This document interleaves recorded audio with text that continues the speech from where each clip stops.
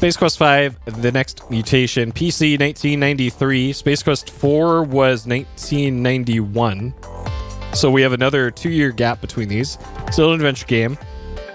There's a difference here, though. This is developed by Dynamics. Dynamics Incorporated. Still published by Sierra Online. So Space Quest 5 was not an internal Sierra project anymore. Kind of at this point in Sierra's like business lifespan, I guess, they started to open up additional satellite studios, and I think they acquired another thing around this time, because they were really like, I think they went public around this time. So the management of Sierra was under a lot of pressure to expand the business and make a lot more money than they were making. So that's one of the things that they did, was they started having these external studios so that they could work on a whole bunch of projects at once. And yeah, it worked, I guess, for a bit, but as is with things like that, not quite everything worked out. So we do still have a lot of the original Space Quest development crew working on this one. Even though this is Dynamics, still had a bunch of the OGs on this one. So Roger Wilco, The Next Mutation, Space Quest 5, kind of a continuation of the, let's say, like story or comic book style aesthetic that Space Quest 4 kind of had. They really built on that for this one, as you can tell right off the bat here. This is like 50s, 60s pulp sci-fi style to it. Yeah, it was a Vivendi bottom in the late 90s.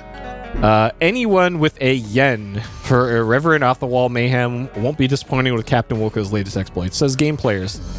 I don't know what they mean by anyone with a yen. That's an expression I have not heard before. But okay, sure. Maybe that's something they said in the early 90s. I don't know.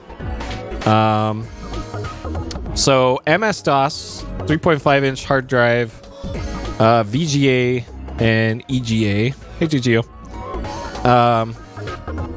So Space Quest 4 had a native Windows version for it, along with the DOS version.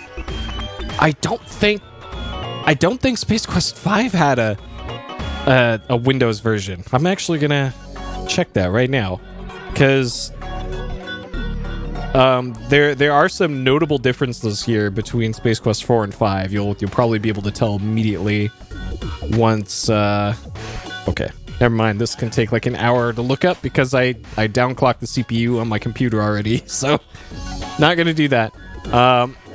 I'm just gonna assume that this doesn't have a native Windows version for this because reasons.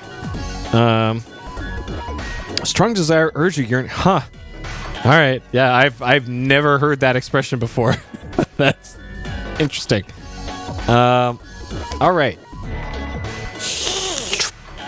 Warp Speed and Warp Teamer says PC Games Magazine, actual magazine that I subscribed to back in the day, but not at that point. Shortening a urine? Yeah, maybe. So this, I don't know why, but this right here, this looks like something out of like something you'd see in a PowerPoint. Like you could probably make this back cover in PowerPoint with this incredible font gradient here. I don't know. I just think that's pretty great. He's lean, he's mean, and he's out to clean. Roger Wilco, this universe's favorite janitor, has bamboozled his way through the StarCon Space Academy and taken command of his own starship. Granted, she's only a beat-up garbage cow, but hey, it beats sleeping in the broom closet.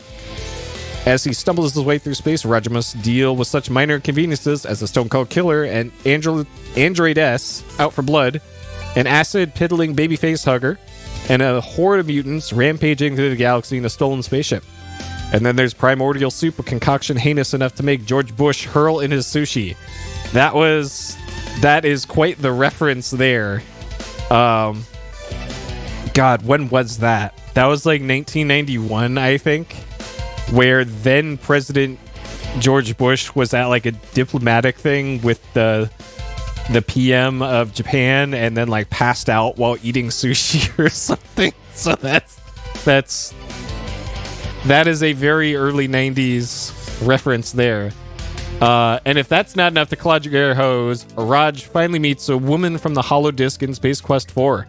But our fearless hero has a high-ranking rival for her affections, the commander of the Star Confederation's flagship, Captain Quirk. It's up to Roger to save the universe and the mutant menace, his nemesis, Captain Quirk, and woo the woman of his dreams, or it'll be gone with the trash. Alright, see, feel, hear. Awesome. 3D animation, scintillating, 256 color artwork, and asteroids. Yeah, all of this is accurate. The smooth shrink-wrap packaging included at no charge with every game. A breathtaking original score and digitized sounds. Asterisk, requires sound card. So real you think you're on Xenon. The planet not to guess. Alright. So only Mark Crow is on the back of the box for this one.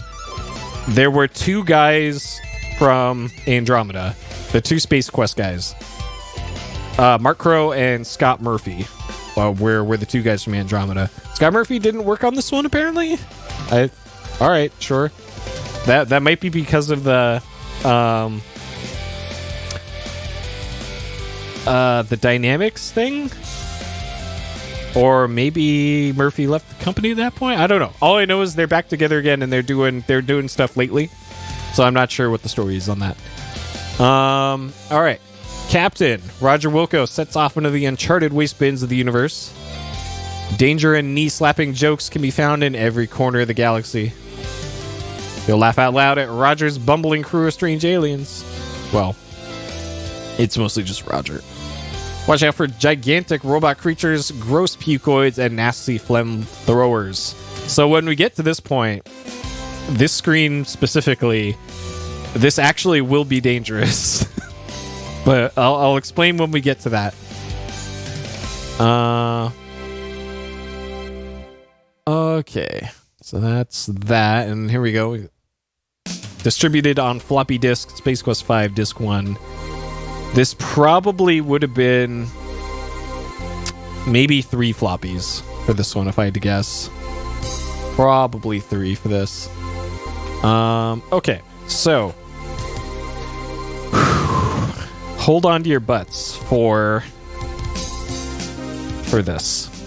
So the manual for Space Quest. No, he has not always been a captain. No, well, we will see how he gets the captain rank soon enough. So the manual for Space Quest 4. I'll just pull that up here real quick.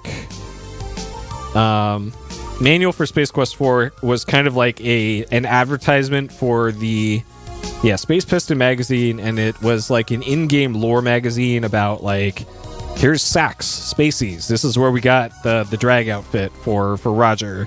About halfway through the game. And then here's the Space Piston hint book for Space Quest 4, and that's how you know you need to get that. And the Skaterama is how you solve one of the puzzles in there. So this is kind of the approach they took for the manual for Space Quest 4. So, on to Space Quest 5, the approach they took for this was making a fake tabloid magazine for the manual for this one, and it's pretty great. So it's the Galactic Inquirer from February 15th, 3009. We got Gear Draxon here. Gear Draxon was the villain in it was a 2-game series, Stellar 7. And I don't know what the other game was in that series, but that was a Dynamics game. And Dynamics being the crew that made this one. And then, we got Baby Born with Only One Head, the Inquirer exclusive. And then right here, that's our boy, Ken Williams. Redneck Menace terrorizes family. They made us drink beer and wear baseball caps. Next to it, no, this is the Weekly World News. Is essentially what this is. I used to actually buy those in the late 90s, early 2000s in high school, because oh man, it was the one with Batboy was that, and that's essentially what this is. This is the Weekly World News. All right, alien hoax, designer's forbidden secret revealed. Elvis Watch is coming to a town near you. Amazing photos inside. My baby's a one-headed mutant. It's enough to make a grown Borthork. And there you go. There's Ken. Proud mother.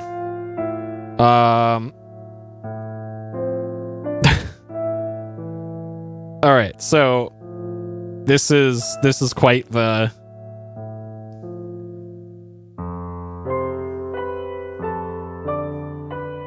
This is just art, is what this is. Perhaps a Starcon officer should be considered for promotion to Rear Admiral. So this is zany transporter bloopers. You too can be a game designer for fun and profit at Scumsoft, where you're chained to your desk, much like modern game development. So most of the stuff that's in this manual is just kind of fluff. It's just here for lore and world building. I'm not an alien, I'm a human being. There you go. So there's getting into makeup here.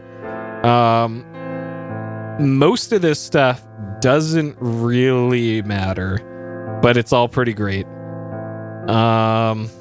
So StarCon Academy, join the Starfleet, see the universe, see recruiter to join the Academy. So that sets up stuff. Here is Admiral Quark, who is the bad guy in this. Let's see. Genetics. So genetics is going to come up in the game. But none of that really matters. Some behind the scenes stuff. Here is how they did the chroma keying and all the digitization for this. It was all on blue screens. Kind of like how they did it for King's Quest 6 for that. A lot of the same techniques for that. Space monkeys. So this is a thing. Just add water for space monkeys. You have to keep that in mind for later in the game. This one actually is gameplay relevant. Let's see. Hey, Shintok. This is a mini walkthrough, which we will skip. And then here's our boy Gear Draxon. So, this is a bunch of horoscopes. And it's like a little fold-out poster of horoscopes. And for the most part, this doesn't really matter.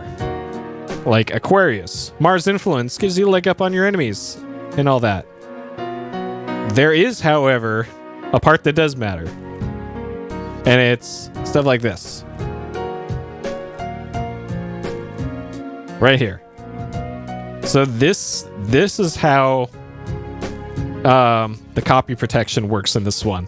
You need these numbers. These numbers are always the same between each game. It's not randomized, but you need these numbers. Yeah, sea monkeys probably would be very common. But in case it wasn't like obvious to the player at the time, they spell it out in the manual there. All right, Deadly Pluck, Dynamics, Genetics. Can you draw Drippy? Can you? So this is the draw the rest of the horse thing, I think. I don't know. For some reason, Dick Clark is in this. Sure. The Andromedan, the Princess. These are some great Photoshop wigs onto there.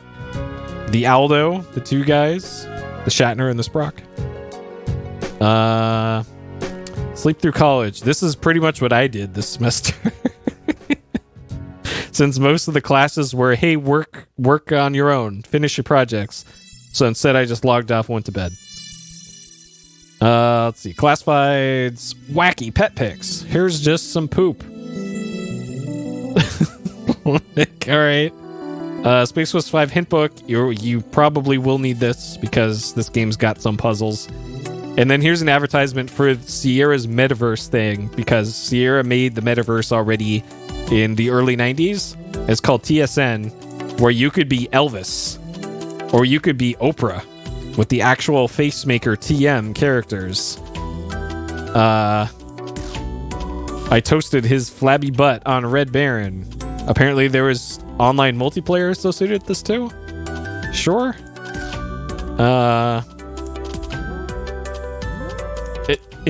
Interesting experiment. The whole TSN thing. All right. Let's hop into it, shall we? So, for this one, we will be using the Roland cam. However, we're going to be using the SC55, the Sound Canvas Roland SC55. So, we could be using the MT32, which is the fancy, super expensive one from the late 80s. But Space Quest 5 is an interesting case because it is one of the only reasons why you'd want to get an SC55 Mark 1 with a certain firmware on it. And if you want an idea of how stupid some of this like gear stuff is for retro gaming, the reason why, if you go on to like Vogons or talk to people in the retro gaming, DOS gaming circles, and you say, I want to get an SC55, they'll tell you, you want to get an SC55 non-Mark II, you want the Mark 1. There would be a little Mark II here if it was. And then you need to look on the back of the unit for the manufacturing date, or if you can get your hands on it, to go into the firmware menu and have it tell you the firmware it's using. Because, and this is the entire reason that I have heard quoted from people for why you want to track down this specific model. Because in Space Quest 5, this one game, there is one scene where it plays one track where one note is wrong. It plays the wrong note. And that's it. That is the entire reason that people go nuts in the DOS gaming community about getting this specific model, because of one note is incorrect. Because I when I was buying this gear years ago, I was like, okay, I'll just take your word for it. I'll track down this model. And then I went onto their forums and like why is it this specific one? Why am I going through this trouble? And then I read that that's the problem. And of course it's for Space Quest 5. And I was just like, oh god, okay, fine, sure. Fine, whatever. It wasn't that hard to find one that was like this, but in 99.99999% of cases, just get a Mark II. Like, Jesus Christ, you don't need to go through all this effort to track down this one.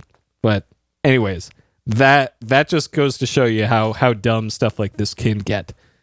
All right, let's hop into it here, shall we? So anyways, long story short, that's why I'm going to be using the SC55, so that we can hear that one song correctly. All right.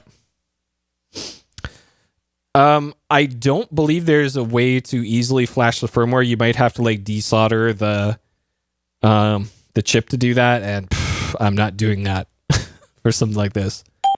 It ain't worth it. And as far as I know, there's no way to do it through like MIDI commands or something, or any sort of like spy interface or something. So whatever. The other thing though is this is just using general MIDI. So when I launch the game here, the game loads automatically. Like it loads like that because it doesn't have to do the thing where it's telling the unit how to make sounds. So that's the difference here between MT32 and general MIDI through a sound canvas. So that's also another reason. All right, let's do it.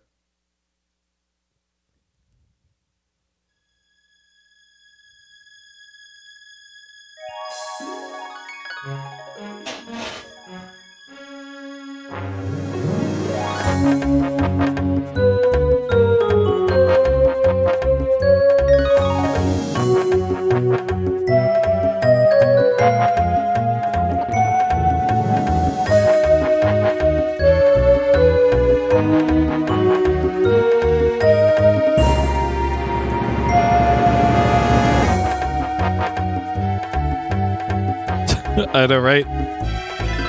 They need to evoke the feeling of something, but not be that thing.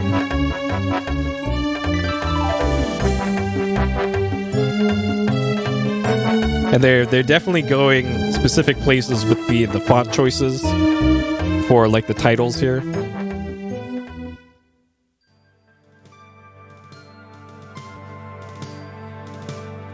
All right, Fleet Admiral Roger Wilco. The Menudo Triangle. Great achievements as a military leader. Matchless diplomatic skills.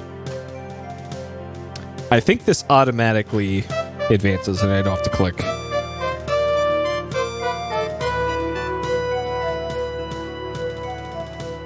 Okay, I'm going to click. Okay.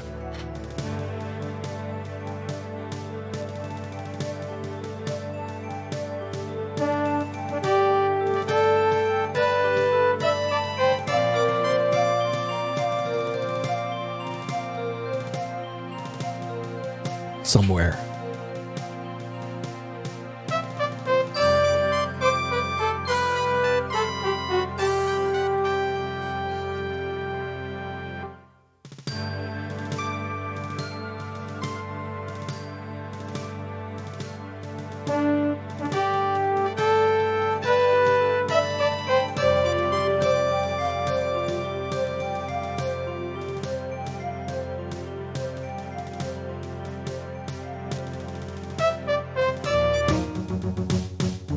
Admiral, strike ships coming in at 0.35.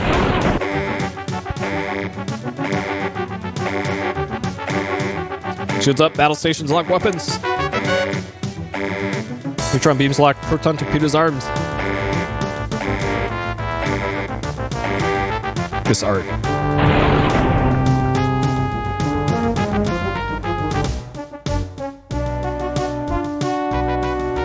Cadet Wilco.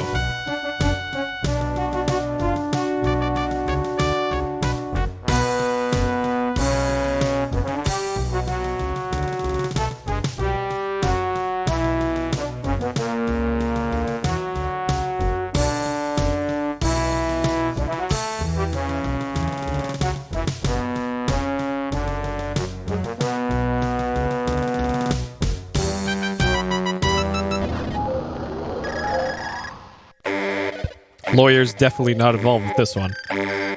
Hey, great.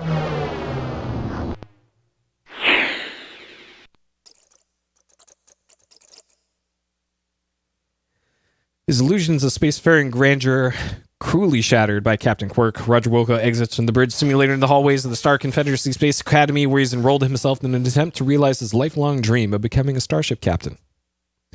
The last several months have not been easy for our hero, what with having to juggle between skipping classes, snoozing through lectures, and spending long moments considering the implications of actually opening a textbook.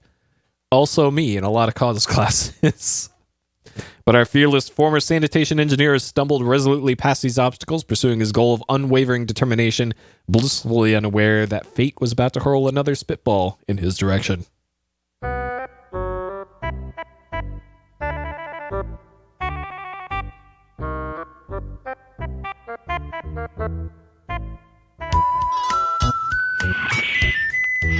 All right, so largest difference here between Space Quest 4 and Space Quest 5. No voice acting. They went big with Space Quest 4. Voice acted nearly everything. And then just go back to regular text.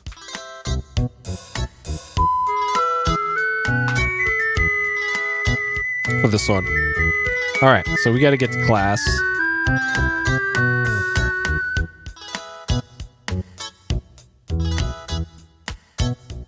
Door leads to one of the classrooms. Currently, the students are in your space piloting 101 class are taking the StarCon aptitude test. Uh-oh.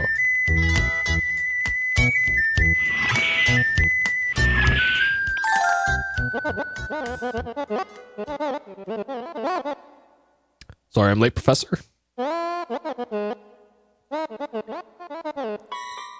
You mean the StarCon aptitude test is today?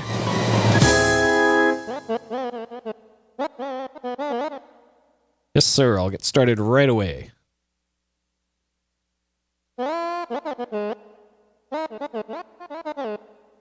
Zet, come talk to you after class? Yes, sir. Okay.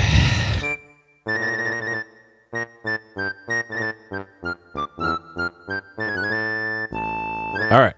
Gronko is commanding a Nova-class scout ship when he finds himself face-to-face with 3 Horak battlecruisers. He should. Surrender, pretend they aren't there, activate his ship's self-destruct mechanism, beam over a pick-you-up bouquet, or reboot.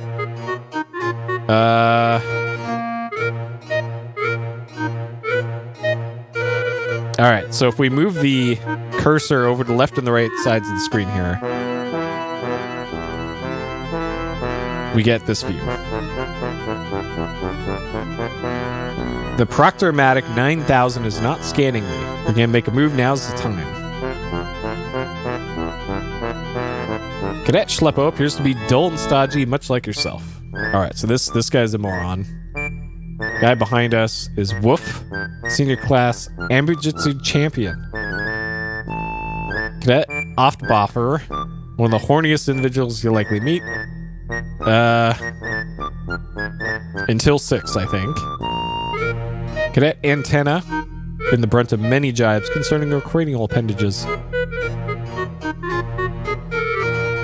Cadet Muckblob, keep one eye out for trouble, as frequently causes him to bump into things. Nice.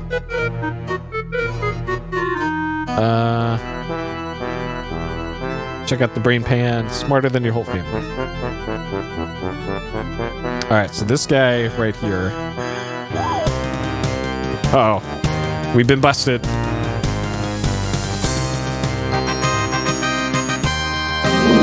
And then tossed out into space. Alright. First death, out of the way. Hey, Jeff. Alright, so we need to be a little more sneaky here. Hey, Howard. Okay, it's the second from the bottom. Uh-huh. Got it. Encountering an alien ship for the first time, you should immediately open fire with favorite weapon. Broadcast Wagner's Right of the Valkyries under the comlink. Beam your entire crew over to their ship as a gesture of goodwill. B, and then A, or none of the above. I suspect the bottom. Okay. None of the above. Alright, fine. Or beaming down to an unexplored planet for the first time, you should be sure to check. See that your seatbelt's fastened and tray tables locked securely in the upright position. Check your fly, check your life insurance coverage, the Fetzer valve in your oxygen mask, the planet's atmospheric readings. Pretty sure this is it. You're marooned on an alien planet with no weapons and a killer android out for your blood. You should. This is foreshadowing, perhaps. Gather basic ingredients to make gunpowder and fashion a cannon from vines and sticks. That's a Monkey Island solution. Stuff a banana in its exhaust pipe. Drop a big rock on the robot and shout, "Hasta la vista, baby." Roll in the mud to camouflage yourself. Climb a tree, flap your arms wildly, and scream "tweet tweet" at the top of your lungs in order to mimic mating behavior of the ruby-throated Arcturian swine falcon as a diversionary tactic. All right, let's see what our boy chose here. Middle one. Drop a big rock on. Okay. You're on an EVA with a partner, and you notice his face is turning blue, and he's clutching wildly at his throat. This is a sign that you'll soon need a new partner. In a burst of creative insight, he has created a new dance called the Moonwalk. He's suffering from a vitamin deficiency. He needs to eat more leafy green vegetables. He fell for the old golf ball in the air hose trick. That's A-N-D. To ensure that your crew's microwave meals are heated adequately and evenly on board your ship, you should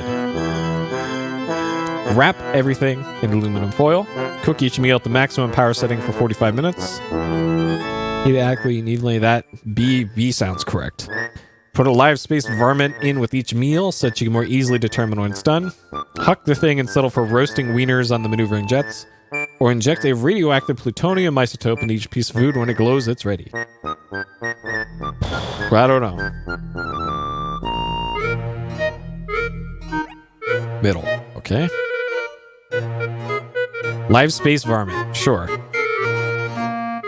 If Grebe leaves the Crab Nebula at 32 GST Galactic Standard Time and travels at 9.75 million ZPM, how long will it take him to reach planet Davicon 5 if he has the solar wind at his back?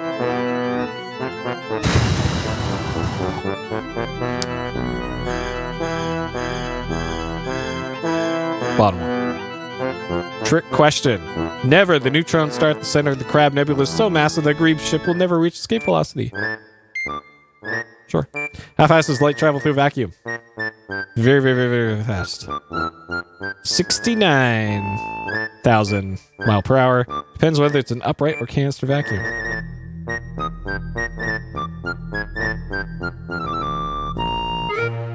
Bottom one. I continue to appreciate the Space Quest writing team manages to sneak in a lot of 69s in all of their games. It's great.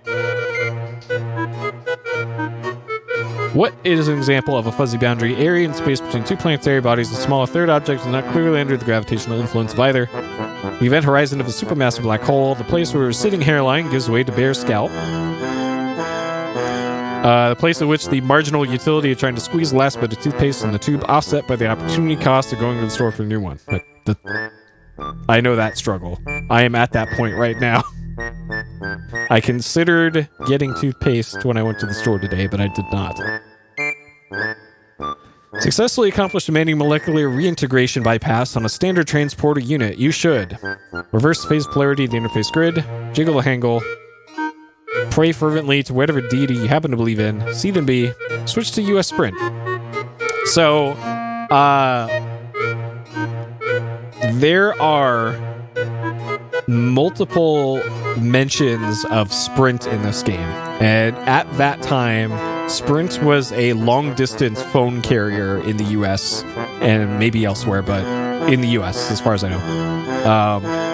Like, lately, they're a mobile character. But back then, they were a long-distance phone carrier. And for whatever reason, they signed an endorsement deal with Sierra. Or maybe it was just Dynamics. I don't know. But anyways, what ended up happening was there's a lot of product placement in this game for Sprint. And it's the weirdest thing. yeah, long distance was a thing.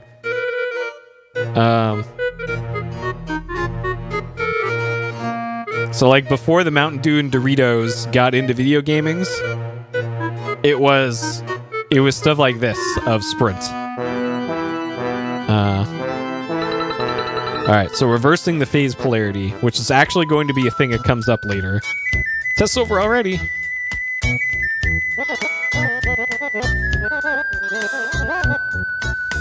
Yes, sir, I agree that cleaning the Academy crest is an appropriate punishment for being late to class. I'll get right on it.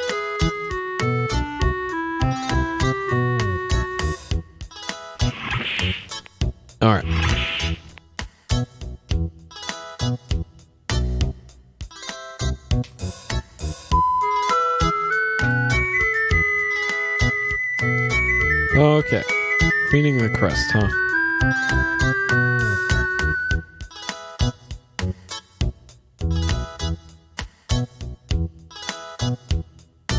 Conference room A.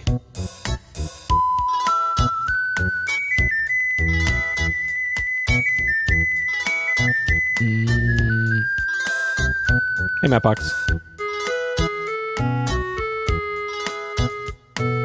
I think that ship in the... Alright, so there's... more get the lawyers. So I think this is a... this might be a Cylon Raider. 3-man fighter. Captured from the Dread Pirates. A Pestilon daring escape. 3-man fighter. That doesn't look like the Skull Fighters from Space Quest 3. But I'm pretty sure that's a Cylon Raider, and I think this in the upper right is a Colonial Viper. Patrol craft in the skirmish suffered less damage than the ship. Hyperspace. Okay. Yeah, I'm pretty sure that's from Battlestar Galactica as well.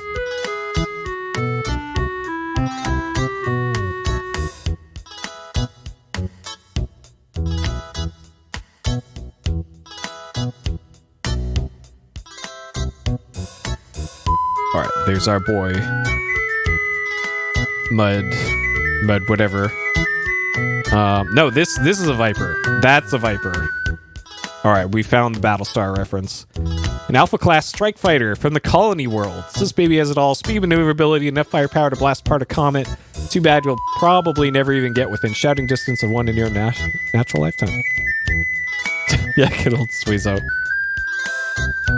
I think this is an actual line from the 70s Battlestar, which I recently watched. I watched that in the spring for a TV history class, and man, some parts of that show are quite something.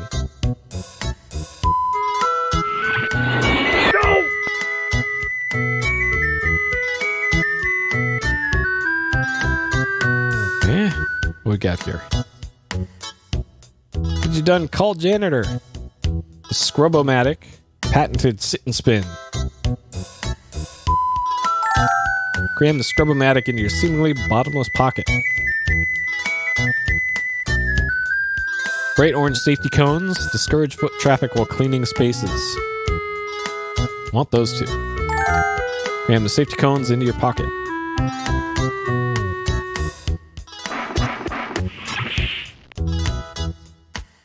I actually haven't seen a lot of these animations because every time that I played this game, it ran so fast that I couldn't tell what the animations were. And now there's a lot more character in those. Okay. Security, clearance, alpha, beyond this point. 9 Moons and Nova. Oh, Nova 9. That was the other thing. The other Dynamics game that Gear Draxon is from. Nova 9 and then Stellar 7. So this is a Nova 9 reference. And then, of course, we got Missile Command. Sure. Security Guard. No authorization. Alright, so there is the Academy crest.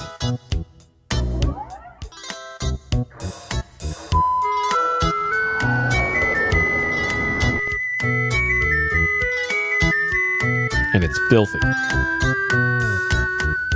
Starcon crest is dull and dingy. Use a good scrubbing. Alright, so I need to save the game here. Please don't crash. So, this is one of the places where the game can crash. Alright, we gotta put down safety cones.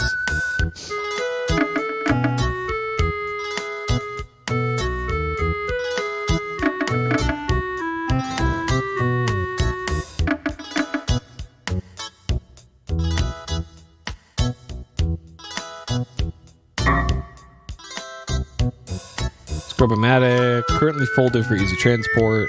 So we do that.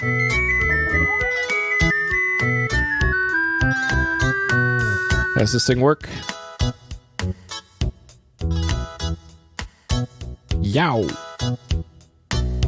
I know, right? There's a lot of cool pixel art animations in this.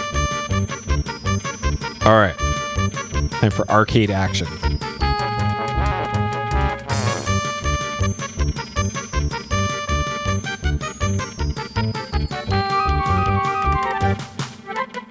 So you have to get every pixel of this.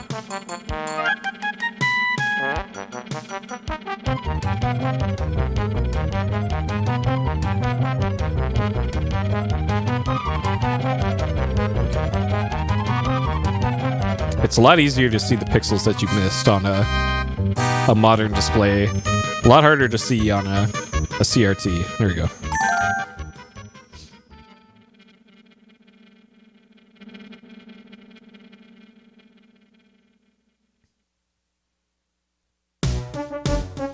As you can see, Ambassador Wankmeister.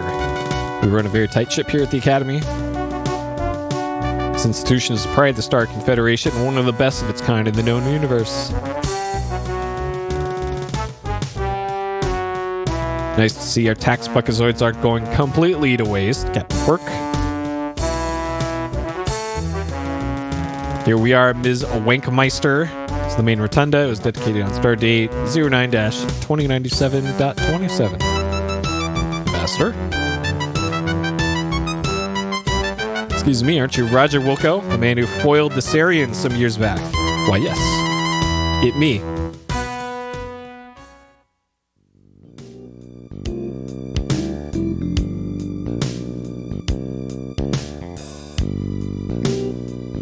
Definitely not Dreamweaver.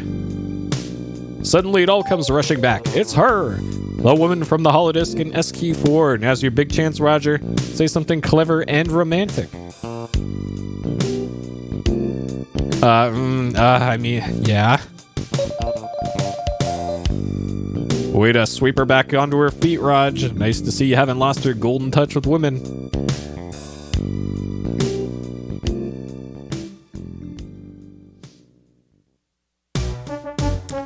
Excuse me, Ambassador. We should be heading to the conference now. You're not at all what I expected, Wilco. See you around. Dang. Hold on a minute, Cadet.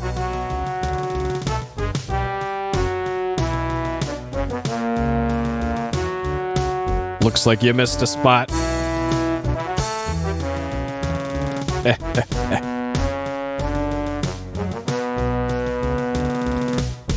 Sir, better watch your step. Floor's still really wet, just a little bit.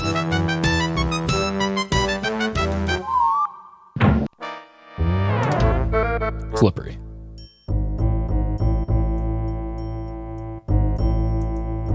Nice red work. Is that a toupee or a roadkill? Arg. You did that on purpose, Wilco. I'm placing you on double secret probation. One more screw up and your Space Cadet days are over.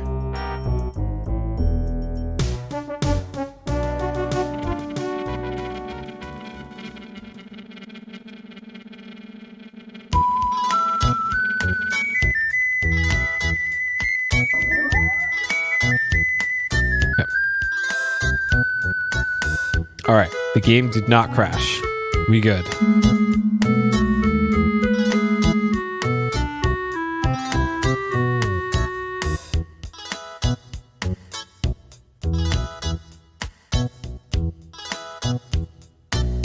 Okay. Back to this part.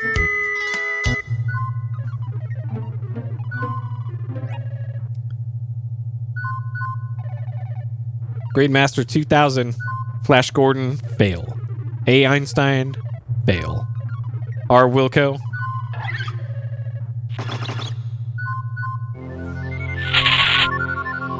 Huh, what was that? Excuse me, Captain, you didn't raise your hand? Now, as I was saying, Ambassador Wankmeister, our fairly remote installation, I simply can't spare the ships to launch the kind of operation you suggest.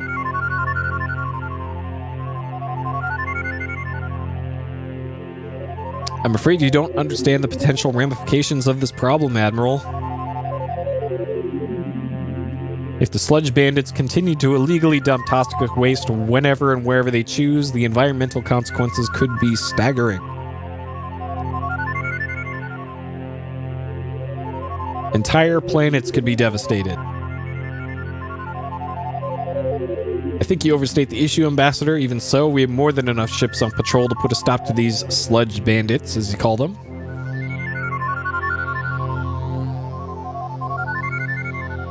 Look, Ambassador, we have top-notch ships staffed with the finest crews in the galaxy. StarCon accepts only the best and brightest for fleet training. They do. That's true. You look, Rughead.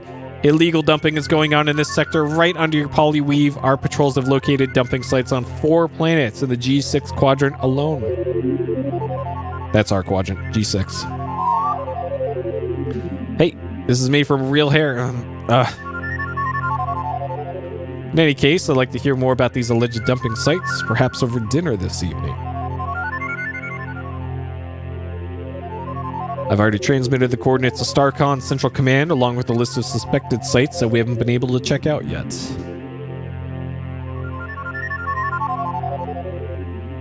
Well then, that settles it. Captain Quirk, you shall go to these sites and investigate Ambassador Wankmeister's allegations. Admiral, I'll be going along as an observer. Notice the guy on the left? The bald guy? Make note of him.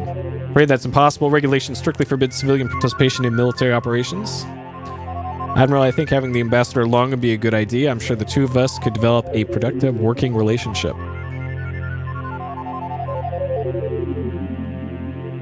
Admiral, may I remind you that I am an official representative of the people of Quadrant G6 with full ambassadorial status, and as such not subject to...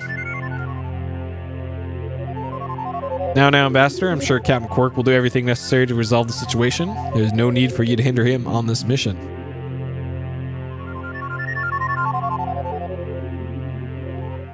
This is my system and my people we're talking about here. I'm going on that ship, and that's all there is to it. Case closed. We're adjourned. Good day, gentlemen.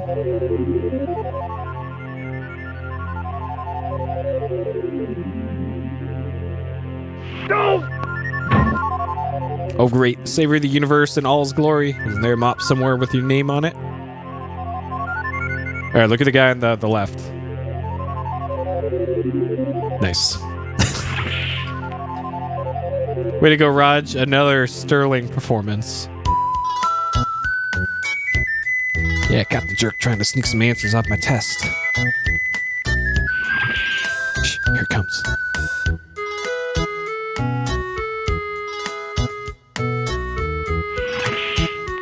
This is awful. I totally biffed on my SAT test. I'll never make captain now. That's too bad, Cadet Block. How'd you make out, Roger? I haven't seen my score yet. SAT scores for our class are posted on the bulletin board, Raj. Sure hope you made out better than I did. Well,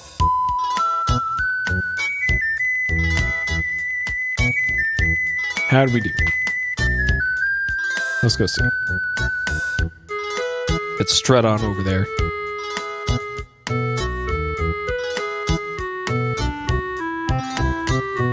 Crowd of despondent students huddled around the bulletin board.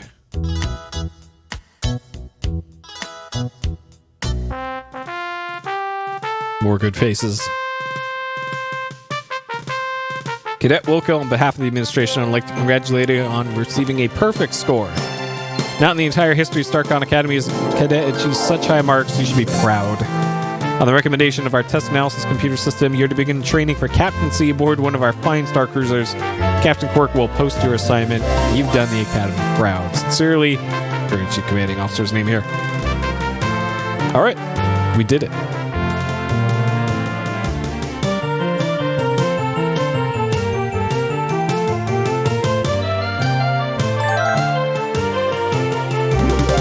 There we go. We are now Captain Wilco.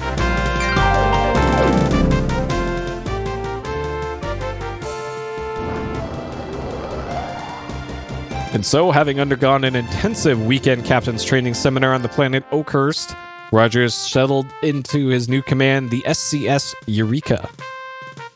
Oakhurst being the name of Sierra's, the town that Sierra was based out of. Hey, that's not a starship. It's a garbage scow. Figures.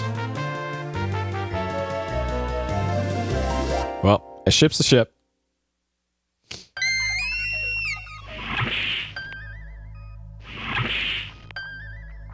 Hello, sir. I'm Subcorporal Drool, your nav and weapons officer on this heap. Flo's name, I'm your comm specialist, grade 4. Hello, crew. I'm your new commanding officer, Captain Roger Wilco. I know some of you may not be as excited to be serving on the Eureka as I am, but I promise you this. We're going to be the best gosh darn garbage scow in the entire Star Confederation.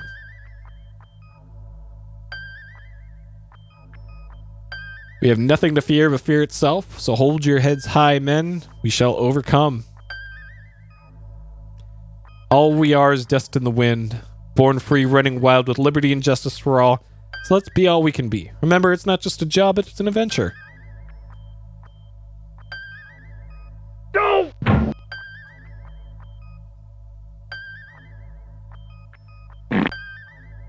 It was a chair, really. A likely story. Looks like we got a live one here, Flo. He said it, Drool.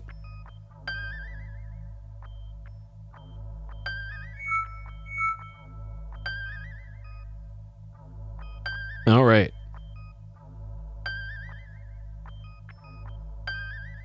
Machinery in the ceiling.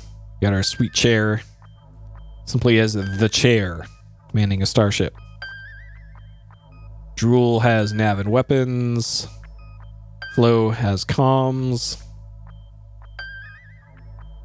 Beyond the doors is the engineering section. Alright, let's go out there, go check out our ship.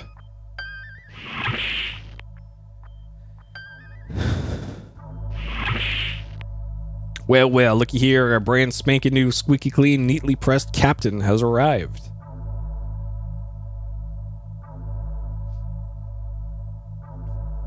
Pleased to meet you.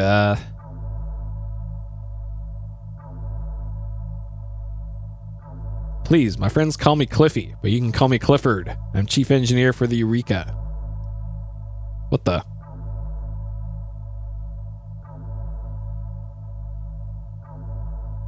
Sorry about the muck, Captain. I dropped my wrench down the head. The head is the toilet. Now, if you'll excuse me, sir, I have some work to get back to.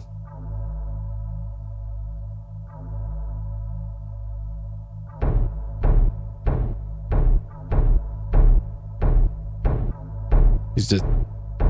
nice.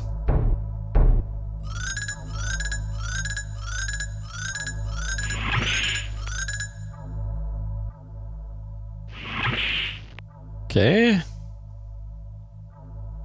Rigged up a handy voice activation feature to the Eureka's transport unit. He tried using a clapper, but after an embarrassing accident involving a visiting alien diplomat and a dropped wrench, he opted for the current setup.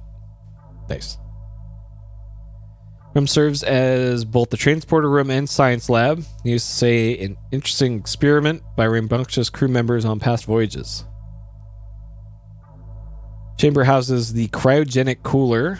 Cliffy uses it to keep his Corona Light chilled to a frosty 4 degrees Kelvin when it's not otherwise occupied. Habitube, biological specimen container.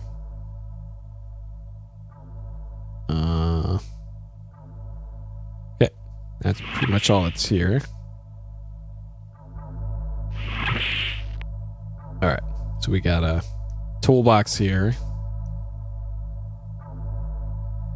Oh boy. Okay. A turkey baster. Sure. Schmear's brand crafts alien laser cutting torch. Alright, we probably want that. Might be handy, you take it with you. A spare fuse, we'll take that.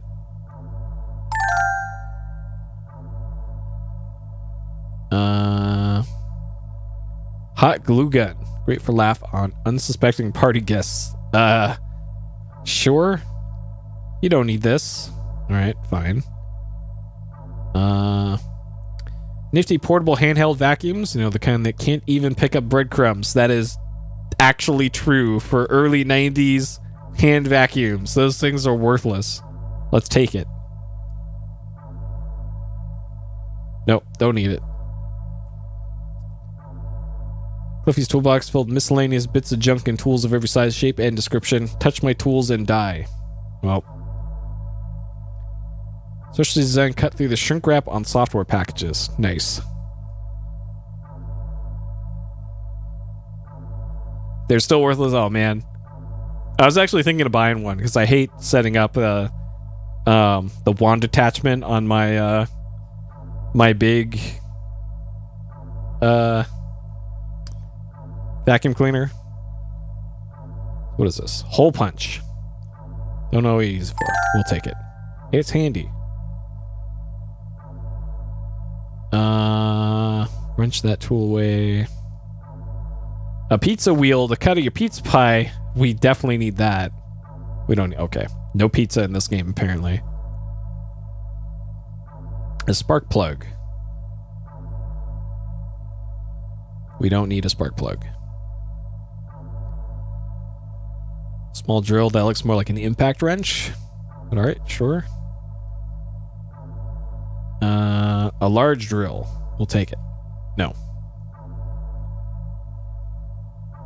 A whatchamacallit. We probably don't need that. A doohickey. A space gizmo.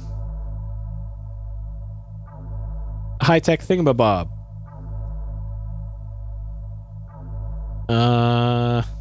Tool of choice. It's a hammer. We'll take it. Don't need it. Screwdriver. We'll take it. Don't need it. I don't know how he knows ahead of time what we do and don't need, but sure. Don't need that. This appears to be a roll of anti-acid tablets. Might be handy. All right. And then that's it. Clean up the toolbox. In order to not irk Cliffy, put back the tools where you found them, except the ones that we took. Okay.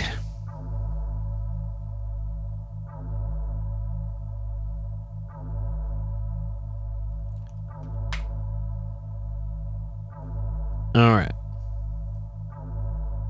Let's go down below, see what we got there.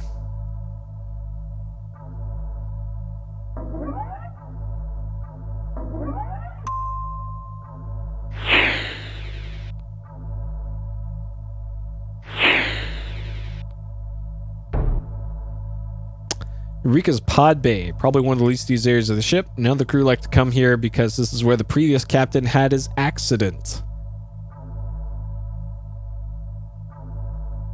Docking bay, airlock, elevator door, pod rotation, intercom.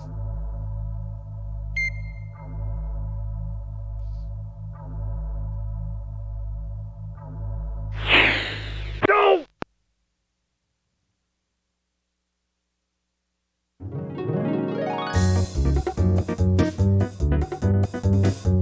Nice. Well, need another captain. Okay.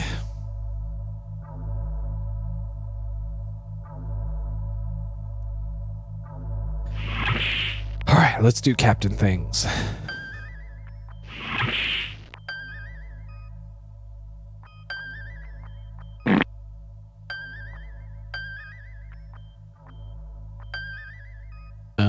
So what we got here? This button sets the self-destruct mechanism. Science section. And green is engineering section. Flo, your cheerful, happy-go-lucky comms officer. Drool navigation weapons. Okay. Alright, so we got regular talk command here.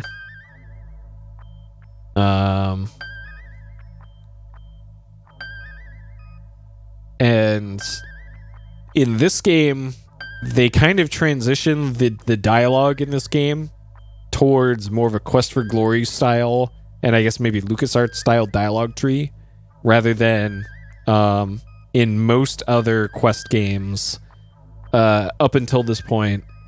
It was just talk to character, and then you just get a canned dialogue interaction. And then if you wanted more dialogue with them, you just have to talk to them again. But in this, you have actual choices for what you want to say to them. And then this one is the command. So if we command on her, we get these. Hail ship, Starcon planet, act busy, abandon ship. All right, so we'll hail... We want to leave the station.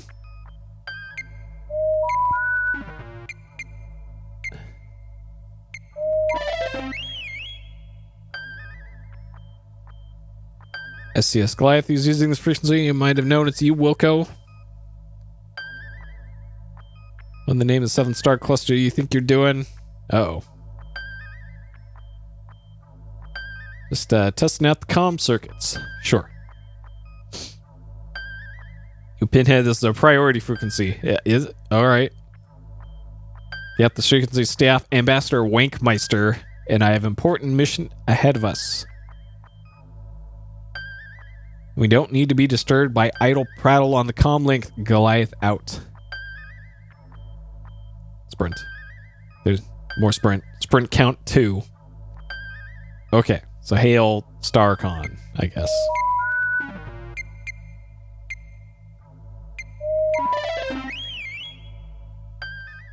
Cleared for departure. Gengularis PU.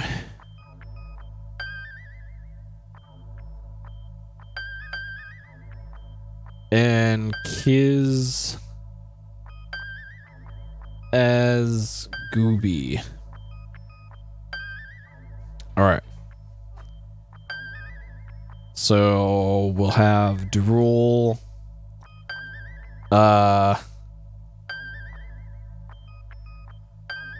Regular speed? Pick the destination first. Okay. Lane a course. What coordinates, Captain? Okay. So enter nav coordinate. We heard from Flo that we need to go to Gangularis, PU, and Kiz your ass goodbye. Kiz your ass gooby. And like I pointed out earlier, the only way that... There's Dick Clark again. The only way that you would know the numbers to get to those places is by having the manual here. So we're looking for Gangularis. So there it is. 71552. There it is. Hey, boys. So these, that should be correct. Yeah, 71552. Coordinates locked in, sir. Ready to get underway. So those numbers are always the same with every copy of the game. It's not randomized. Okay, I guess we'll go to light speed. Go to warp as soon as we clear the station.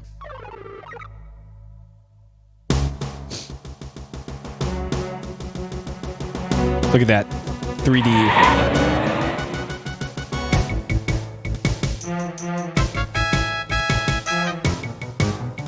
All right, so recall Space Quest 3. Kill, terminate, nuke, maim, hurt, fry. Very similar scene from Space Quest 3.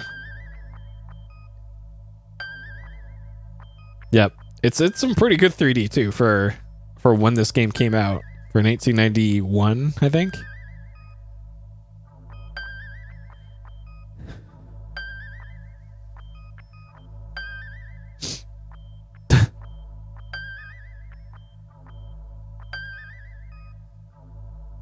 Approaching our destination. Regular speed.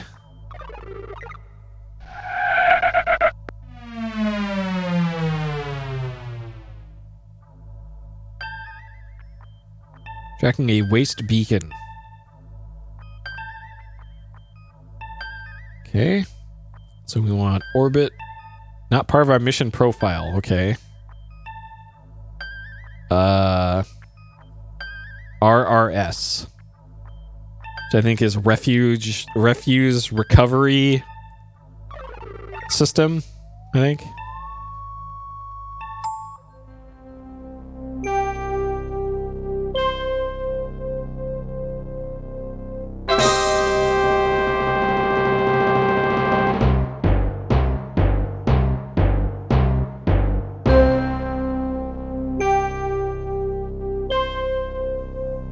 Hey Prism. It's going great. Yeah, I mentioned at the beginning of the stream, I finished up all of my work for college yesterday, picking up lifeform readings in the waste compartment. Okay, we should. Yeah, and bear come down here. Some strange scratching and whining noises coming out of the trash bin.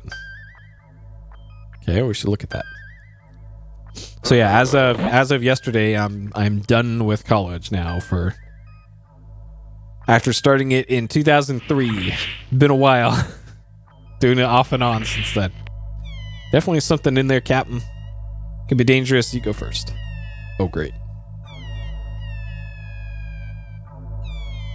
Nice.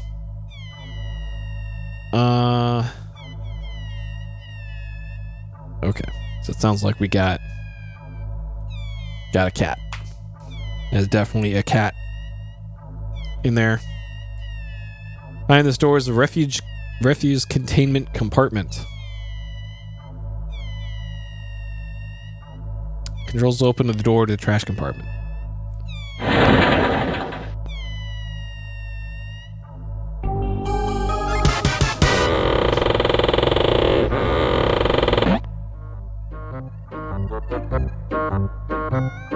That's definitely a cat. What the?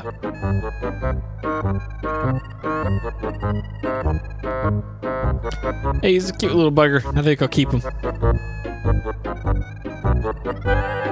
I call him Spike.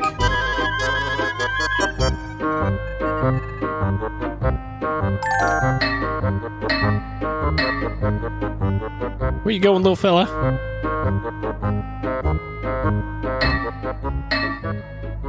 All right. We now have a ship cat. Okay. All right. Clean all this up, Cliffy.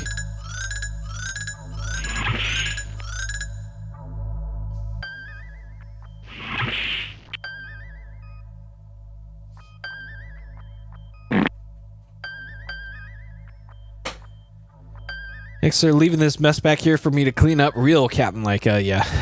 Yep. A little acid-piddling beastie you turn loose is roaming around burning holes in everything. Better take care of him fast before he eats through the hole and kills us all.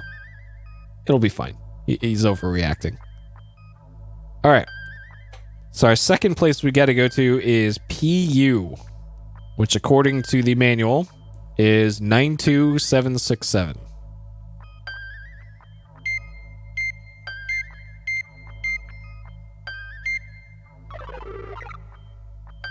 Coordinates locked in. Engage.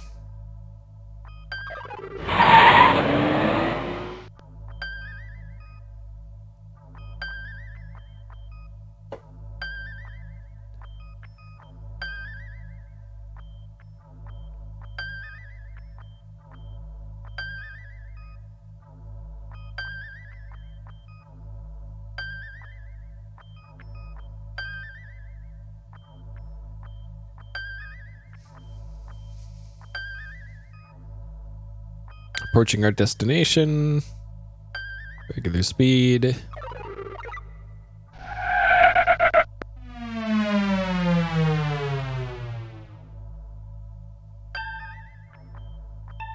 Tracking the waste beacon. Activate RRS.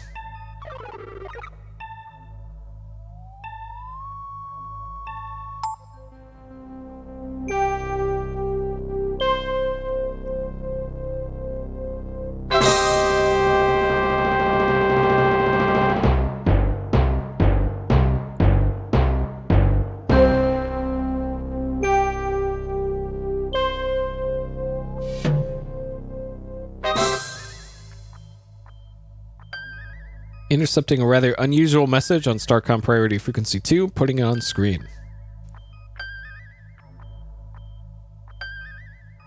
Maggot to dung heap. Come in, dung heap.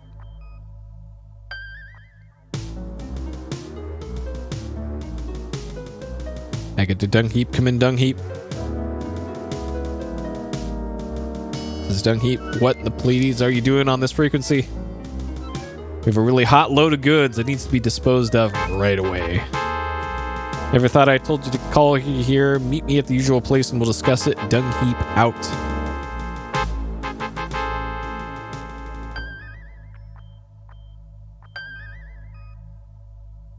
Alright, third sprint.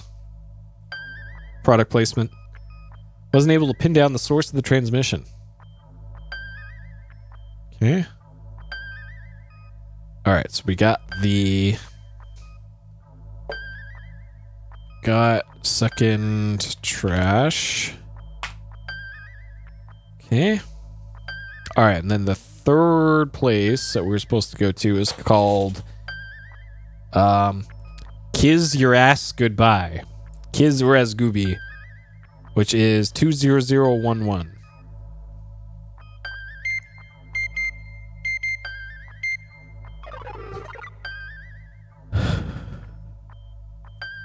All right, engage.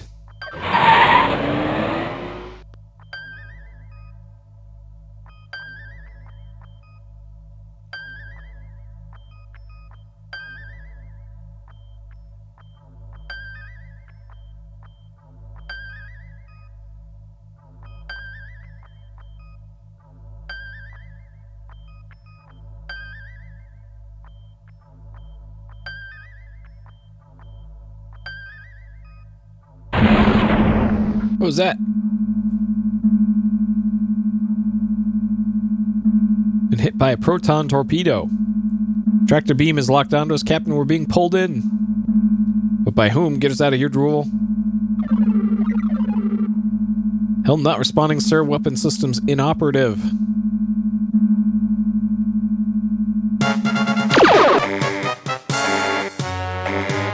Being hailed, sir. Putting it on the screen.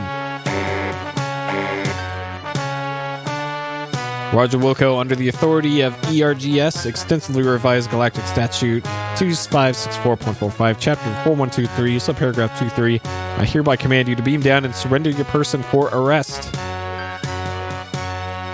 Failure to comply with these instructions will result in the destruction of your ship and everyone aboard. Looks like the Gypsoid Novelty Company still hasn't forgotten about that little piece of mail fraud you pulled on them back in Space Quest 2. Uh-oh. Thought all of this was over with after I had that run-in with an android on the planet Fleabot a few years back. Now, Space Quest 3 is when that happened. You thought wrong, human? Just goes to show, never send an android to do a woman's work. Can we come to some sort of arrangement? Beam down to your planet, your body will be disassembled and sold to various biotechnology firms, pay interest and collection fees. Oh no. Scanning your ship, any attempt to escape or subterfuge will result in the immediate annihilation of your ship and crew. 5 standard time units before I destroy your ship. Roger Wilco. Alright, 4th sprint. Product placement. Actually means business captain.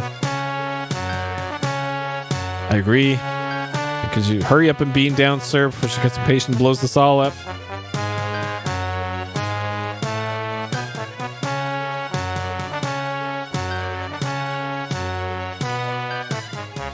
Oh no.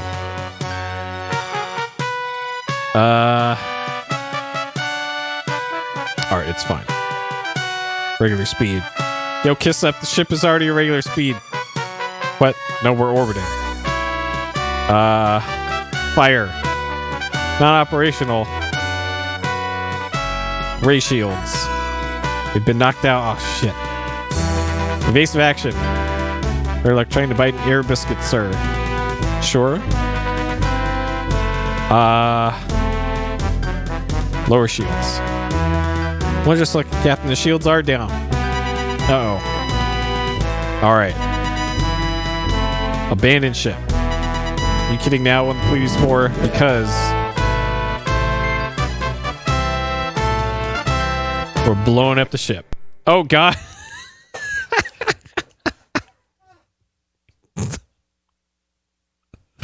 All right, the game was not expecting me to do that, I guess. Welcome to Sierra. Wow.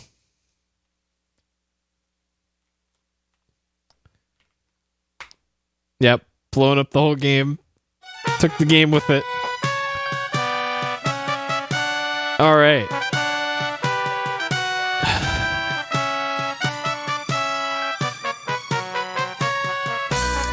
Well, she's not going to get me without a fight.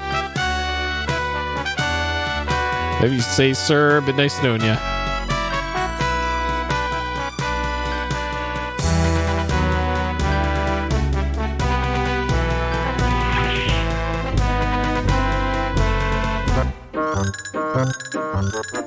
Uh-oh.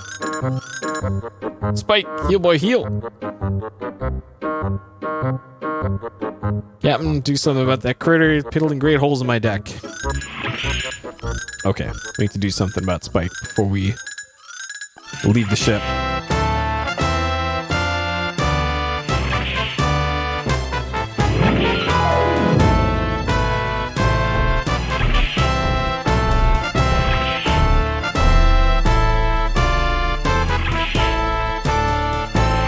I think you have to do this until Spike spawns again.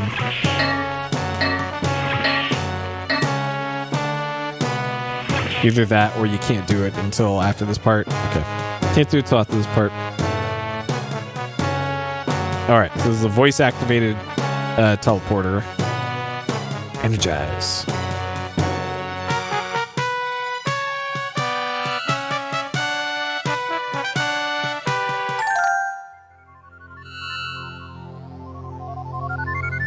Meanwhile...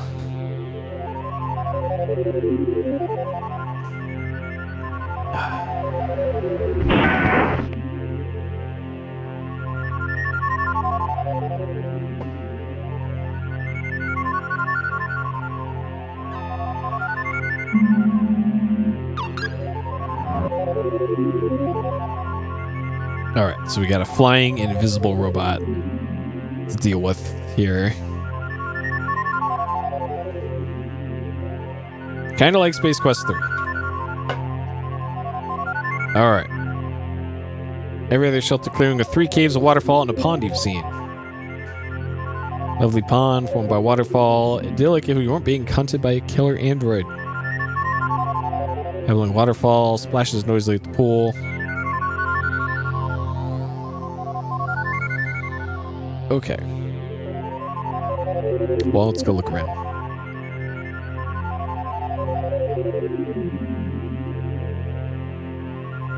Yeah, it is kind of a shame that they weren't able to voice act this, but oh god. Here you are, see if you can outrun my energy bolt of death broom jockey, says WD40. Well, maybe I can.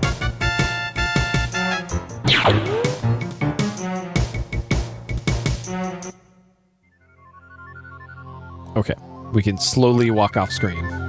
If that was too close, better keep moving, Raj, or W40 android won't give up till you're a smoldering pile of hero salsa. The fact that she has cloaking capabilities only matters, makes things worse. Wouldn't give a $10 for your life right now, Raj. Well, yeah, there's... I don't know. Because of the sheer, like, amount of text in this game, I almost like it without voice acting. It kind of adds to the charm of this one.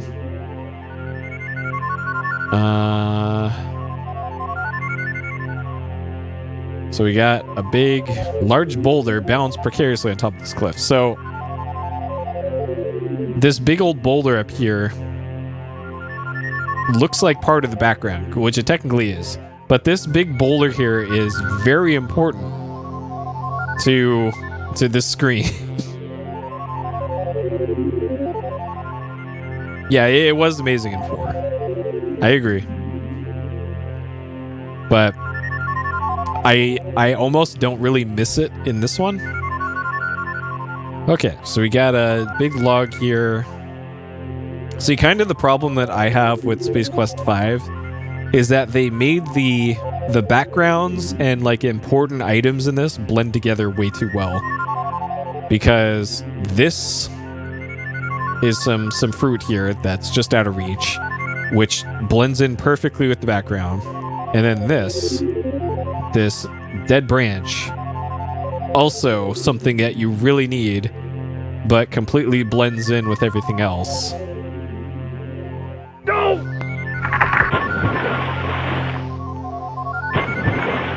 So if I hadn't already played this game many times before, probably wouldn't be the first thing that I would suspect to get in that area.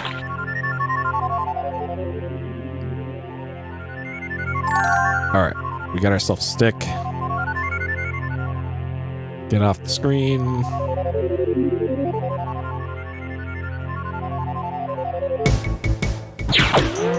Oh jeez. I've never actually seen this sequence of WD-40 coming onto the screen like that and shooting at you. Probably because I just played this in such a like sped up fashion before that I always left the screen too quick to even see that before, so I had no idea that was even a thing that happened. Okay. Large hollow log about the same diameter as Roger's body. Looked like it might be time to start an exercise program. Okay. That. Didn't want to do that. Okay. Interesting. There's a difference between the hand icon and the walk icon.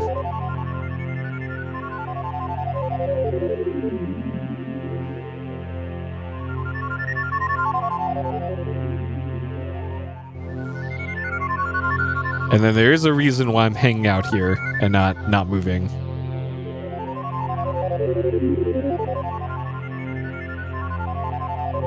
I'm not sure how long this takes at this speed.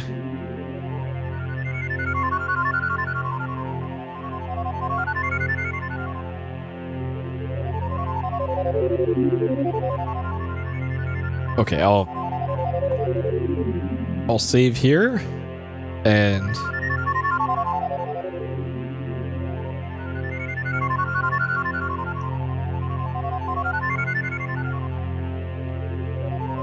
okay. So you need to push that with a stick a few times. And then that lets you grab one of the pieces of fruit, liberated from the swing cluster, shoved in your pocket, added the increasingly impressive bulge in your uniform. What we get? Exotic, vaguely banana-like fruit grows only here on Kiss Your Ass Goodbye. Okay. How many Bucketoids do we have? Bucketoids, cash money, Spendola. Doesn't say how many we have. That's fine, I guess. Which means we don't need to get more. Alright. Yeah. Okay. Let's go see what's over here. Oh god. Okay, so this is where the ship was.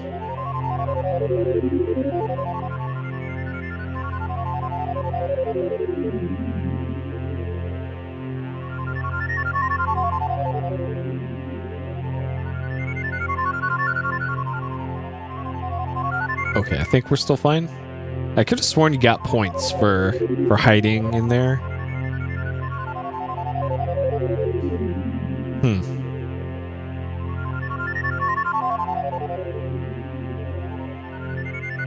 Okay, so now that we have stick and banana, it's important you get them in that order.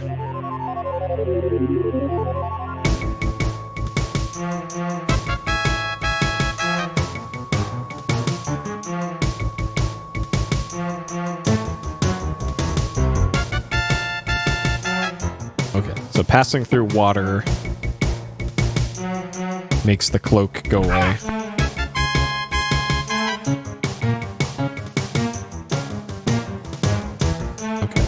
climb up to this.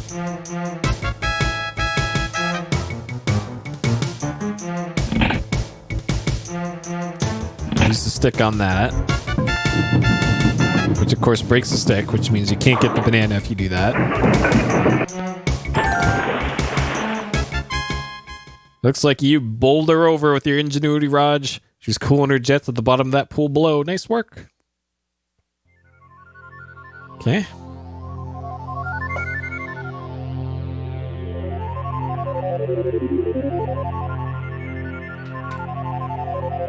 I know, right? I think this game has like 5,000 points, I want to say. Or thereabouts. I think it's 5,000. Okay, this isn't where we want to go. And the first game had 230, I think. I think the first two games were about like between 200 and 300. 3 had like 800 points, I think, for that one. 4, you never really saw what the score was unless you went into this, and then it would show you, 5,000 points for this one.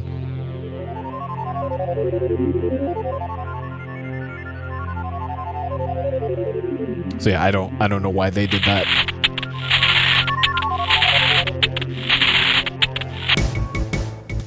By stretching your limited ingenuity to the fullest, you managed to knock out WD-40's cloaking mechanism. The downside is she's really ticked off. Well.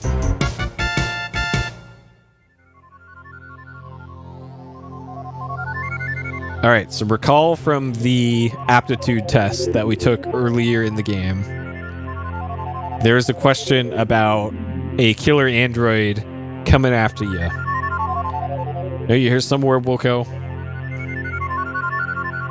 Come out and face me like a woman. It's your destiny. And one of the answers was stuff a banana in the tailpipe.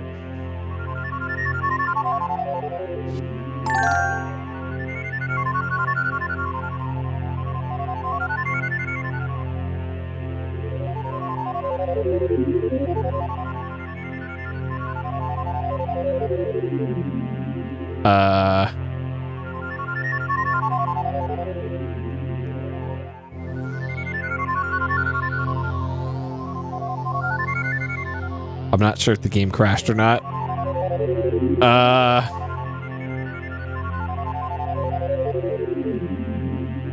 I think the game soft locked.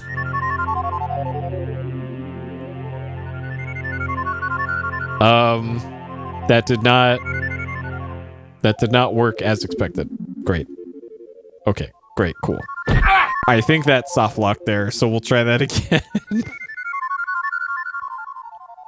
I'm pretty sure whatever was supposed to happen there is supposed to happen pretty much immediately, and it didn't trigger the scene.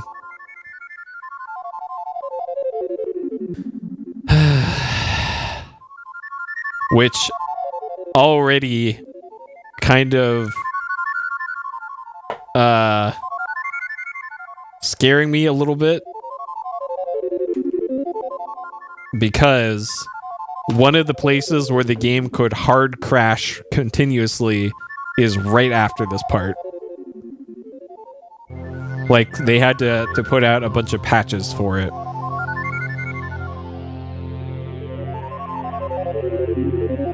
Okay, let's banana immediately. Oh, I didn't. Oh, I gotta go down to the pool first.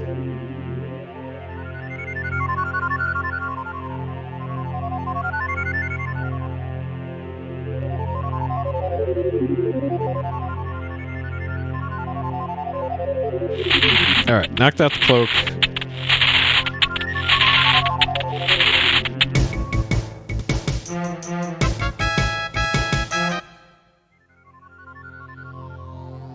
Alright.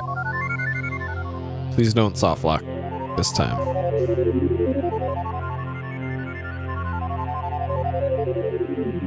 Alright, immediate banana and tailpipe.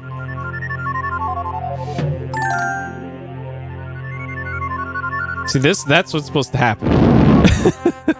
I must have done the banana thing, like, the exact frame when she took off. Round metallic objects.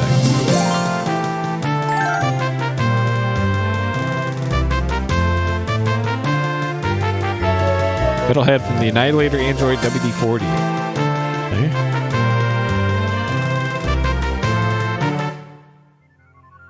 Alright. Android defeated.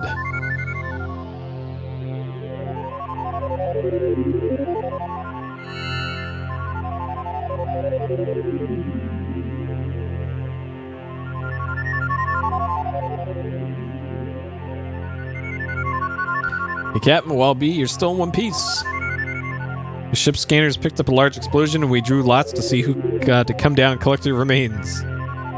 And you lost. Nope, I won. I'm relieved to see anyways, sir. It will save a lot of uncomfortable explanations back at StarCon. Sure. So you got the robot's head there, sir. I've been looking up to it. I'll beam you back up to the ship and then finish picking up the pieces down here. Okay. No! Uh-oh. Okay.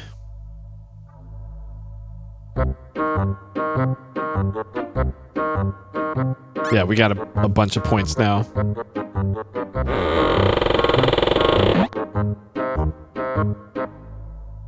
All right. So we now have a spike that looks like it's... Sure. Just got mustard on it. Your faithful but not completely house-trained companion, Spike. All right.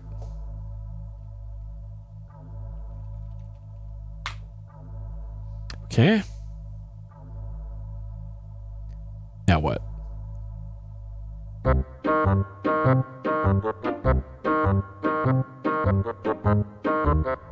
Okay. He just leaves. Sure. Oh, Spike. Bad boy. Spike, heal. Heard Cliffy beaming in. Good idea to give him that android head. Sure. Here, Cliffy has something for you. Just wanted you to get ahead. Wahahaha.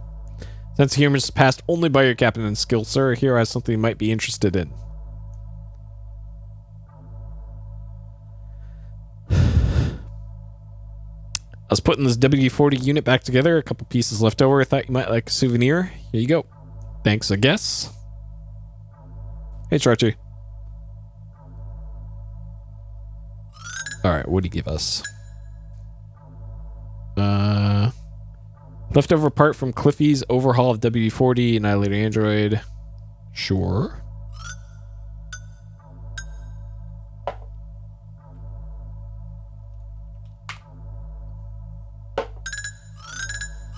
All right.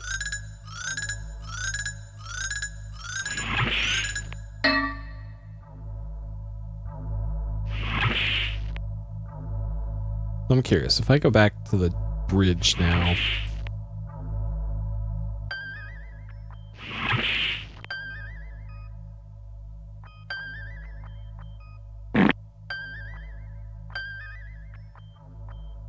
Captain, you gotta do something. Critters Weir is making Swiss cheese out of my deck back here. Getting mighty tired of fixing the floor. Okay, fine.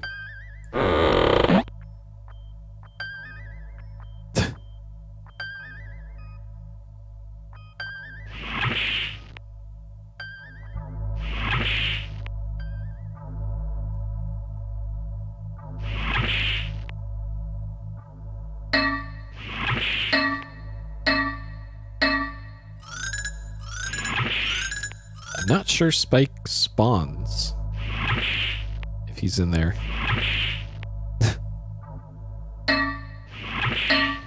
No, okay. So I think if you I'm not sure if this is the only point in the game where you can get this thing. But Captain, I'll go with you. Okay, sure. Or what the deal is with this. But I know I need to do something else here, so we'll just do this here now. Hey, why have you been here? I wonder if this little device has anything to do with it. Okay. So if we recall from earlier... Hey, Cloudzack. This is where the ship landed that the android was in. What gives? It must be the cloaked ship to the killer android. Neat.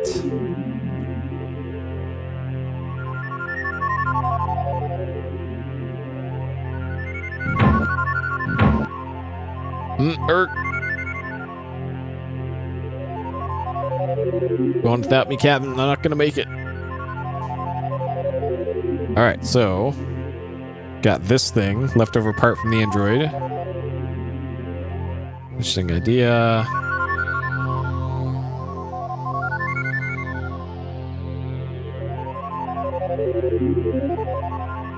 Huh.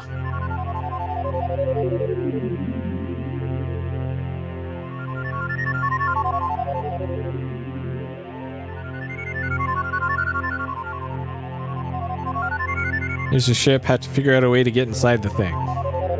Could have sworn it was this.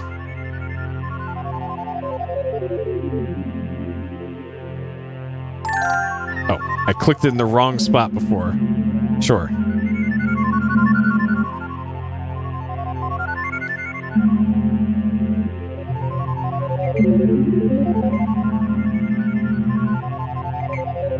Okay. Before your ship, Spartan, totally utilitarian interior indicative of the single-mindedness which was the ship's pilot formerly pursued her victims. This baby's probably rigged with all sorts of lethally effective security devices. Uh-oh. Well.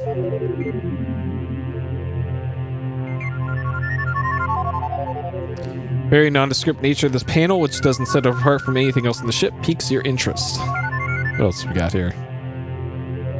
Design the ship's cockpit utilizes an unconventional layout, vaguely menacing feel about it. High tech. Computer screen above your head, indecipherable information of some kind. You have a sneaking suspicion that might be important, but no means whatsoever to discern its nature. Alright, let's see what's over here.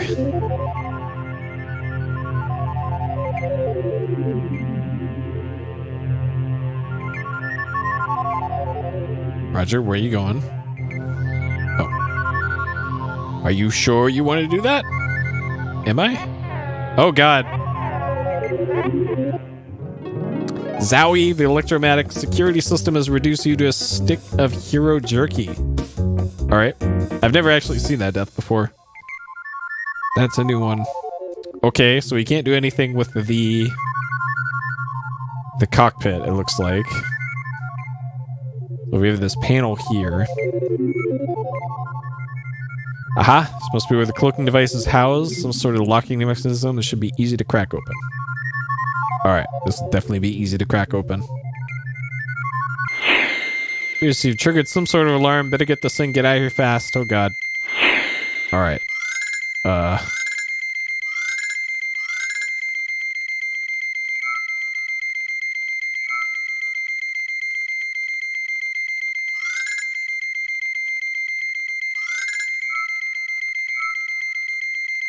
Okay. Get out of here.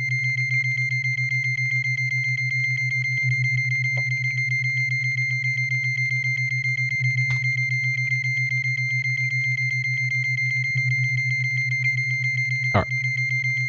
I'm sure this is fine. We can hang out here on BP ship for a little bit.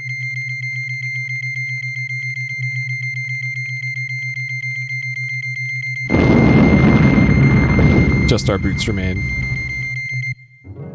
It's like you took a little too long getting out of there. Thanks for playing Space Quest 5. You've been a real blast.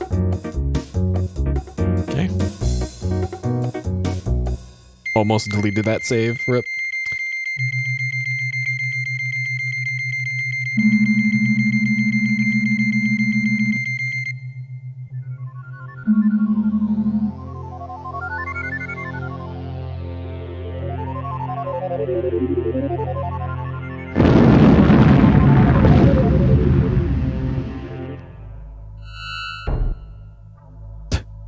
Wow, Chief, did that hurt? It looked real painful. You okay? Fine, perfect. Now help me up. Sure thing. Here you go. I'll get around to installing this device as soon as I finish my repairs to the Android. Yeah, you can just assume we've been a real pant load. Are you sure that fixing her is a good idea, Clifford? I'm still not sold on the whole plan. Trust me, sir, just because you two had a slight misunderstanding, there's no reason she can't become a valuable member of the crew. Slight misunderstanding? Clifford, she tried to kill me. Well, there is that, but I'm pretty sure I can crank down her lethality setting a couple notches afterwards. She'll probably just want to beat you severely. That's not gonna cut it, Cliffy. Suppose you're right, sir. It's probably kind of hard to captain a ship if you've been beaten senseless. But I do think it would help keep you on your toes if she took a random swing at you now and then. I don't want her to so much as scowl at me, Cliffy. All right, sir. Have it your way.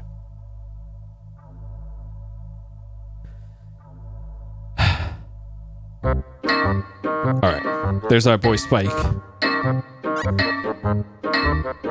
All right, let's deal with our Spike problem. So we can't leave the room with Spike.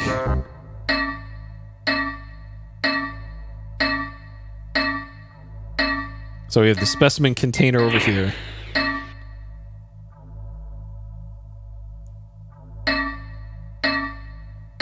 All right, in you go, Spike. And then Spike is filled with acid, because acid alien. So we have these anti-acid tablets. Dump them in there. Poor little fella must have eaten something that didn't agree with him. These antacids should reduce the acidity of his metabolism. There we go. You're a genius, sir. I would have given him a chili dog. Sure. Okay, so that solves our Spike problem. So Android problem solved, cloaking device problem solved, Spike problem solved. So far, so good.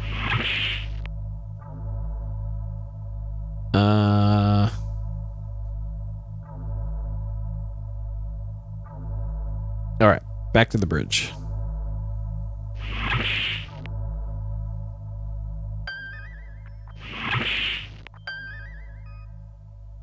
So we have done all 3 of the assigned places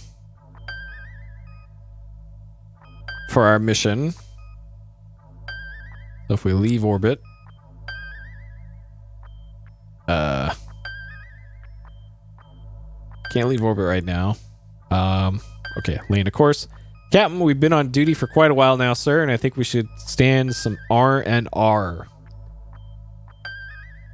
Oh god, I think I missed.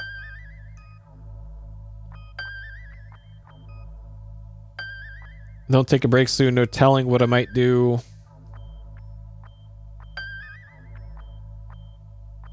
Okay. Well, I don't know where in game this tells you about this. But it is spacebar is where we are going. 69-869 is code for that one.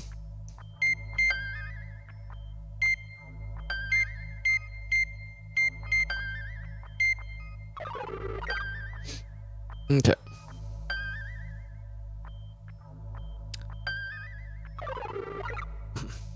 Why was 69 scared?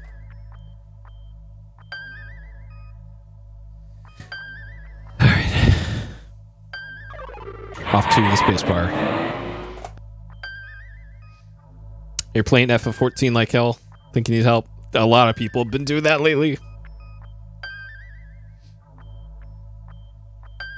I think I played less than 6 hours of FF14 total. I just couldn't get into it. But hey, one less person in the queues.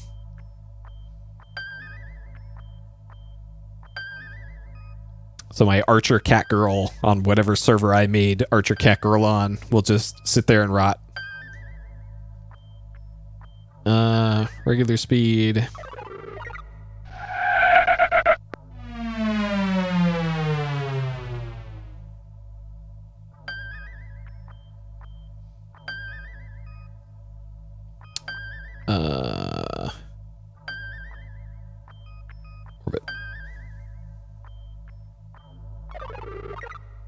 Yeah, I was. I had to loosen some of the screws on it and then really just yank on the batteries, but I did get them out. Let's party. Last one down to the station's Orat Ovum. Alright, it is party time. Q's getting better, luckily. Like, how long were they? Because I remember, like, WoW expansion time, the queues were like, well, in 6 hours, you might be able to play the game.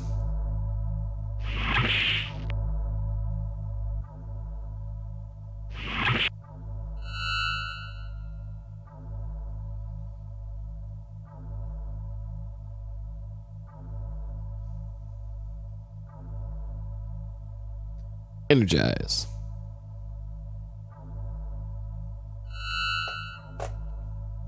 $1K to $4K. What's that in time, though? I don't know how quickly they let people in and out. Excuse me, Captain, but I see an old buddy of mine over there by the bar. So there's Sprint product placement number 5. Oh, here we go again. So the guy in the upper right of the screen we have seen before. Actually, the two guys in the upper right of the screen we've seen before.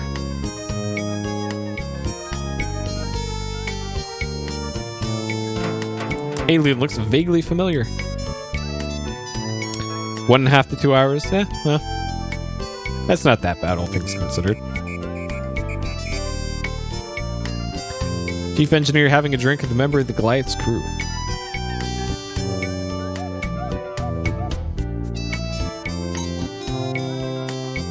$20, yeah, that's about right for a Steam controller. It's a really cool controller. Cocktail waitress analog. What's your poison humanoids? Double bourbon on the rocks.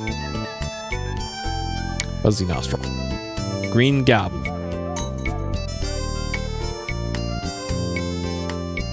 Feel the urge to hurl. Please feel free to use the restrooms, humans.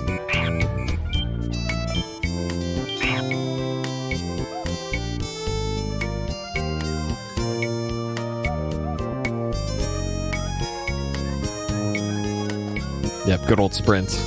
I don't think I would trust a Sprint teleporter these days.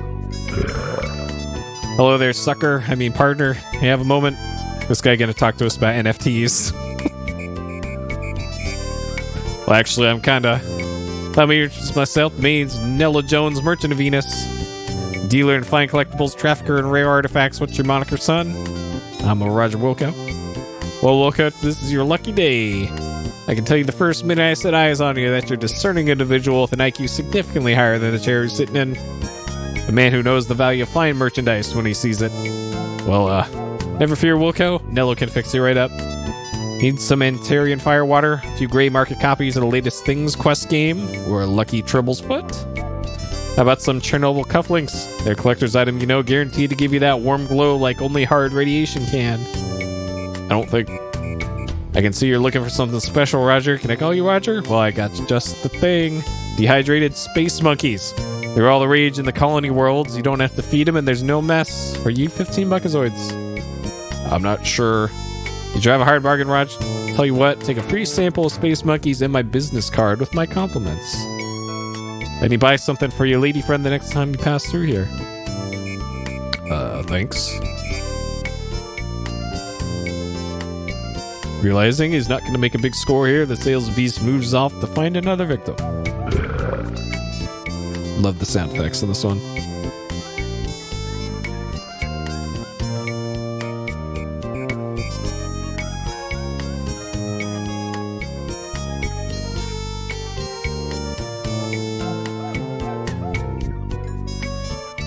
Well, well, well, look who it isn't. Buzz off, laser brain. Join your new command, Trash Man. I recommend you for the job. It's sanitation engineer to you, Crumb. Ooh, an aristocrat. I bet Ambassador Wankmeister would be really impressed. She and I are having a great time working together closely on the Goliath. Work? Yeah, the looks of an Orat, the manners to match. Why, you little I could have you brought up on charges for that? I demand satisfaction. I challenge you to a game of battle cruiser, wimp. Fine, I'm gonna kick your ass side in the next quadrant work. We'll see about that, broom jockey. So I can't remember.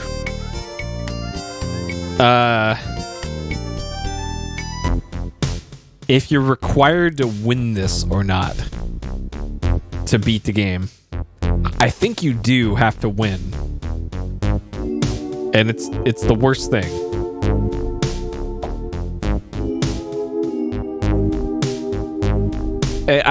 It might be 100% that I'm thinking of, but I could have sworn in any playthrough this you had to win. So this is Battleship is essentially what this is.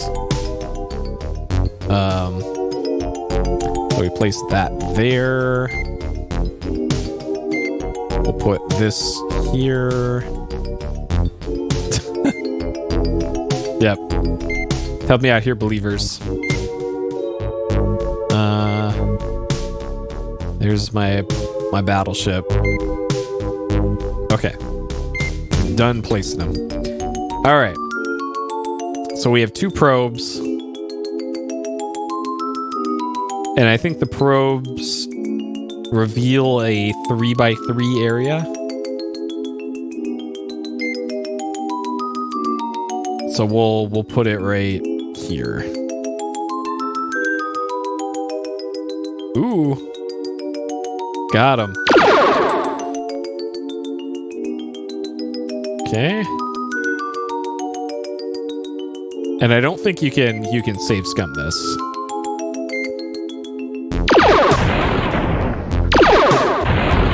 Dang. Literally cheating.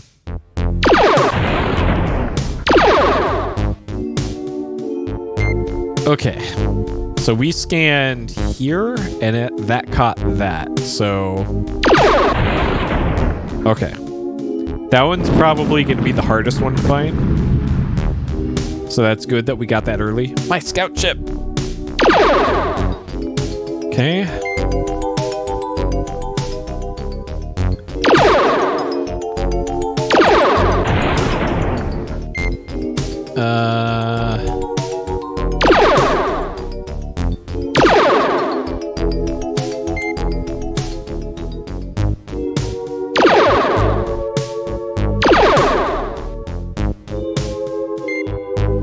Yeah, and it is.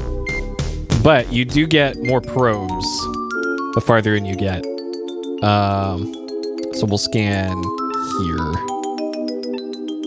Yo, got him. Okay. And they can't move after the fact either.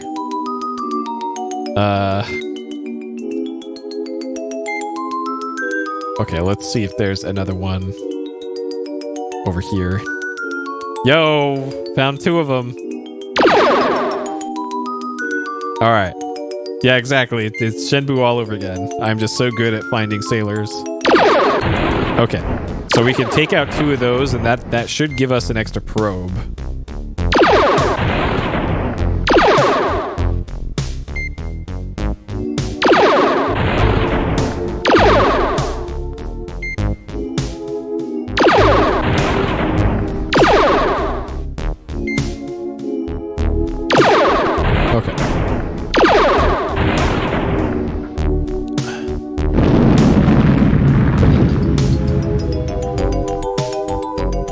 Crushed my cruiser. Yeah, I know, right? That's like my kind of luck.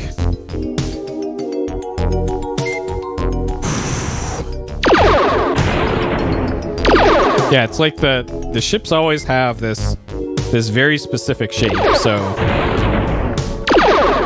you would have to be especially bad to miss some of those.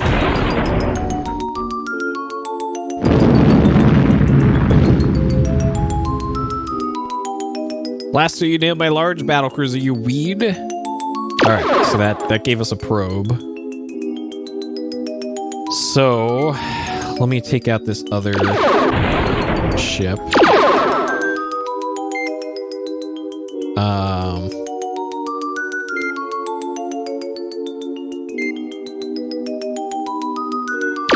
Trying to remember what the shape of that one. Okay, it's that one. It's the one in the upper right. So it's this. This is the one we're currently getting right now. So that's going to be in a T shape. So it's going to be there. And then the only thing left is the star base after that point. Which might be easy to spot. So I doubt it's going to be in the lower left for the star base. So my destroyer punk. So based off of how big that star base is, and based off of where I scanned before, I think I scanned here and I scanned like here. So it might be like right here and wouldn't have been picked up on the scan. It might be right here. Over there. But it's more likely it's in Sector 3. So let's scan here. Nope. Okay. And then we'll scan here. Got him. Let's go. Okay, this is the easiest time I've ever had with this minigame. Actual good RNG, finally.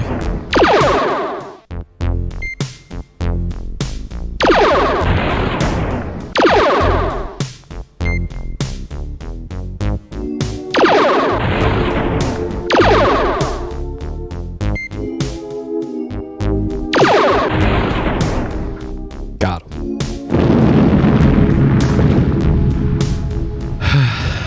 My starbase arc. I won, bahaha. So yeah, I think that is 100% that you have to do that. I know, right? Why you dirty no good?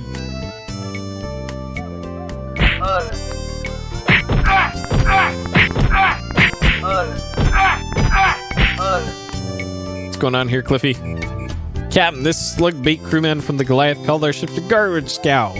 Just couldn't sit there and let him get away with it. Cliffy, the Eureka is the Garbage Scow. Yeah, I forgot. We didn't have to go rubbing our noses in it. I've heard enough. Guards placed this man under arrest and tossed him in the brig. Wait a minute, Quirk, you can't just... I can and I did. Now just stow it, Wilco. Or I'll end up alongside him in the detention cell. Now, if you excuse me, I have to get back to my ship. Wouldn't want to keep the ambassador waiting. Nice. Gets a few more punches in. The Quirk walk cycle is incredible. Alright, so they walked off this direction.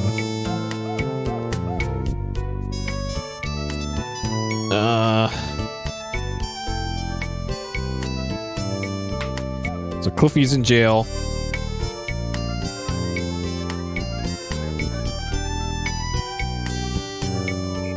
So let's go see what the jail's all about. Oh, who goes there?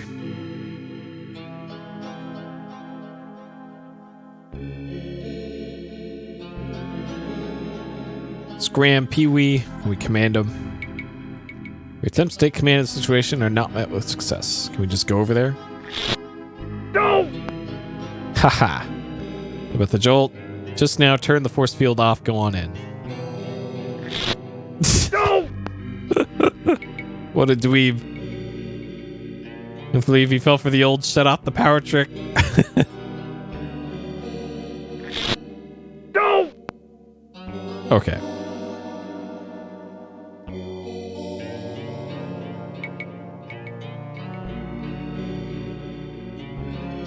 Alright, so we can't turn it off ourselves, so we need to get these guys out of here. Okay.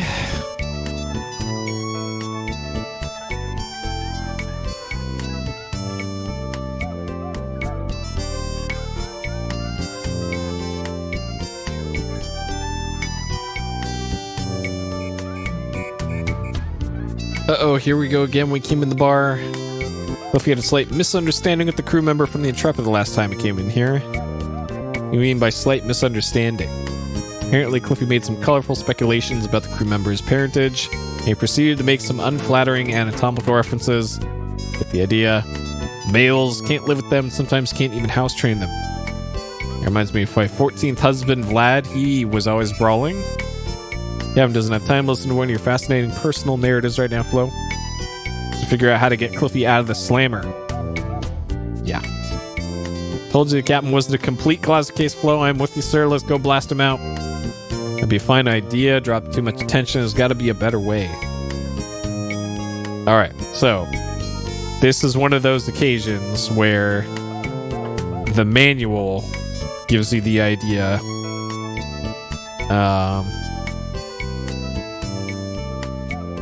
of how to handle this. So where was it?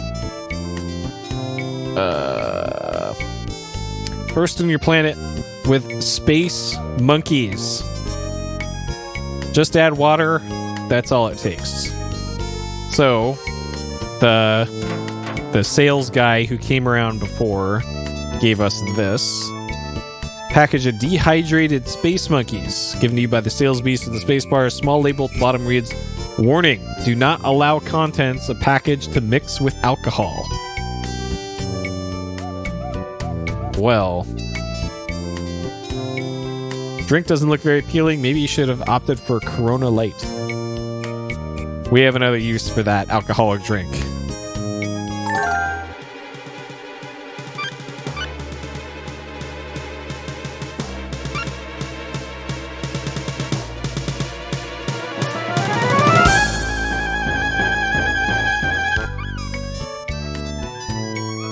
Who's the moron to let all the dang space monkeys loose? These pseudo-primates seem to possess a pronounced proclivity for procreation.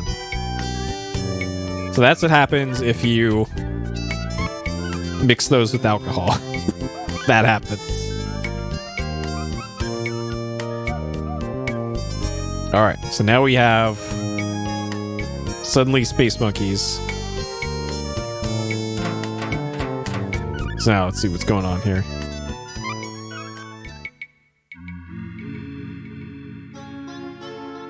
So I'm outside the airlock and on EVA I hear the phone ring. Gotta climb in, cycle the airlock, decontaminate, climb out of the pressure suit and run to the phone. I hate that. Turns out it's one of those new phone companies wanting me to switch galactic long-distance carriers. He's talking about all these big savings I can get if I switch from Sprint to TTNA's Friends and Aliens plan. Can you believe it? What'd you tell him? I said, no way. Just isn't worth it. So there's Sprint product placement number 7 at this point. Alert, alert, alert.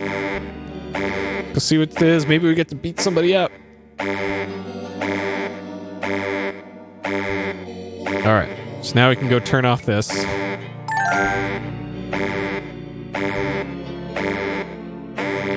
So yeah, like I mentioned at the start, Sprint had a product placement deal with Sierra/Dynamics for this one. And that's why there's Sprint stuff all over this game. Idea of the space station. Alright, where's Cliffy?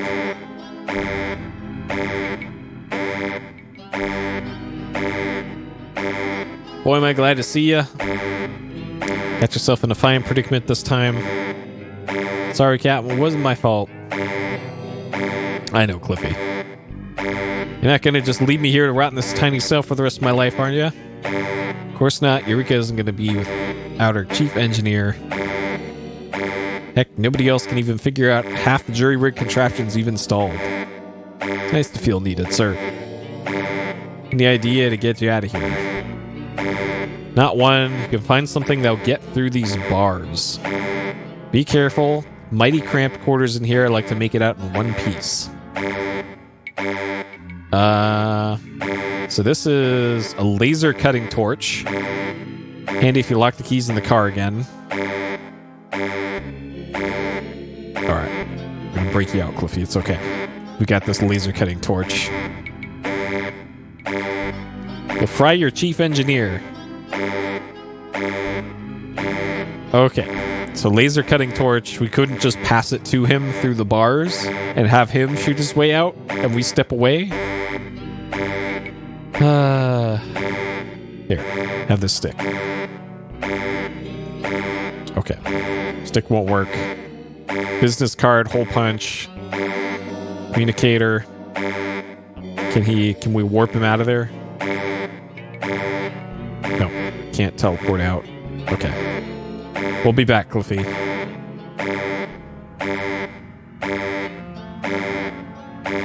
Yeah, like, that seems like a solution. I'm assuming that the laser cutter isn't... Space monkeys are reproducing at an alarming rate. You'll be in big trouble if you don't get out of here soon, Roger. Station isn't going to be able to take the added pressure of so many space monkeys for much longer. Alright, let's hop on the sprint teleporter.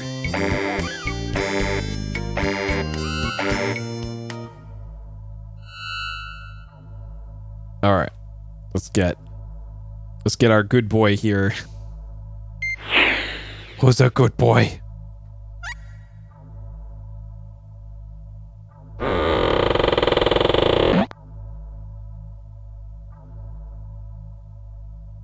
Okay.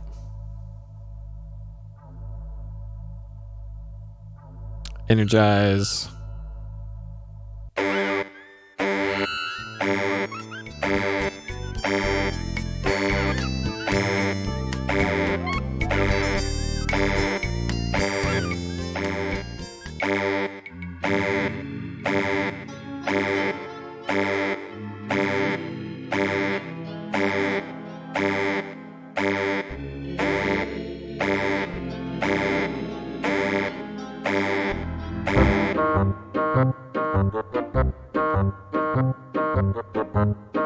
Why this solution is better than handing him the cutter through the bars, I don't know, but adventure games.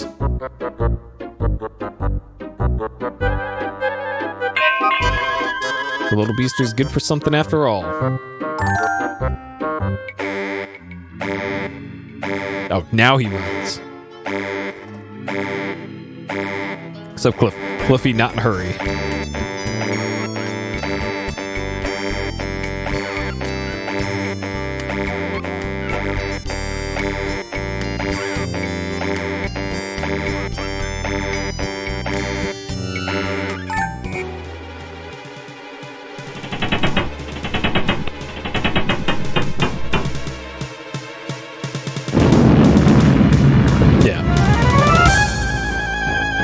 So it would be nice if they had it as an alternate solution. Kind of like the in 1 and 2, you had alternate solutions to stuff. They kind of got rid of that.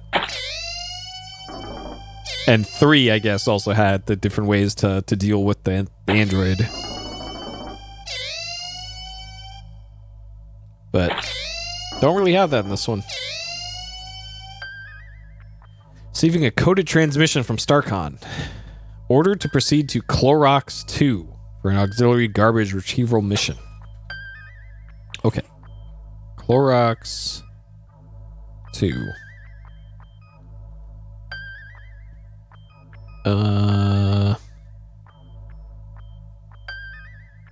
PU, there we go.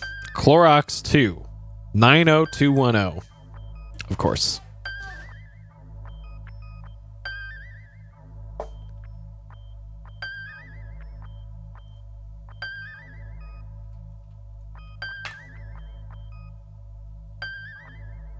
All right, laying a course.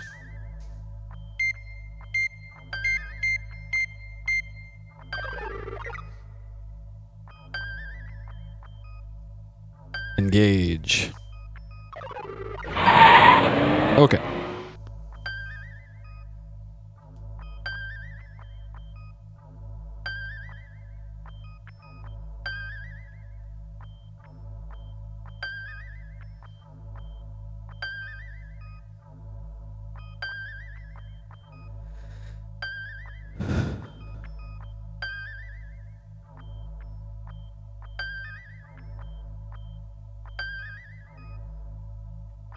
Approaching our destination. Regular speed.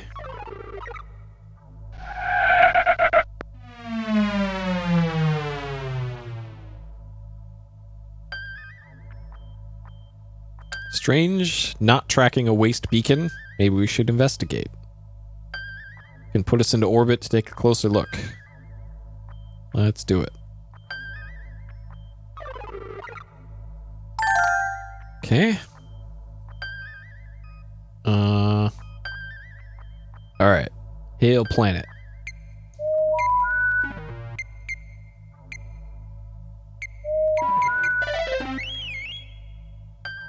Strange, no response from the surface, Captain. We should call Starcon. Okay.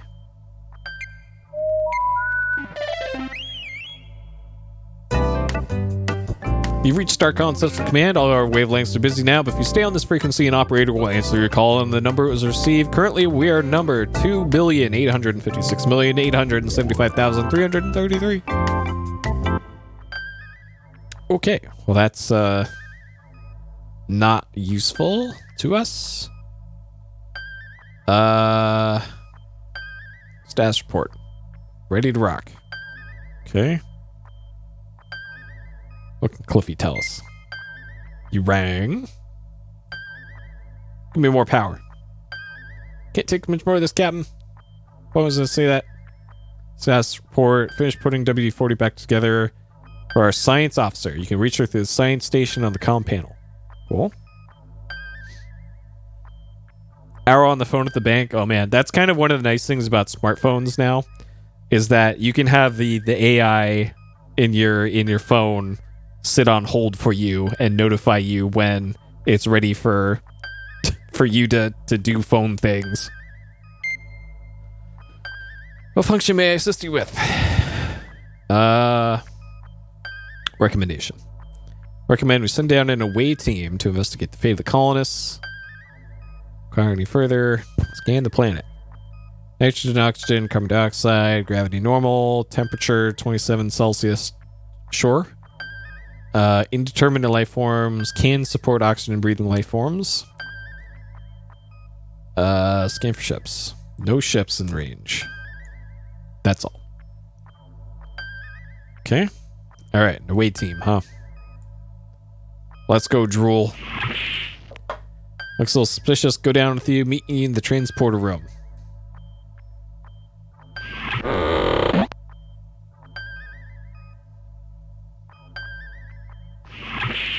I wonder, do I still have Spike in my inventory? I do. We do not need Spike for this. I think Spike, if you keep Spike in your inventory for too long, you just die.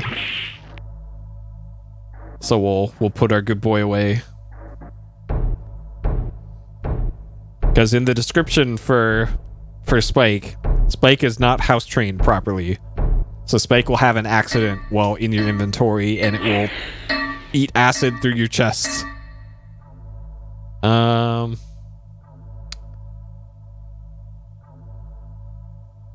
Okay.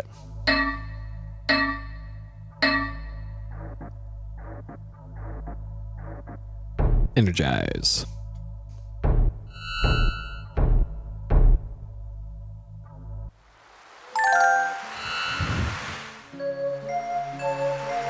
This may be dangerous, Captain. Let's split up so we can cover more territory. Don't you think we should stick together? Only if you make a quick wardrobe change, sir. Now is the time to play Fashion Critic Drool. Just that your shirt is so well red. Bad luck. Star Trek joke. As if the whole game wasn't already a Star Trek joke. 2 terrestrial moons, Larry and Moe by the colonists, visible above the horizon. Scorch marks, recent use of the shuttle pad. Not sure that scorch marks would ever really just go away, but sure. Exactly. Windswept colony, eerily quiet. Building has a large hole ripped into it.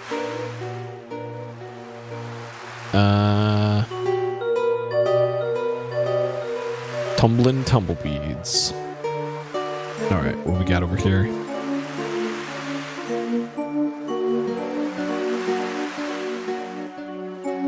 Suspicious looking object, which you can't quite discern from your present location, is wedged in the rocks above you. Well, it says genetics primordial soup. But alright. Importantly, Roger can't see it, so. Rip. Okay.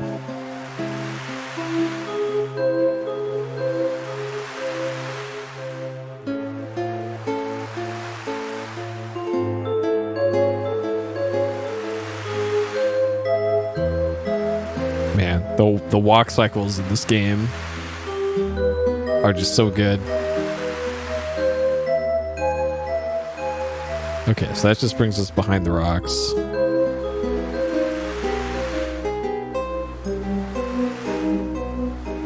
Okay. So there doesn't appear to be an easy way to get up there. Sure. Abandoned mining tools. Okay, let's check out this building then.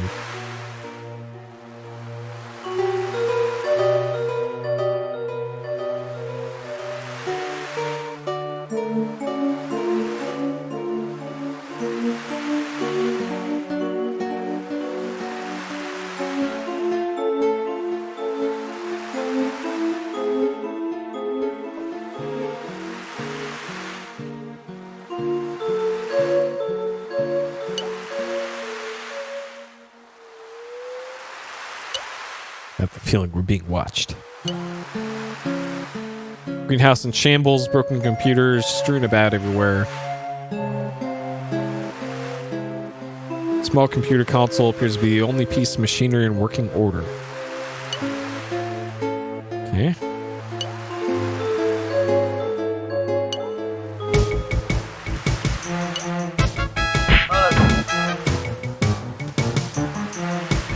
Well, aren't you an ugly one?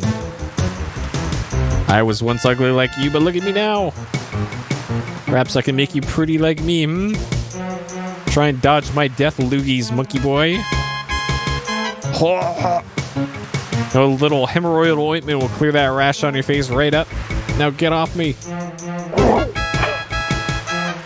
Oh no. Oh god. Alright. Nice reflexes. Try ducking next time. So they don't give you much time to dodge that at all. And it's also kind of hard to notice. But the icon in that sequence changes to an arrow.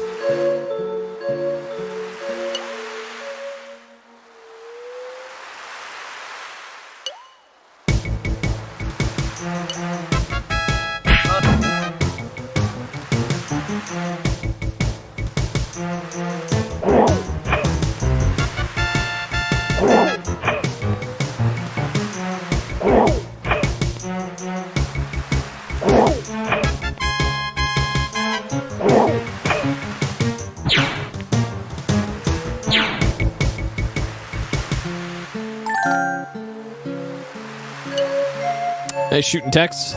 Why was dog meat for sure. Hey, he's a real looker. Better scout around, see if there's any more of these creatures I can blow away. Meet you back on the ship.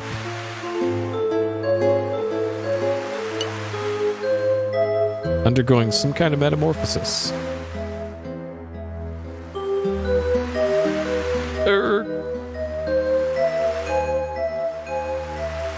Thank you. At last I'm free. What happened here? Entire colony mutated. Bad soup. Secret path over the ridge. Arg. A bunch of gibberish. So secret ridge and a path, huh? Last colonist part of the corpse core. Ha ha ha ha. Small piece of paper wasn't there before. What we got?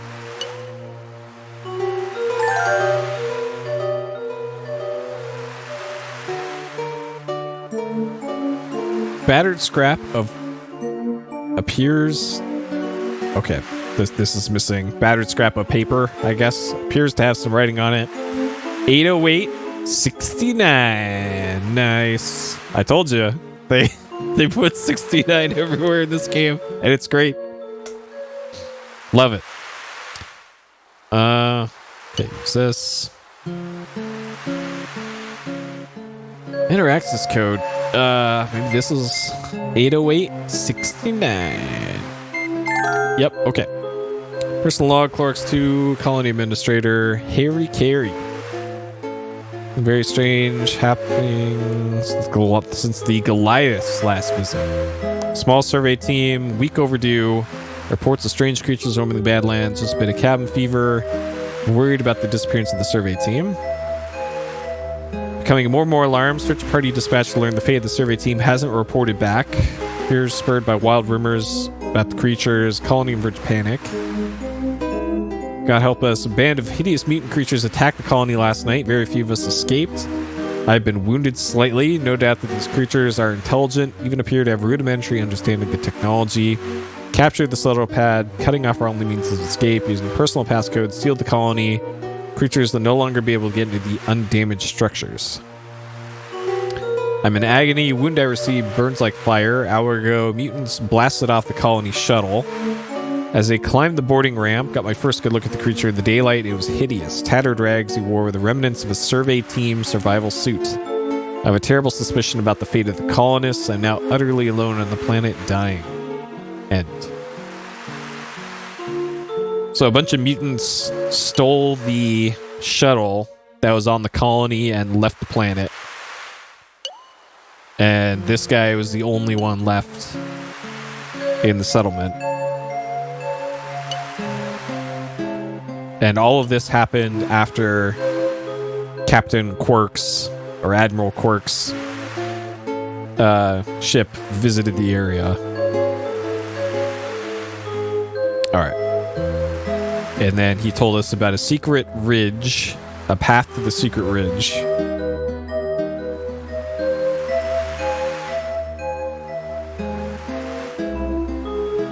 That...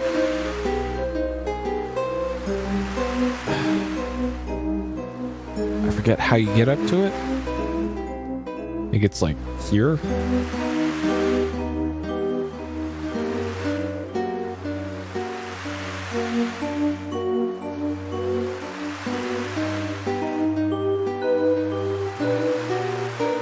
Maybe I can go left from here. There we go.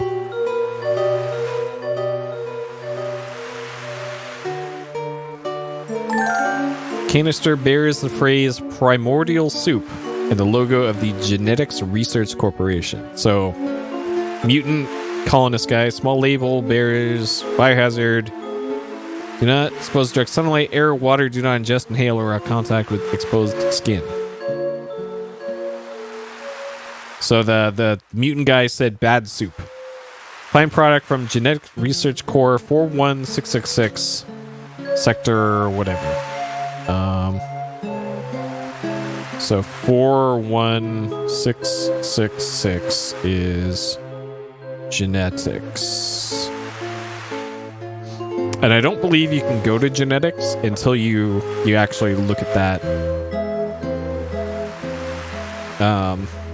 Look at this object, because otherwise you wouldn't have to go here in a speed run or something. Alright, so Drool said that he would meet us back on the ship. So it sounds like our next place to investigate is going to be genetics.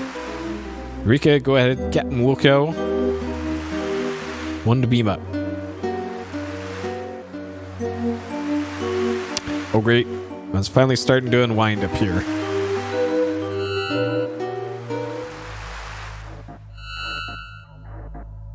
Dang, we haven't had a transporter error yet.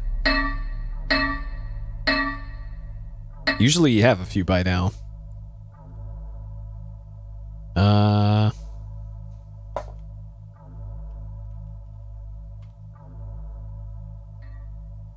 Okay. I doubt it. I'm not even sure which if the version that I'm using now is patched or not. I think this is the same one that I used to speedrun with years and years ago. And I think I applied some patches, maybe? The game hasn't really crashed much yet, so it probably is patched significantly. Weak signal on an emergency frequency, putting on screen. Uh-oh. Mayday, mayday, SCS Goliath. Any Confederation ships in range, please respond. SCS Goliath, repeat, we're under attack. It came through the shuttle bay. Uh-oh, a shuttle. Oh. Alright, briefly another sprint. Lost transmission. Too brief to pin down the exact source. Narrowed it down to the Thrakus system. Thrakus. Okay. Meanwhile, hey Chris, I am enjoying the game.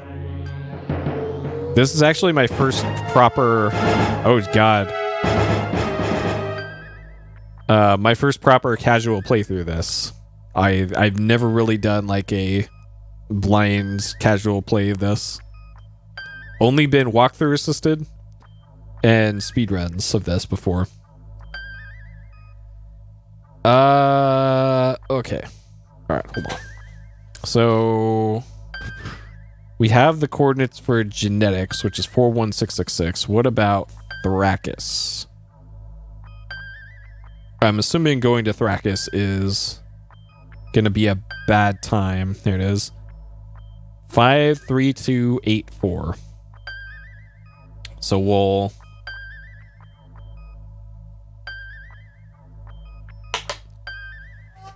investigate genetics first before Thrakus.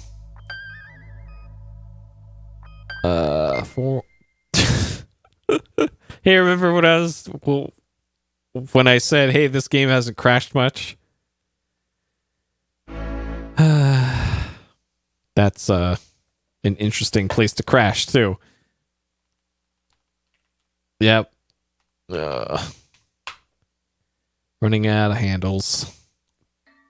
Actually, I might be able to fix that by turning down the detail.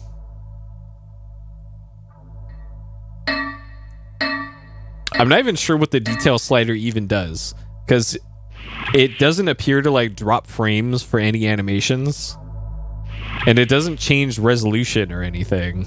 So I don't know,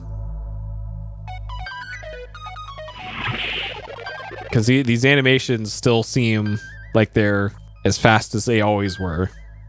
I don't know. All right, so here's that cutscene again.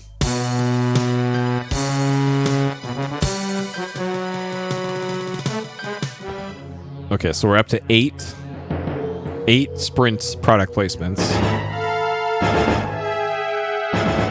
Not counting the thing I have to do again. All right, land a course.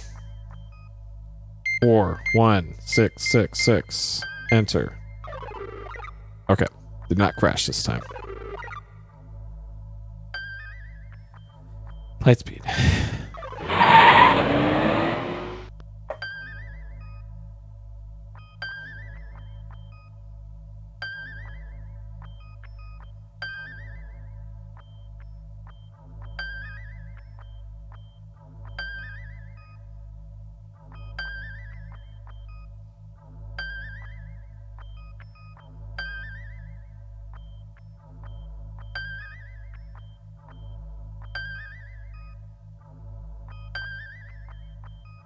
Okay.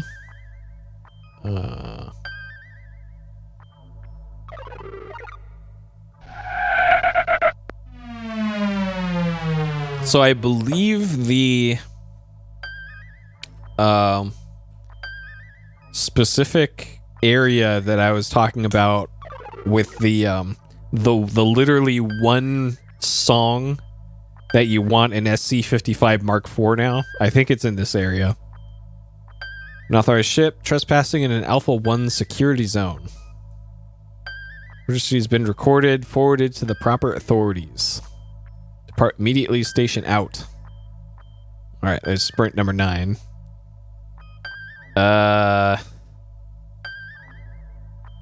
Hail Starcon. Unable to comply.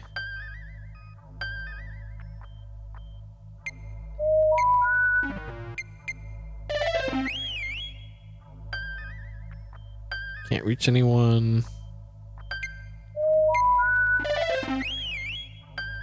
No further response. Okay.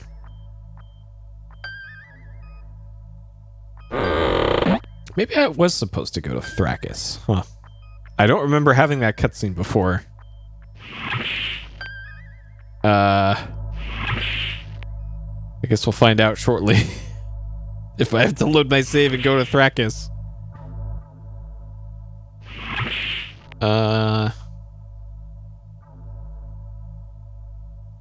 Energize.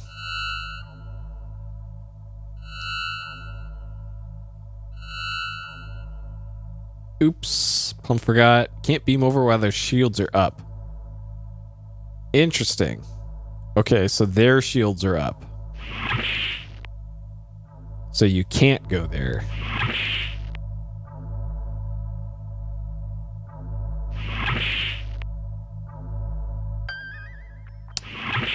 And they won't respond to hails.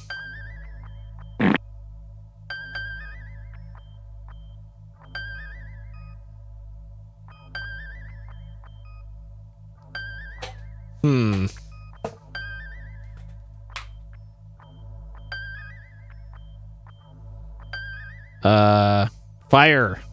Ray shields. Alright, let's get them. We are the proper authorities.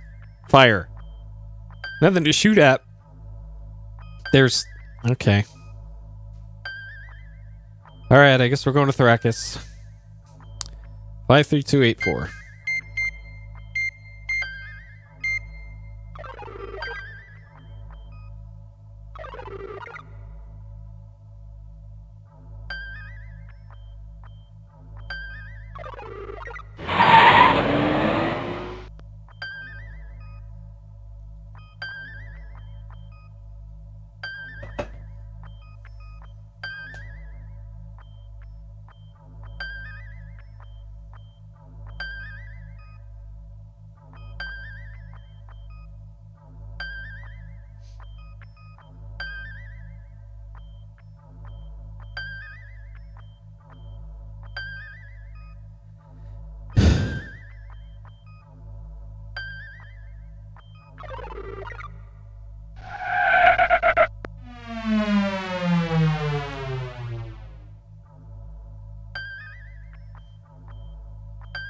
No readings for the Goliath. I'm picking up an escape pod locator beacon on the planet's surface.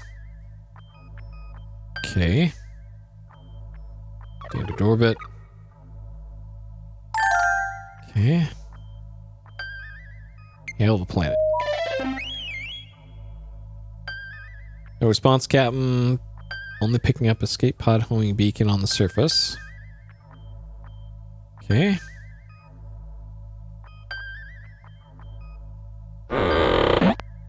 Alright. I'm sure this will be fine. Oh. I don't think there's a confirmation thing if you accidentally hit delete. So of course they had to put the delete button right next to the replace button. Okay.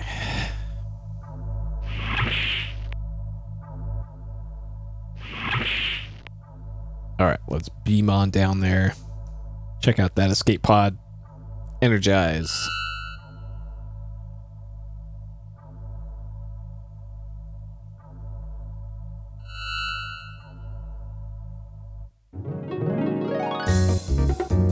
Four to five doctors agree that beaming into a toxic atmosphere without the proper equipment can be hazardous to your health. All right. So it turns out, toxic atmosphere. Whoops. Let's see. I know where to get the respirator. Trying to remember where the game tells you it is, though. That's not it. Alright. So you scan the planet. Highly toxic humanoid life forms. Do you require anything else? Recommendation. Beam down to investigate it. Probability that another ship is within range of the marker beacon. Unusual nature, unwise to attract attention to our presence. Atmosphere is highly toxic. You must utilize a breathing apparatus on the surface or perish. Okay.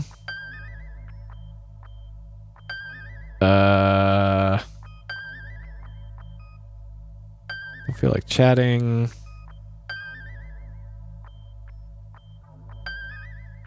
Okay. I don't know with her either. Does Cliffy tell you? Status. Interesting. Huh. I guess the player's just supposed to find it by just exploring.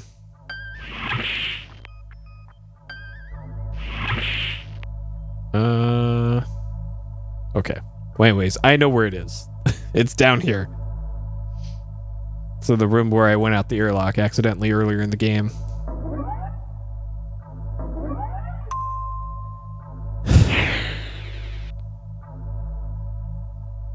I think it was on the right side.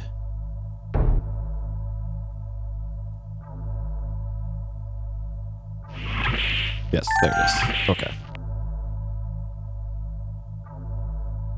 Standard issue Star Confederacy rebreather mask. Here we go.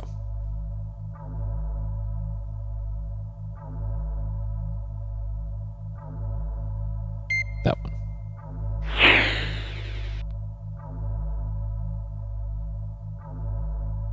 Okay, now we're prepared to go to the surface, I think.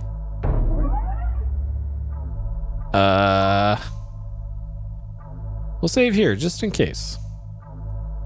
I don't remember having to do anything else.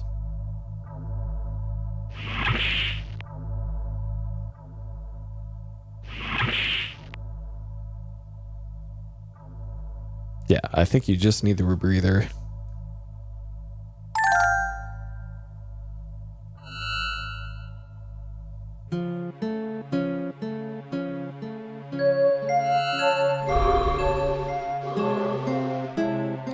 Okay.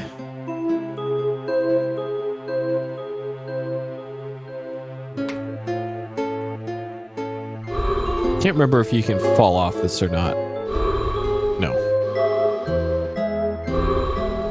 Interior of the craft not visible. You can tell it looks like an escape pod. Okay.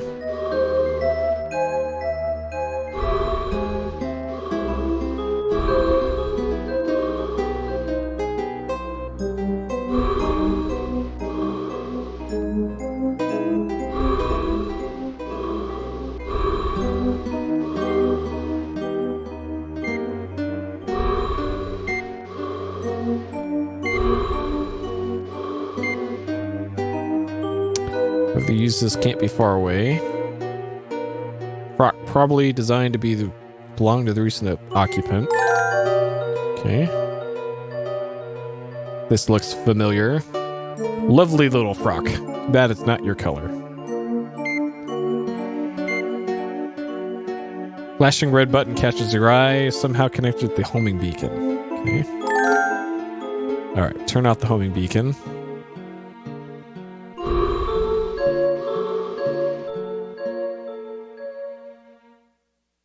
Alright, we did the thing.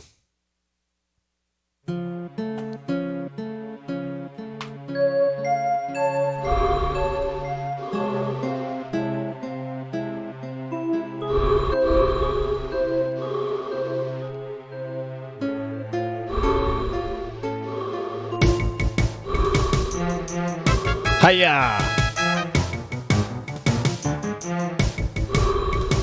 No! Nice job.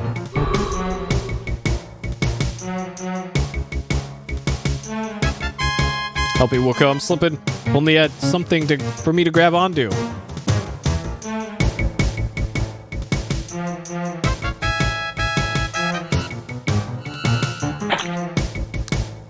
Oh, those picoid mutants found me. Do something, Wilco.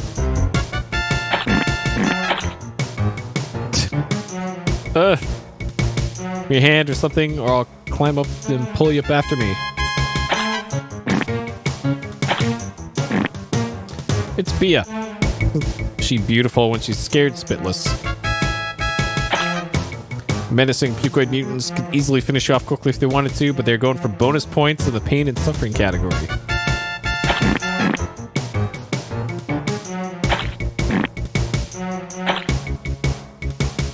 Can't hold on much longer. Well, that was really not much longer.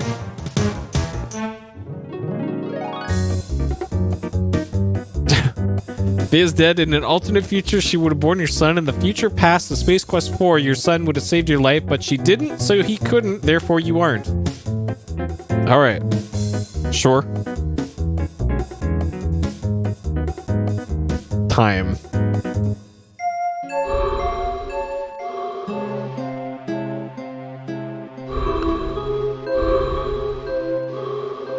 It makes sense. Kind of. Alright, this time with less not solving the puzzle. No!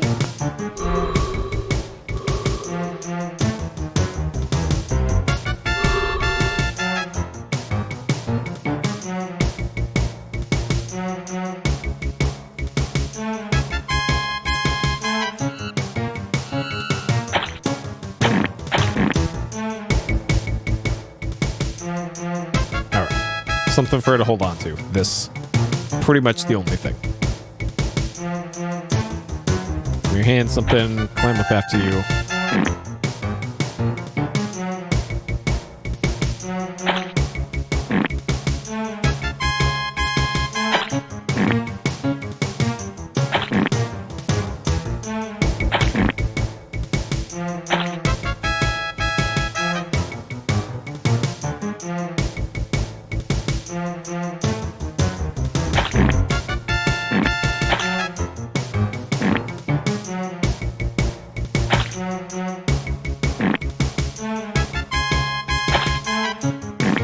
Curious what happens if you don't grab this. Alright, pull up the pants, Roger. That won't be of any help.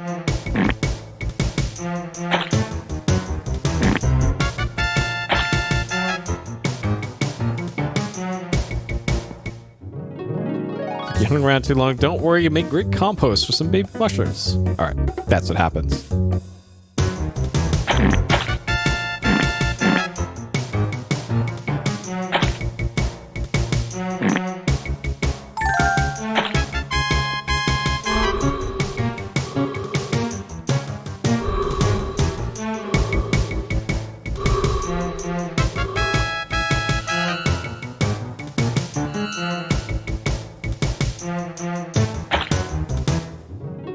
Uh-oh. Oh, God. Had to do something there, apparently. Couldn't adventure myself out of the damp cellulose container without third-party intervention. Sure. Okay. Probably had to use the warp thing. I completely forgot that was the thing you had to do. Man, they don't give you much margin for error in this one.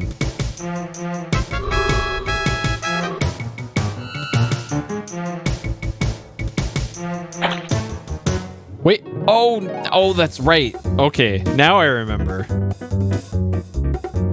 Because there literally isn't any margin for error there at that point. You're supposed to do this first. Hello, have Cliffy beam us out of here. Take a few moments to recalibrate the beam out coordinates, Captain. Please hang on for a minute.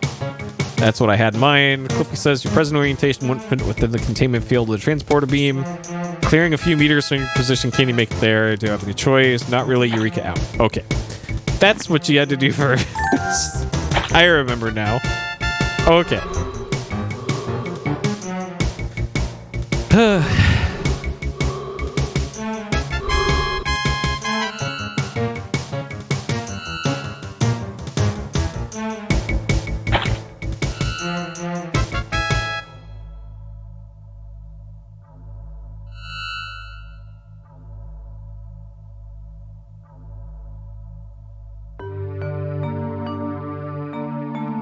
Sorry, tried to kick your butt back there on the planet, Captain Wilco. I thought you were one of those pucoid mutants.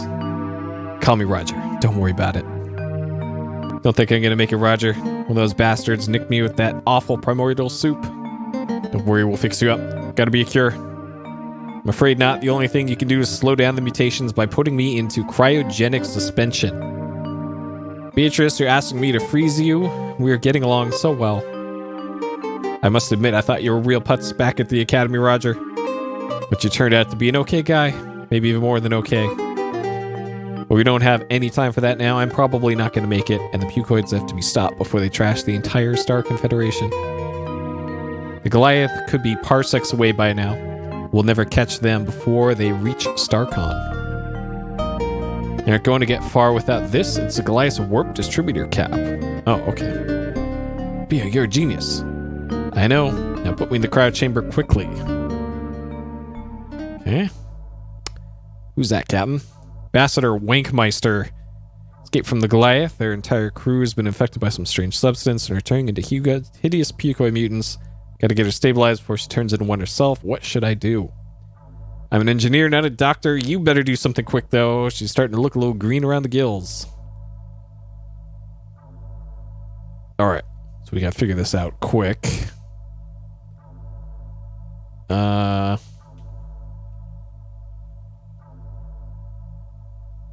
remember this being tricky.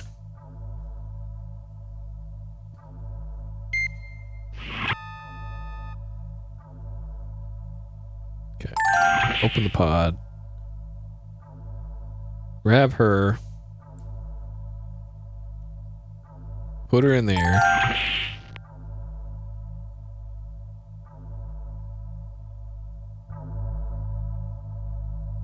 Okay.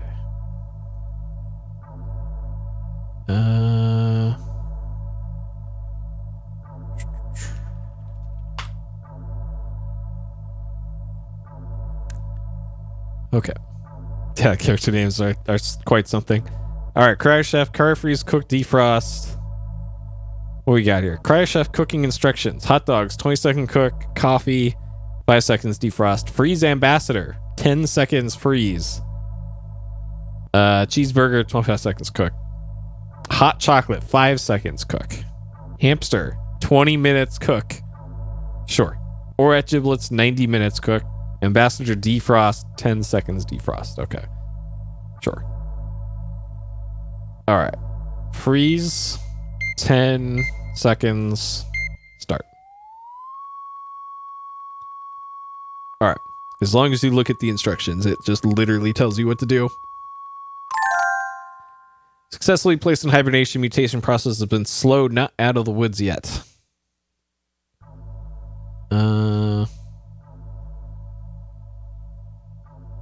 Okay. So I think I just have to leave that there.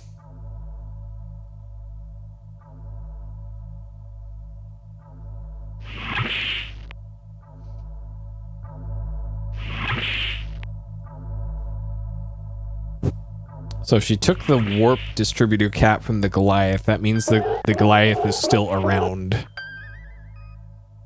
And I seem to recall that is an issue. So, oh no, will work in this place too.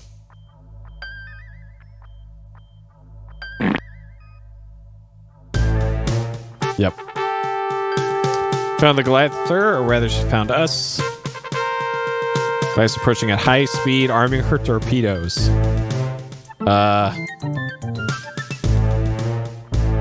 Ray shields. Shields are up. Hail ship. No response.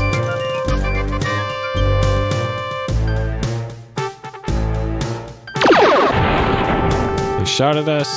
Brilliant observation. Don't just sit there, do something. Alright. Evasive action. Take us directly into an asteroid field. That'd be suicide. What should we do? Risk almost certain death. Feeling lucky, we can take the Goliath. Just sit there, maybe they won't notice us. Alright, we can take the Goliath. Fire. Weapon system not operational. Shit. Evasive. Yep, let's asteroid field it is.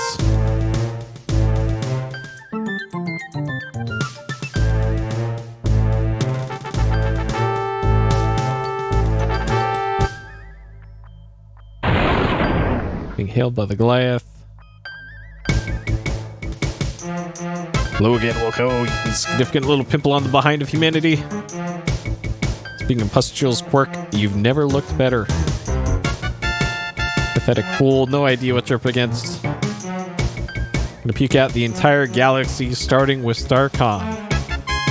Now, if I have anything to say about it, your puny ship is no match for the Goliath.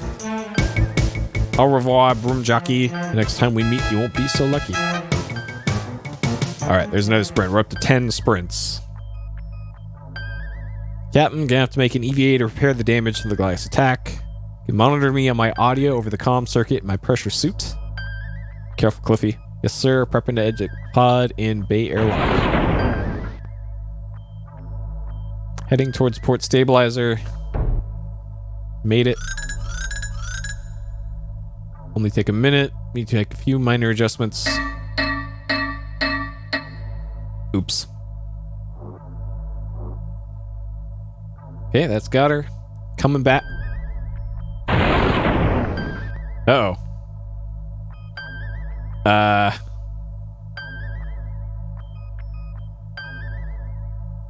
Captain, seeing things, that gentleman floating out there in space with a surprised expression on his face, our chief engineer. Oh no. Okay. Can we engage the RRS and just vacuum him back in? Serve no useful purpose? Please, that's a valid solution. Come on, game.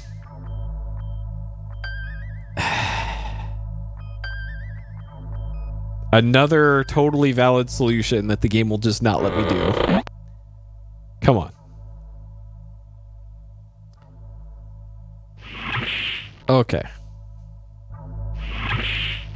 Get on this.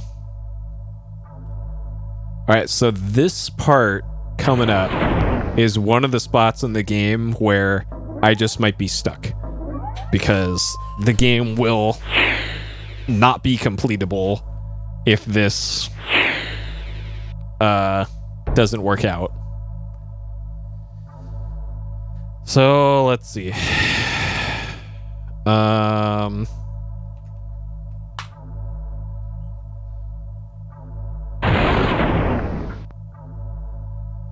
Alright, pod rotation. Oh, I really hope this works.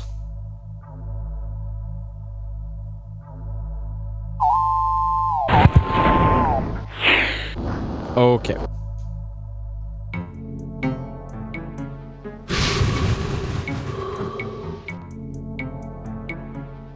All right, so the problem with this part is it might run so fast that I run out of propellant almost immediately, and then you just straight up can't do the sequence.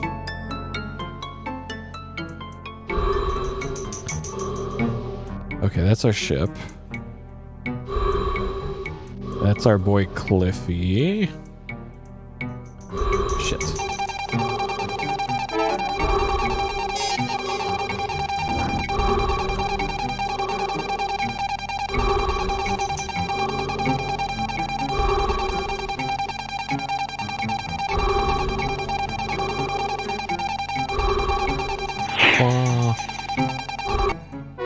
Oh God. Oh, look, control the shooting star, make a wish. Okay, Slip, I wish we would discover someone else there among the stars. Don't be silly, everyone knows there's no intelligent life out there. Next time, listen to your science officer. What? Oh, fuck. Yeah, this section is quite something. So I don't have any oxygen. But I can't remember if that matters or not.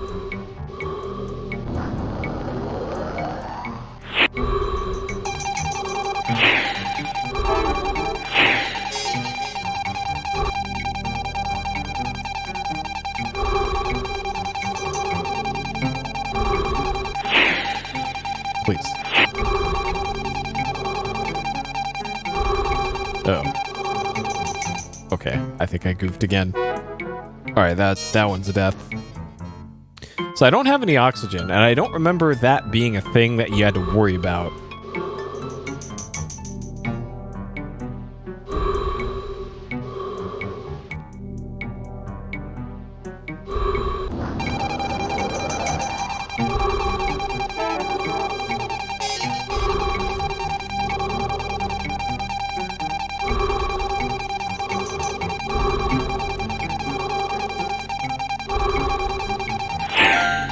Both of you have successfully grappled. Make it back to the Eureka if you can find it. Go forward.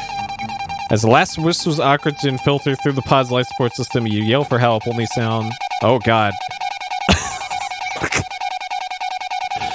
Sound that escapes is a large burping sound. Word plates is black. Doom is sealed. Oh, God.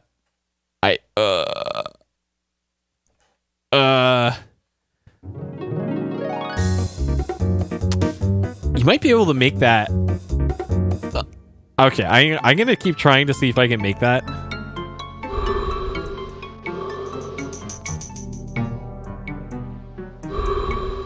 Because I'm curious if you actually can.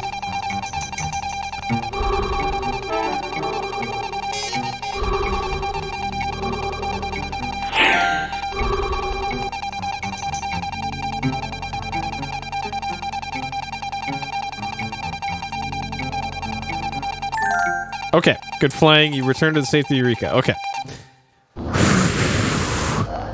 So I think you're actually supposed to... You okay, Cliffy? Give me a moment to catch my breath, sir. Thanks for pulling my butt out of the sling again. That's 2 Ioya. Think nothing of it. Okay, I won't. She needs to get us out of here, sir. I don't think much longer Eureka can stand the pounding she's taken. So I think it's actually here. Okay, it's the thing that's actually off screen for me. Oh, that's just Astro Chicken.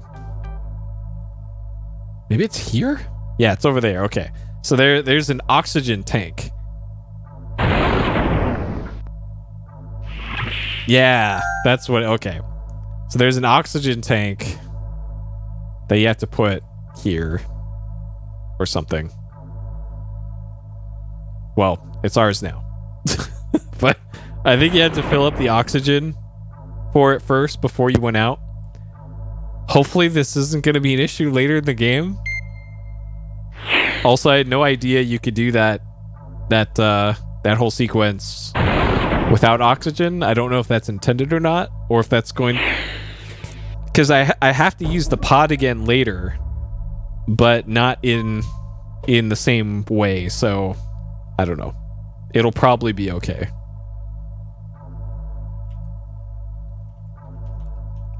Or maybe okay. Okay.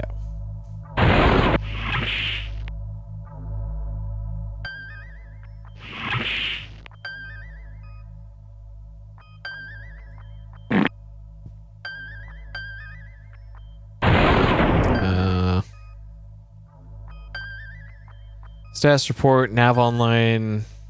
Okay.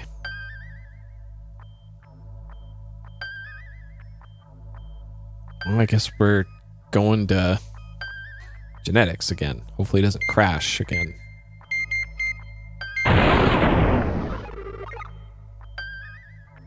Coordinates locked in. Okay, we probably just have to warp away fast enough that the Goliath doesn't blow us up. Okay, so now we can go to genetics.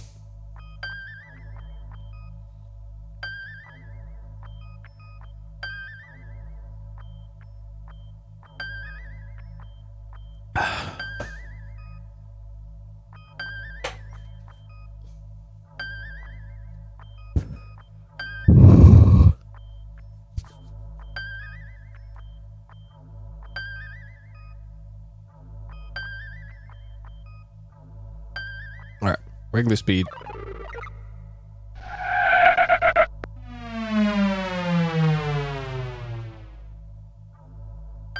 So last time I came here, we got hailed by the station, telling us we weren't allowed to be here.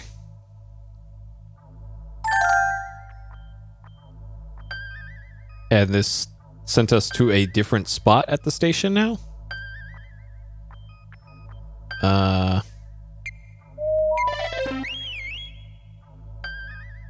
Out of range.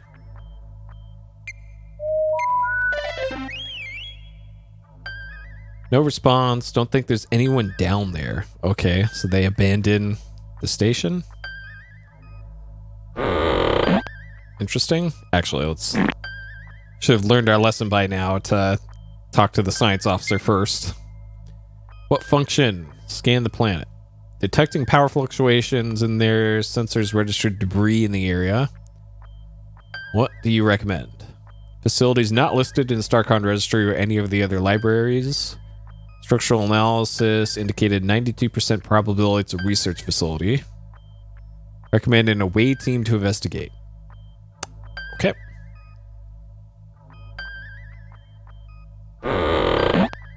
And she didn't mention anything about needing rebreathing.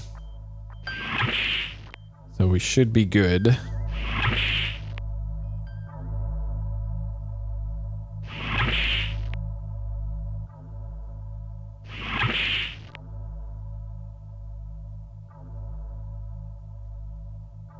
And I think this is one of the spots where the game can crash as well.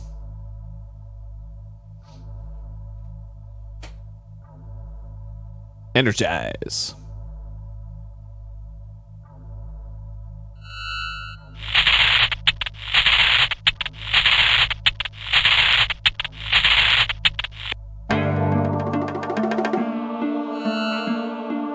Looks like you've had a zany transporter blooper, Raj. Quick, get the camera. Galactic Inquirer will pay 10 buckazoids if they publish your photo.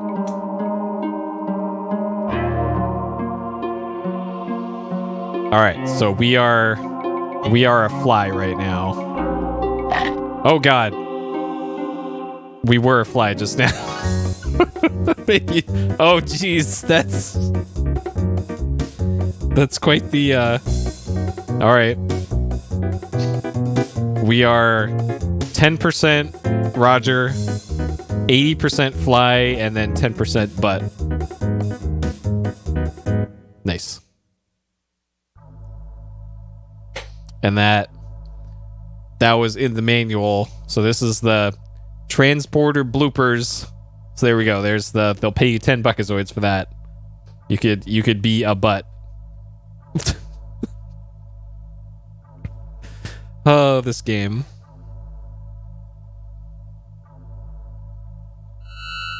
All right. So we need to stay away from stuff that'll eat us.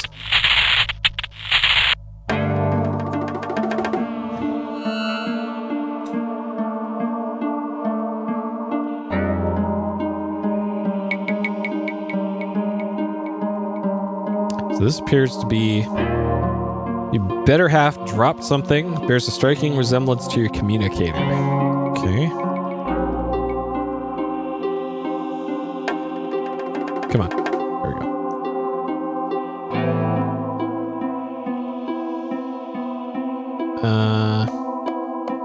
Transmit button. Flow's cheerful visage will appear if you activate the transmit key.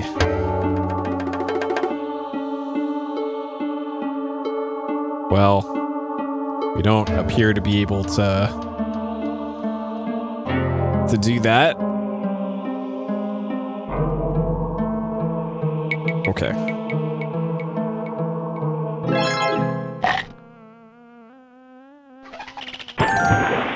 Oh, okay. So we had the frog do it for us. And someone up there explained to me how the captain of a starship can be reduced to a common housefly. Yuck, you look hideous, Captain. Thanks for the pep talk, Flo. Tell Cliffy to get down here now. I'll inform him of your predicament, sir, but the transporter is malfunctioning again. Oh, really hadn't noticed. Captain sensors have located a large underground structure to the west of your position. Why don't you go check it out while we work on the transporter problem? I'll do that, Flo, but please tell Cliffy to get down here ASAP. Wilco out.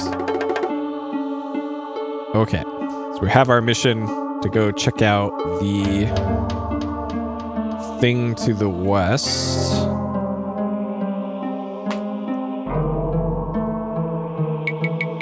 So let's go do that. And this is one of the kind of few places where you can soft lock this one.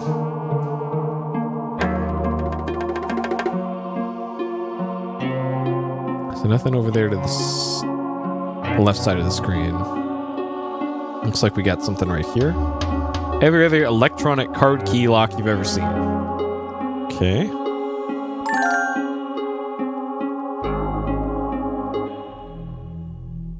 So this right here is an important puzzle that you can screw up. So, obscuring that beam will open that one lock there. Middle doesn't. That one does. This one does not.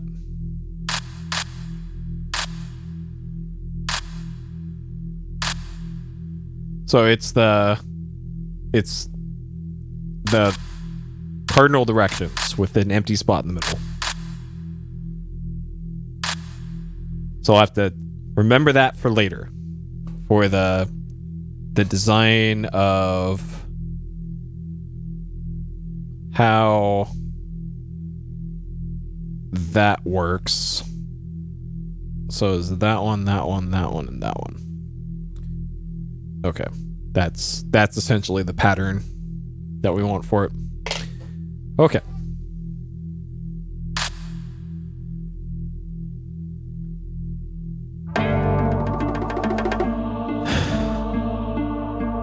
Appears to be a genetic research laboratory. Advanced machinery, experiment cages, specimen containers containing bizarre creatures are found throughout the room.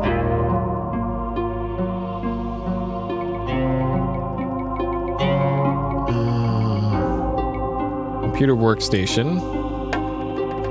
Dim shape. Huddles in the back of the cage. Alright, let's go check it out. What's over there? Can't do anything with it, I guess. Okay. Alright, what about this? Danger. Emergency jettison sequence activated. Dome jettison will occur. Complete. Okay. Oh yeah, that's right. When we first came here, there were three of these dome things all connected together. And now there's only one floating around in space. Okay.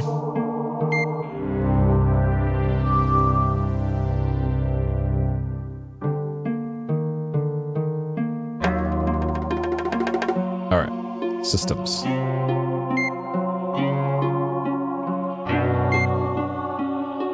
One not functional, two not functional. 3 is on standby power, backup computing activated. So security. All right, so there's Fly Roger out in a dumpster somewhere. Camera 2 is where our communicator is. 3, there's Cliffy and WD-40. About time Cliffy fixes that dang transporter. I'm really gonna bug him about this one for a long time. Let's see what you did there. Okay. Alright, activity log. So this is going forward in time. Astro Chicken 3 Hen House of Doom. Initiated and terminated. Comlink failure, authorize, intruder alert, fire suppression, shuttle bay. Okay, that, Dome 1 depressurized. System power. I don't know if that was the shuttle with the colonists on it or if it was from the Goliath. I guess it probably doesn't matter. Abandoned station, Scuttle Dome 1 and 2. Scuttle Dome 3. Dome 3 Scuttle aborted. Verified power stabilized. Okay, so Dome 3 was supposed to self-destruct, but it didn't because somebody overrided it. Not sure that matters. Okay. Alright, primordial soup. That's the thing from the colony. Feasibility study, metabacterial transformations in terraforming and space colony applications. Huh. Create a survivable, highly adaptable metabacteria to enable terraforming on planets currently unsuitable for human habitation. Sure. Metabacteria serve as a base for an artificial food chain on selected planets, synthesizing complex proteins as a natural byproduct of its metabolism. It will eat poison, giving off water, oxygen, carbon dioxide, and producing a rich organic base that other introduced organisms can feed upon. In essence, the metabacteria will create a living primordial soup. Okay.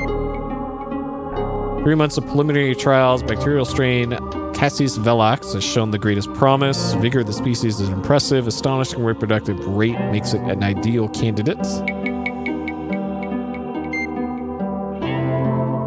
Trials to bombard Cassis velox hard radiation, confirm hardiness and test adaptability. Placing a petri dish, the bacteria behind a computer monitor for a period of hours will expose it to hard radiation, similar to those in an uninhabitable Class D planet.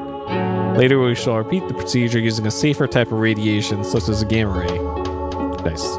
Get wrecked, computer monitors. Initial results are encouraging. Thrives in a radiation environment as long as adequate food is provided. We're on our way towards engineering the first true metabacteria. Few have manifested undesirable genomes. Cull the recesses that the entire population is compromised. I believe we discovered, removed all remaining undesirable traits, introduced live mice.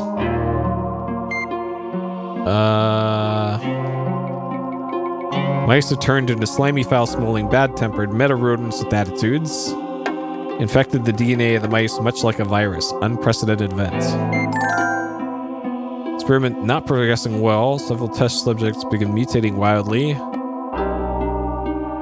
Resembled nothing so much as ambulatory piles of goo with teeth. Only thing which appears to have any effects, short of killing it, is the application of extreme cold. At temperatures below -200, cell mutations are slowed. Where did we go wrong? Okay. We kind of already knew that, because we froze the ambassador. One of the meta-device bit and infected a lab tech, put him into hibernation. Without a cure, chances of survival are non-existent. Experiments of failure, scheduled to be terminated. Got an entire warehouse full of slop. HH. Okay.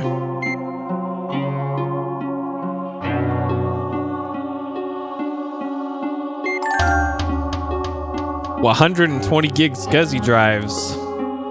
$3,000. A 986-66, an Amigo. Astro Chicken. For research. A Dandy. Rames T. Quirk. Wait, bribe. 50,000 buckazoids.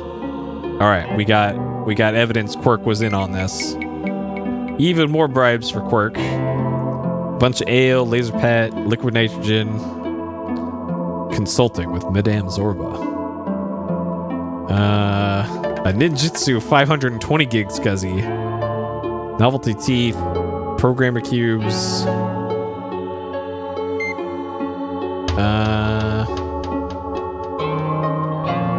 Spintel, X-ray machine, Z80, contour chair.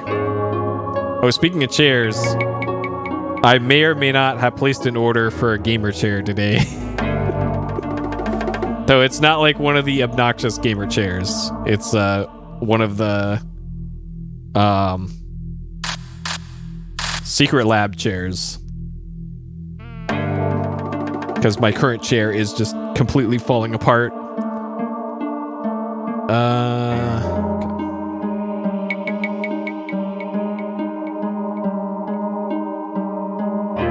but it does not have holes in it for multi-point seatbelts. Hunch, think there's something wrong with the teleporter. Can you describe the problem, sir? When you look at me, I'm a fly.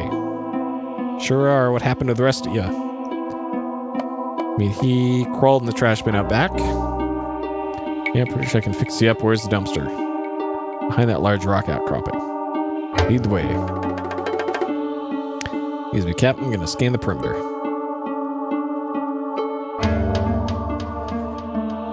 Yeah, I've heard they're okay though too, and it's still kind of a better option than the other options I was looking at, anyways. So, whatever. I'll be able to review it for you. Oh, this way.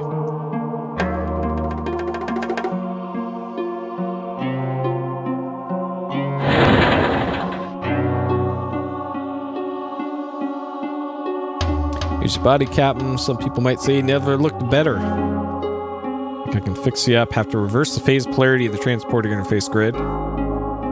Park yourself, and we'll just scramble it. Yeah, that's the thing. I don't like the Aeron and Herman Miller style chairs. I've had those before. Did not like them. I like a chair that's practically a recliner, except it's a computer chair, and those Aerons are not that. So, personal preference for me on that one. Get back to normal. Except for the strange urge to go jump in the fertilizer bin, I feel pretty normal.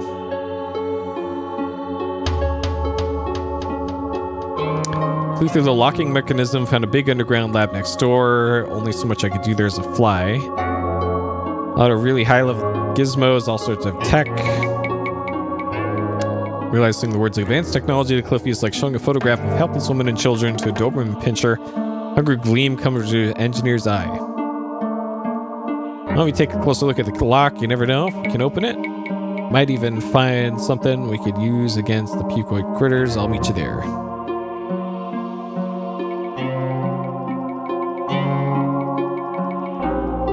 Well, not necessarily reclining. It's just like the... I don't know how to describe it, but there's just... I could never get comfortable in that type of chair. I need a big plush chair. Perimeter secured. Oh god. So the game automatically advances text for you if you wait long enough. Like if I don't click at all here, it's gonna eventually clear this, I think. Or it should. Of course not. Let's help back in the ship. Please beam me aboard, Cliffy. Yeah, like big plush cushioning. I don't really like it. Sitting in an Aeron's like being in a hammock, I guess. A hammock versus a nice fluffy bed is kind of the difference. And I'll take a fluffy bed over a hammock any day.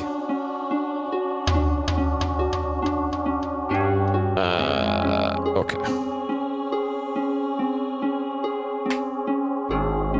All right, so this is the spot where you can soft lock yourself. So we have the business card here for the merchant of Venus, dealer in the exotic. So the pattern was we need to block the beams for this, and this, and leave the let the beam pass through the other 5. But I believe if you do something like this,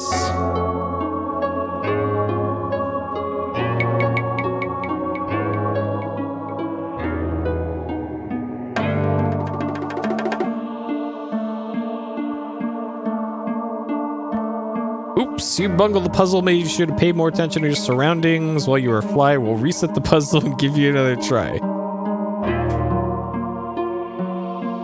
I wonder what happens if you screw it up again. if they just eventually kill you.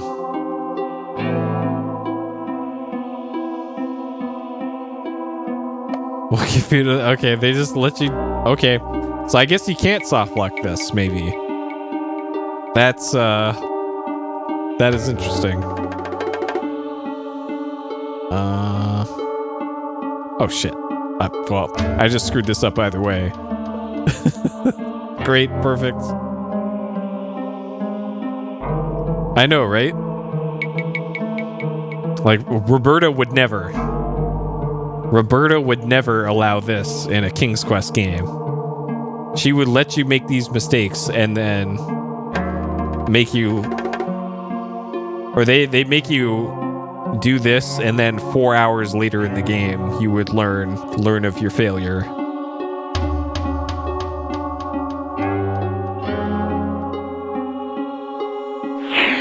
Okay, we did it. It only took like 5 tries. It was dangerous down there. I volunteered to stay and guard up here.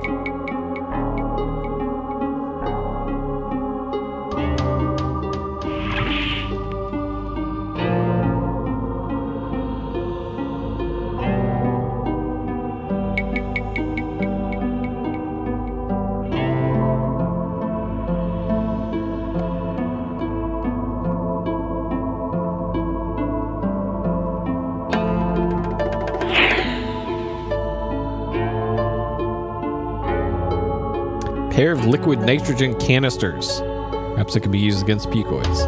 Because we've already established that extreme cold is one of the few ways to deal with the picoids. And liquid nitrogen, quite cold.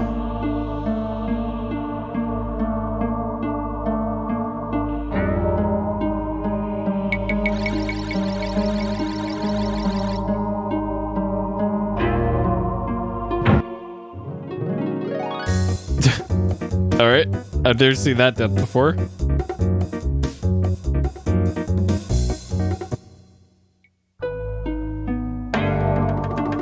All right, what about this one? Oh God.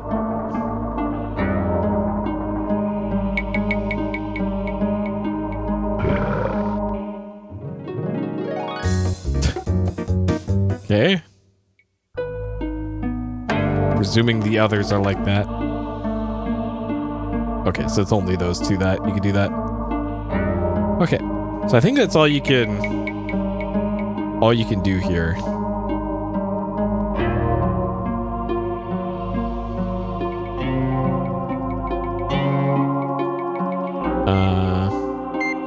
So this is the bribes, accounting, security, activity logs. We already did this. Projects. We already solved this. This is the extreme cold thing. Okay, so pretty much the only thing that you need to get here is the liquid nitrogen.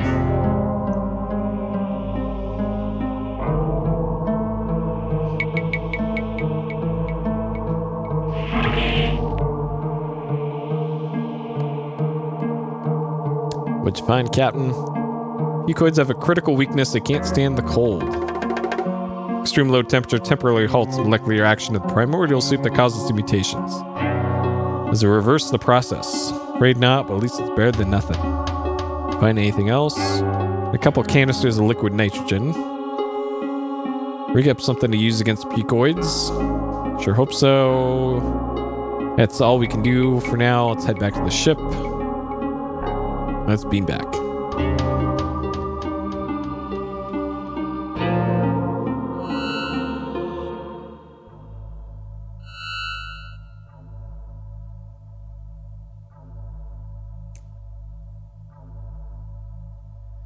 Gotta be some way to help Beatrice. We can't think of any offhand. That's what Beastie's so excited about. Alright, our good boy. Our good boy's here to help. I think he's trying to tell something. What is it, boy?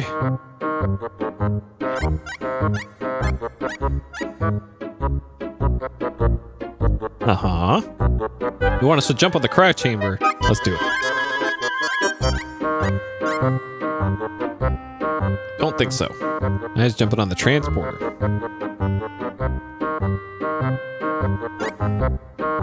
What do you think the critter's trying to tell us, Captain? We should jump on the cryo chamber and then jump on the transporter. Somebody fell down the well. The mill's on fire? We should initiate a manual control bypass to reverse the phase polarity of the interface grid and then use the transporter to reintegrate Beatrice's DNA molecules? Alright. You know, it just might work. Good job, Spiky. Good boy. Get the ambassador ready, sir. I'll man the transporter.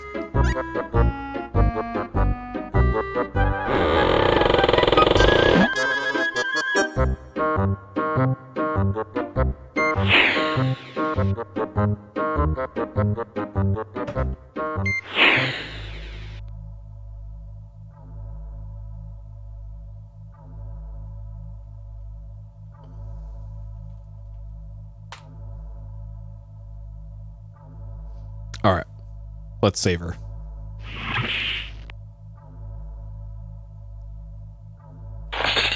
Oh God,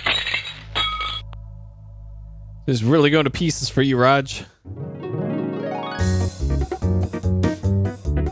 Beatrice really went to pieces on you. Chanel lies scattered on the floor in handy bite-sized chunks. All right, well, we have to defrost her first, which is not the hand icon. It is the look icon. All right.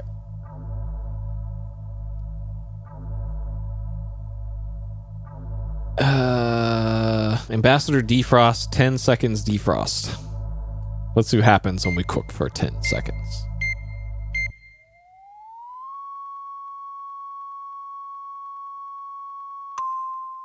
His flesh has been roasted to a toasty golden brown. Nice going. Is dead. In an alternate future, she would have born your son in the future past the Space Quest 4. Your son would have saved your life, but she didn't, so he couldn't, therefore you aren't. We've been a real pant load, as usual. Alright. 10-second defrost. For defrosting ambassadors.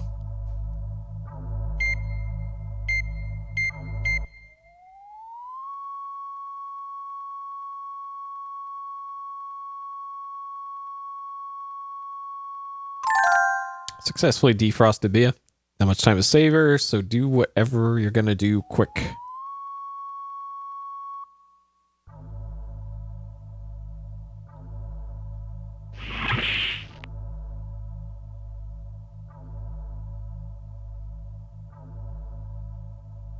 Make it so.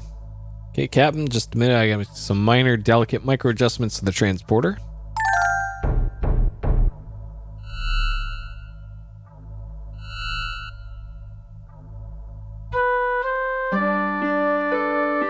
Oh, but yeah. I thought you were puked for sure. So did I. Feel weak. I need a rest. No problem. I'll tuck you back into the cryo so you can recuperate. Okay, but I got just one question for you guys. What happened to my underwear?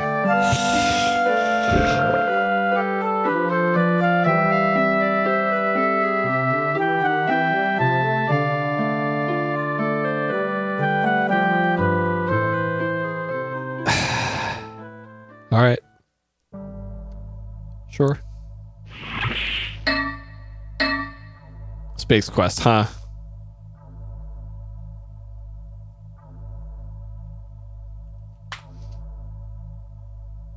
All right, now what?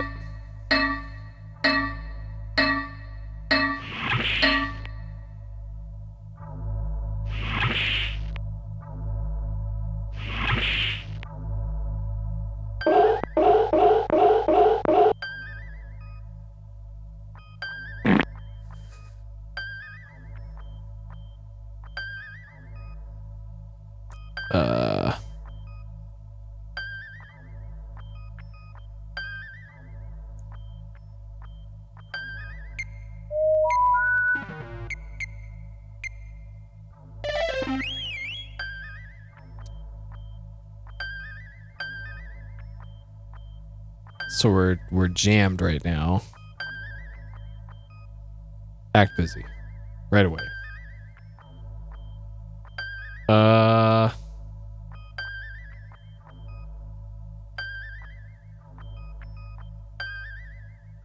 Uh-huh.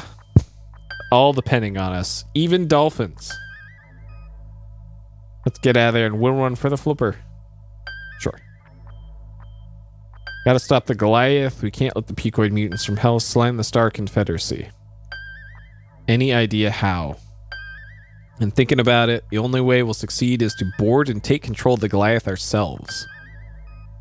Space monkeys might fly out of my butt.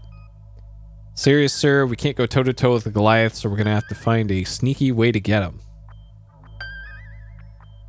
Okay. You rang.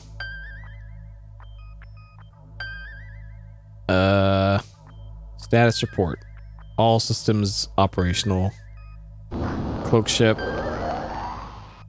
Oh, okay. So we can cloak and decloak. Okay.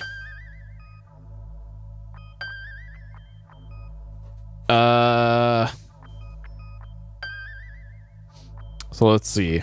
The Goliath was at Thrakis.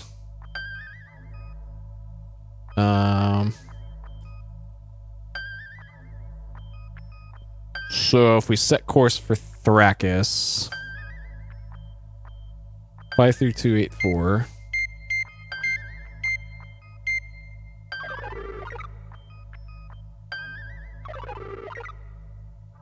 And then when we get there, we cloak.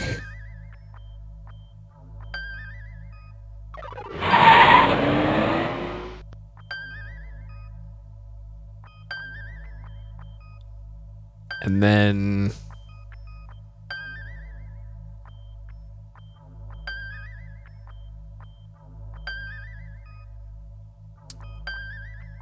something else.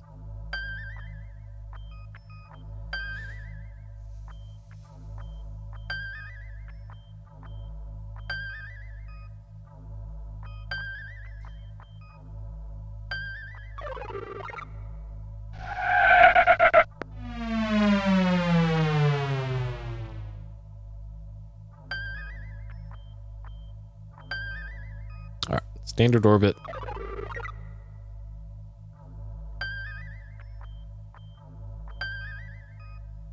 Is there no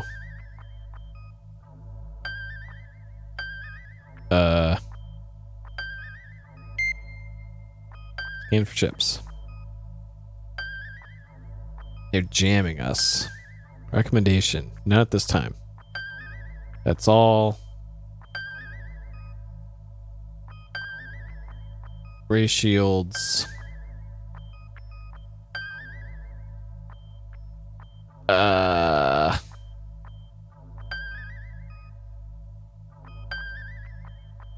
Gotta stop the Goliath. Board, take control. I'm pretty sure they were around here. Base of action.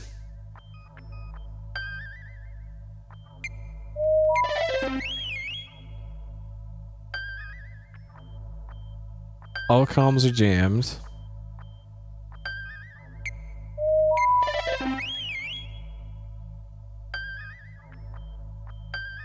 Shit. Okay, there was another. Maybe it's gingivitis is where they.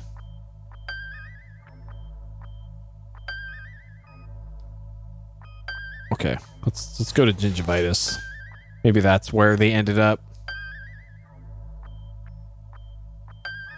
You're probably just supposed to go to all the coordinates until you eventually come across the Goliath. Is probably what you're supposed to do for this part.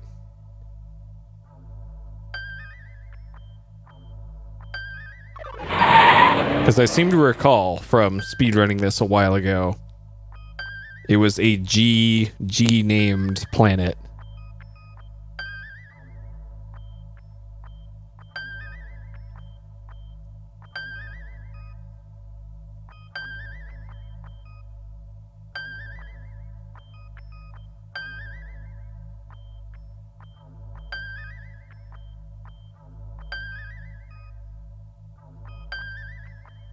Okay.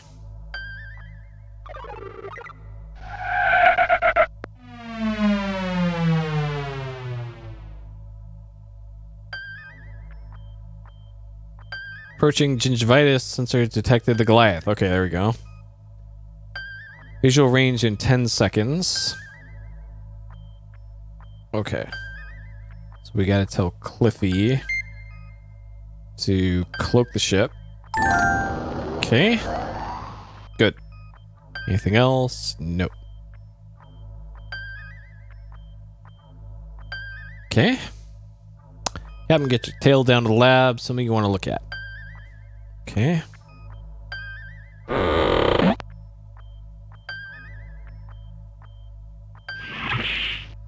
Did I ever give Cliffy the...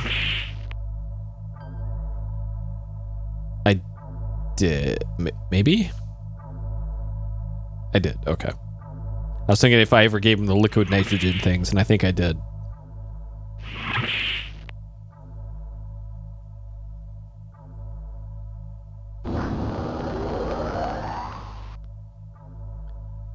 Making a few scans of the Goliath, come up with some interesting info. Oh, really? Scans show that the mutated crew of the Goliath is not spread evenly through the various sections of the ship. Engineering spaces are deserted. So, we're to enter the ship at that location, stand a good chance of getting aboard undetected. Thank you, you meant me, don't you? Of course, once you get aboard, you could sneak up to the bridge power conduits and shut off the shields. Okay. What good would that do? W40 can beam over and incapacitate the crew, zip on over, set up something like the ambassador with the transporter. Okay. That's the area with the least amount of pucoid activity. Section's got weapons and controls. Lot of activity. Full machinery. Ion emitters, hard radiation. Engines are red hot. Crew quarters with lots of pucoids. Bridge, lots of pucoids. So it looks like right there is the only place to safely enter the ship. Okay.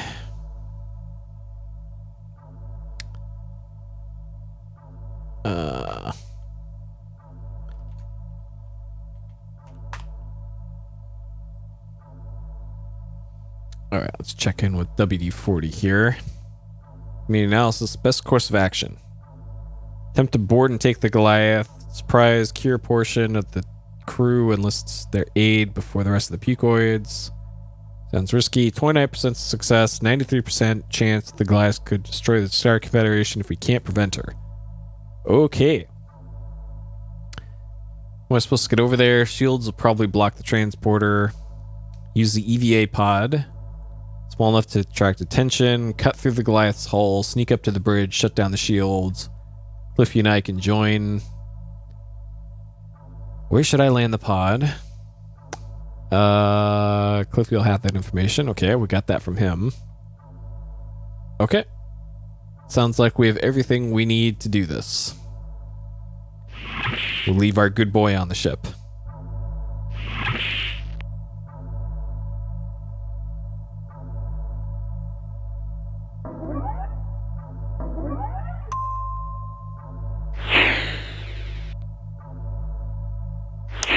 I hope it's not too late to put that oxygen tank on this. It might be though. Okay, I probably have to spin it around first.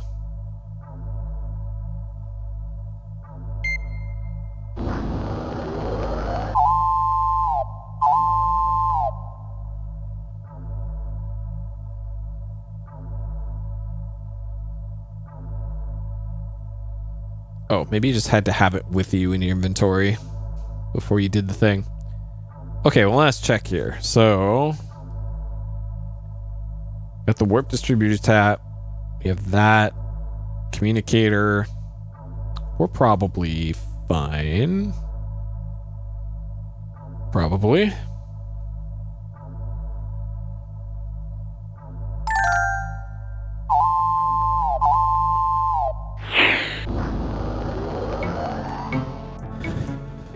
Hand icon to indicate where on the hull you wish to dock. So based off of those diagrams, it was about right here.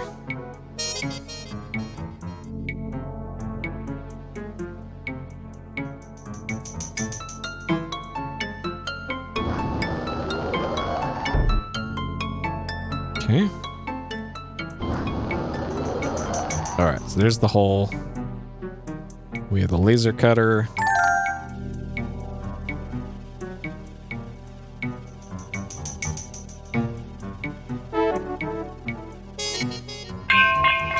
Expended the laser torch's power pack, cutting through it. You decide to leave the spent bulky tool in the EVA pod. Okay.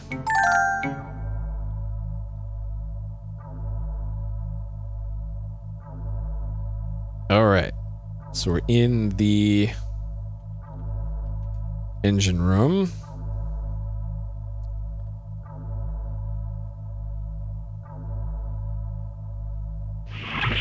Oh God. Well. Boy, they were all over you like flies on Earth. Sorry, probably still get a little sensitive about that fly thing. Great, cool. Just immediately get shot. Great. Alright, so I'm pretty sure you have to just wait at the bottom of the stairs.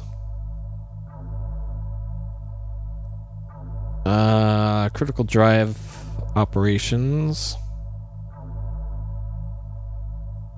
Lone Pucoid patrols catwalks, uglier than your great aunt Helga.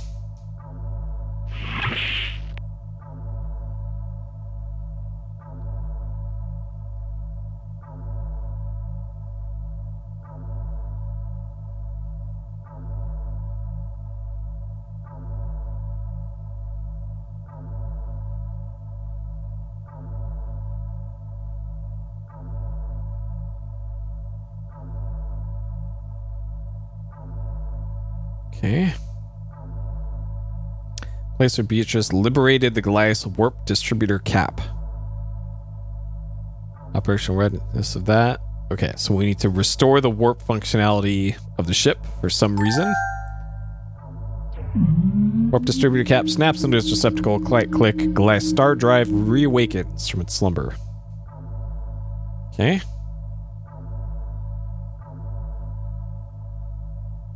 All right, and then I think you have to just hang out here.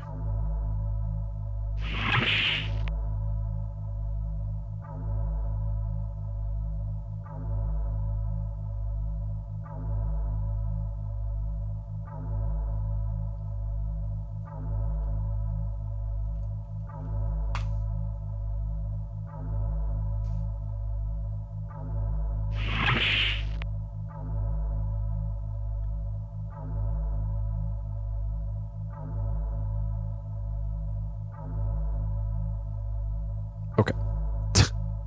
I know, right?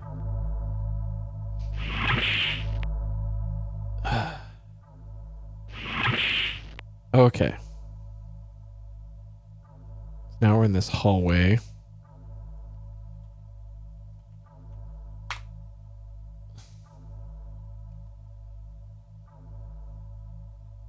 This looks like the last hallway we were in. Nearby door, easy to exit this corridor in a normal manner. Sure. Halt. Great, perfect. Nailed it. Okay. Why do I play all these old games? Is it nostalgia or just more fun than newer games? Well,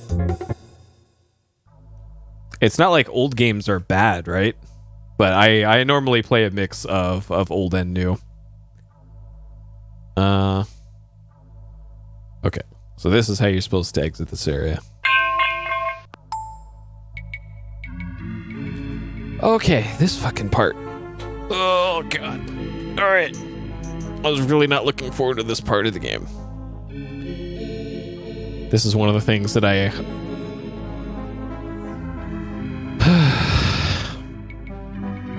Old game design. Let's put in a maze just to make this even longer. Okay. So... Fuck, man. How am I...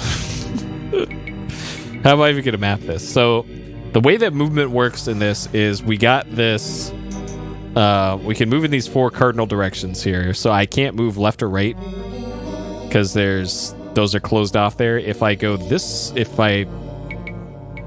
actually no, I dropped in from the top.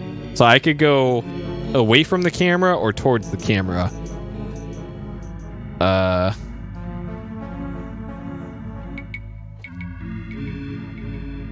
So if I go that way, let's say that's north. Okay, so if we go north from here, this leads us to a dead end. So if I turn around, my map is no longer north-south. Correct for north-south again. And if I go this way, this is the screen that we started at from.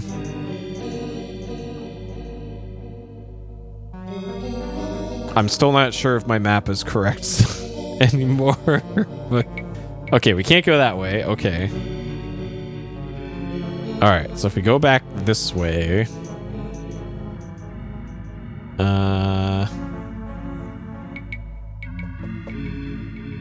all right, so if I go left here, this changes the orientation. What? Oh god. Oh. Game. So I guess I went right? Okay, left is Pac-Man. Actually, maybe this isn't as complicated as I thought it would be. Never mind. So I can go that way. And we're in level 8. So there's there to a hatch. Okay.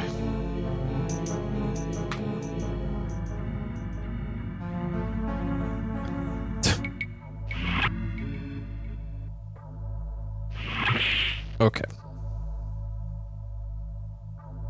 Turbo shaft plunges downward into darkness.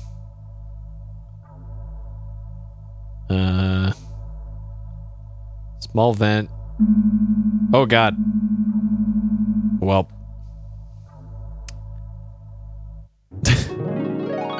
Looks like you've been spreading yourself a bit thin lately. Perhaps you'd like to try one of our less challenging games like Mixed Up Mother Goose.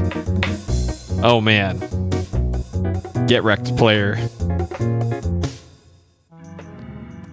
Alright, so I could have gone in that hatch in the center of the screen. I think I can also... Oh, good. The elevator's in a different spot now.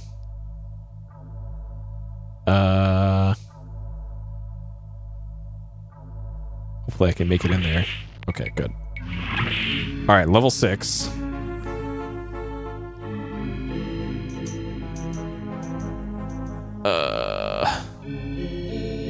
Shit.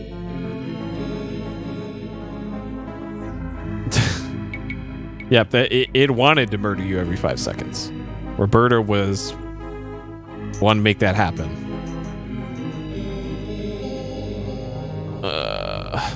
Okay.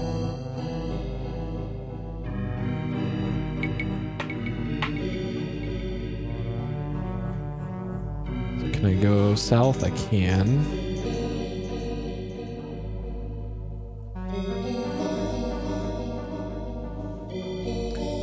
Can't go south. Okay.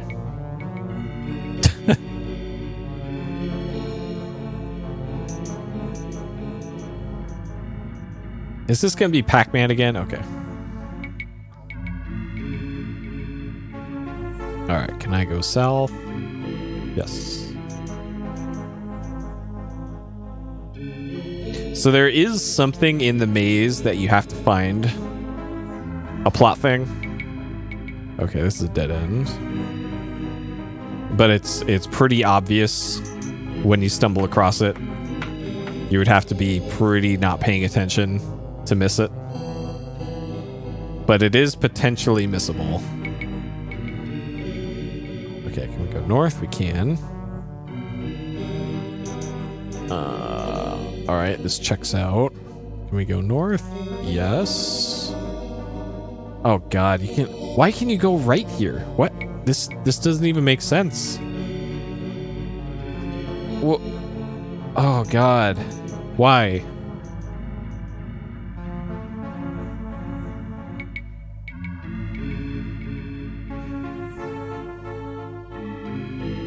All right, if I go right here, where does that lead me? Oh God.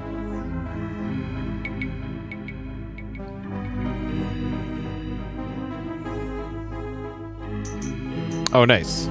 My pen just ran out of power. What a perfect time for that to happen. Okay.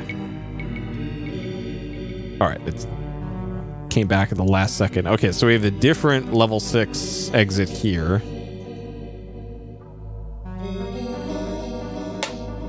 Okay.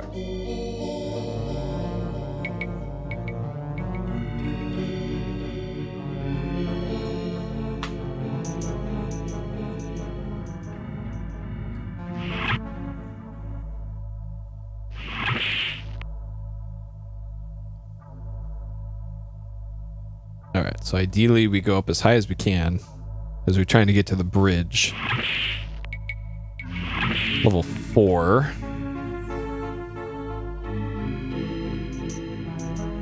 Okay.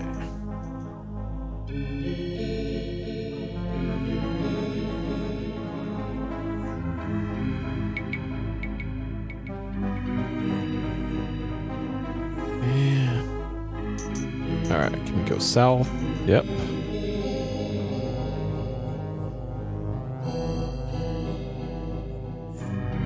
This is going to be a preview of the eventual Betrayal at Krondor playthrough.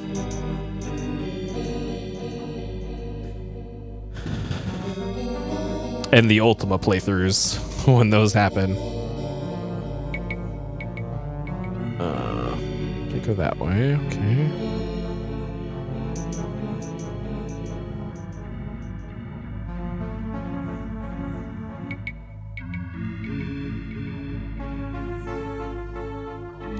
Okay, this is a dead end.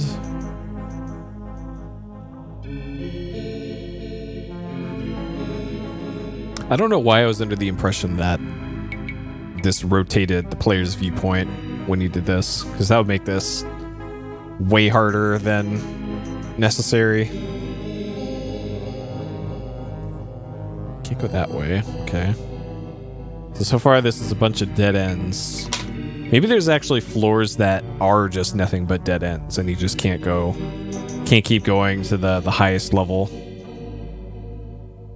So if I go north from this screen, that goes back to the elevator shaft. So if I go left here, is this fucking pack? Okay. Hopefully they don't keep doing that Pac-Man gag.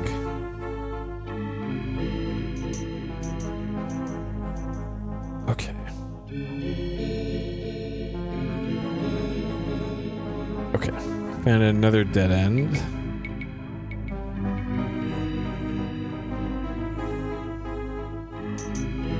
So if I go south here,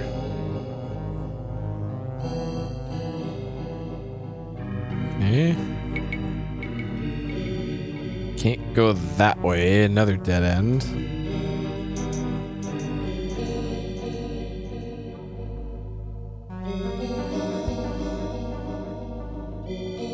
Okay. All right, this checks out.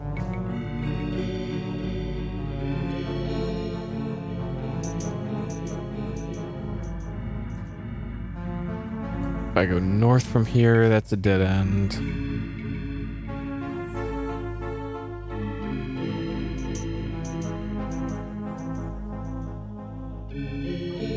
All right, let's go left.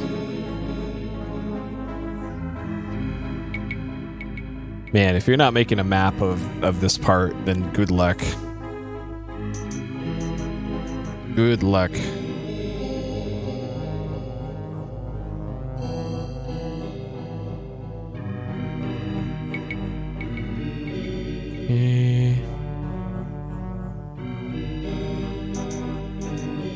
Okay, so we found the other elevator shaft.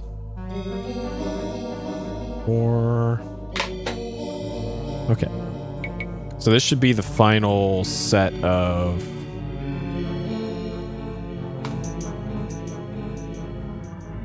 maze. And then we're in the end game right after that. Though I do need to... Okay, I need to go into here. Level 3. I need to go back out to here. I need to keep doing this until the elevator's below me. There we go.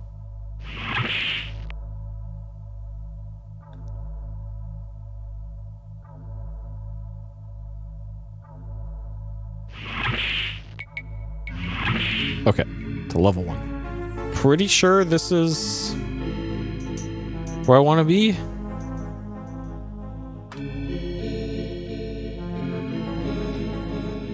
Okay.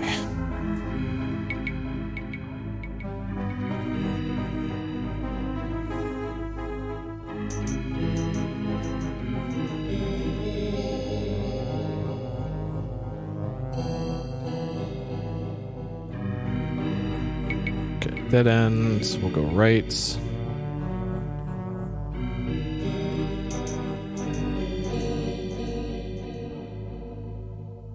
You go that way.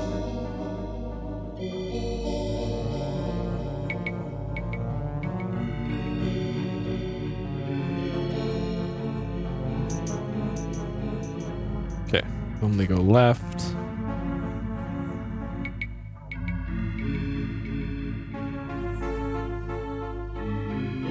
Okay.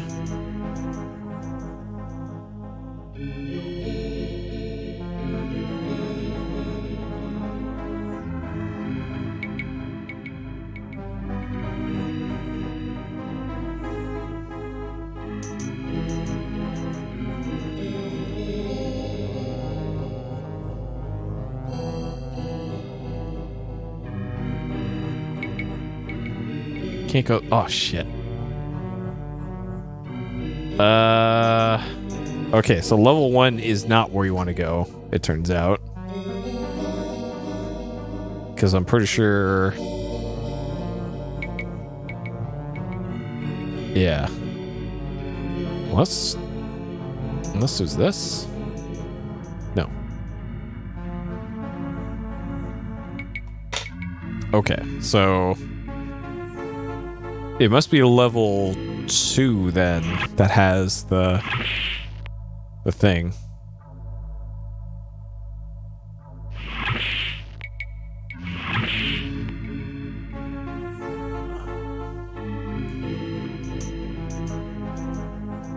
Two.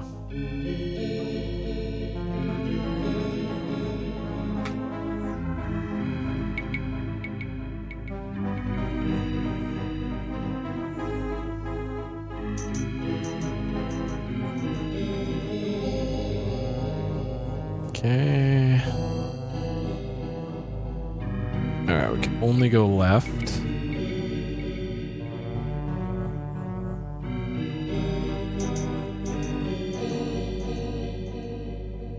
If I remember correctly, the way you got to it was coming towards the camera.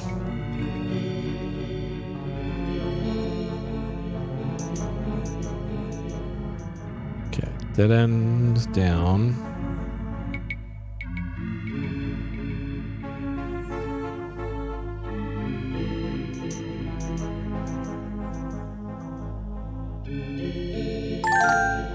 Okay.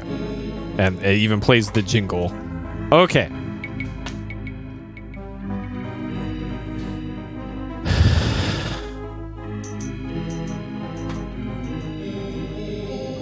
All right. What is this? Shield deactivation switch. On and off. All right. Shields off.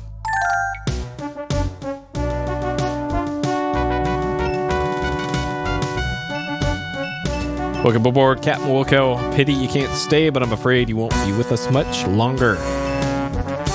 Won't go down without a fight, Quirk. I know Kung Fu, Karate, Taekwondo, Judo, and several other Chinese words.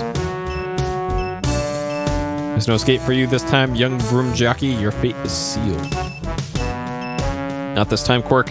Now the foot's on the other shoe. You're toast.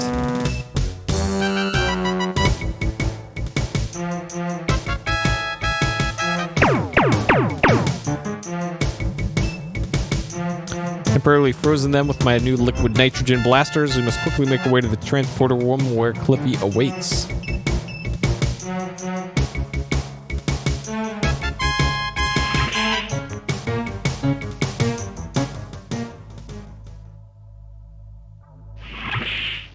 Captain, I got the transporter all set up to separate the primordial suit from the Goliath crew. Quick, hide. Not like that, Captain.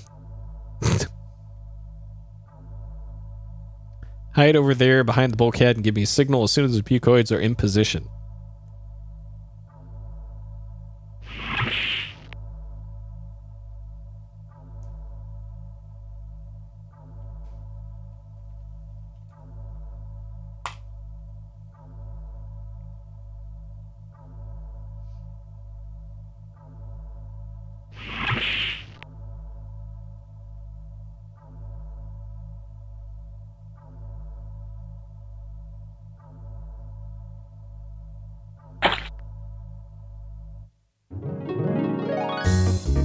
Okay. They give you plenty of time to do that, as it turns out.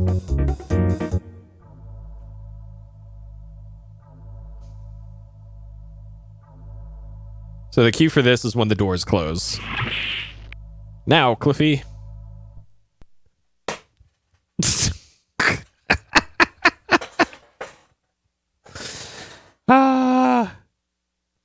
Classic gaming.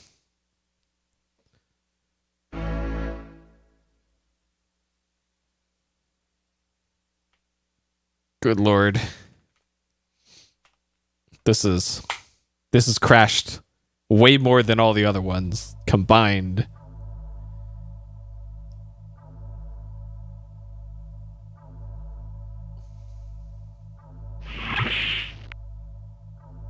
Okay.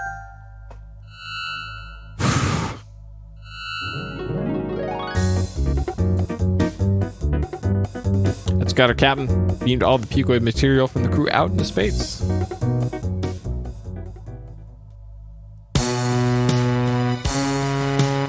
But what about Quirk? He's not here.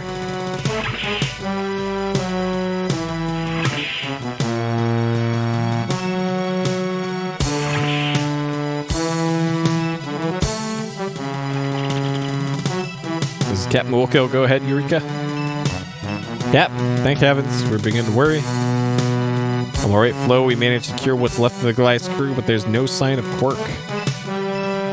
Hey, Captain, just detected a shuttle launch from the Goliath. See it, Flo. Looks like it's Quirk trying to make a run for it. Holy hockey pucks! He's headed straight for the blob. Uh-oh. It's bad, very bad. I think we're in trouble. Anything I can do. Call Cliffy, tell him to beam me over to the Eureka. Don't worry about it, Flo. I'm gonna fire up the Goliath phaser banks and zap that Quirkoid blob creature into puke critters. I think we can write it out. That blob thing doesn't look that dangerous.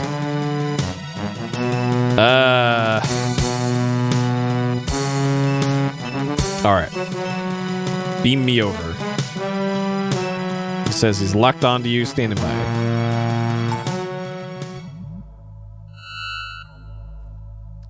Captain, get up here quick. Peacock Blob is attacking the Goliath.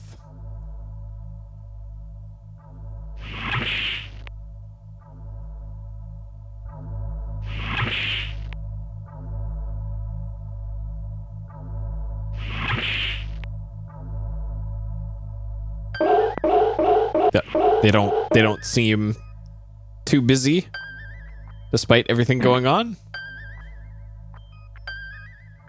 Glass hole nearing structural failure. Gonna implode if we don't do something. Okay.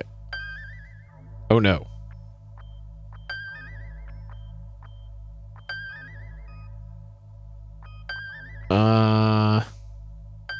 Fire. Cloaking. Eat plasma blob face.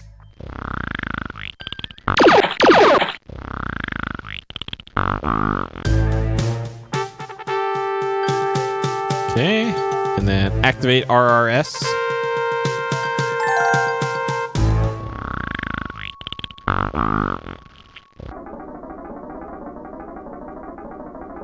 More good faces. Got the blob aboard, sir. Containment fields are holding, but they won't last long. Losing power. Ship's gonna fall apart any minute. Uh-oh. Abandoned ship. What to tell me twice. You're a brave man, Captain. In case you don't make it out of here, I want you to know that except for a few minor incidents, which I won't go into right now, it's been an honor serving with you.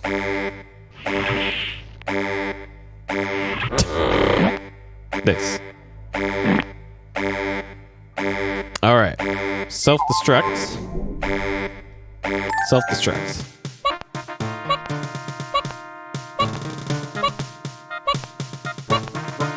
Nice.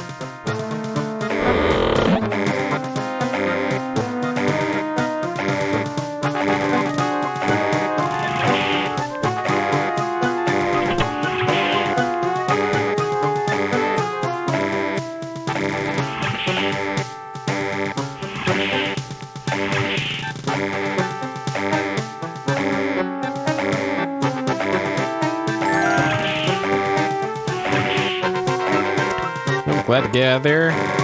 All these pretty lights are flashing. What's going on? Not much. That the Eureka has sucked up a giant pucoid blob creature and is about to self-destruct. That's nice. Think you're still a bit woozy. Whatever you say. Alright. Let's get our boy. Get our good boy.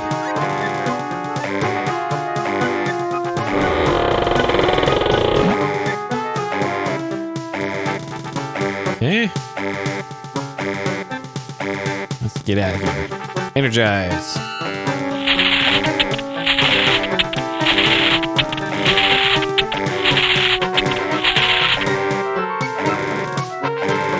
Dang.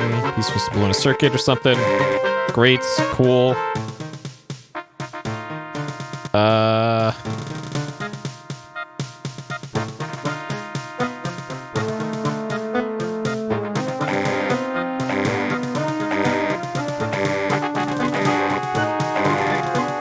Put all, oh god. Alright. Gotta put our good boy back.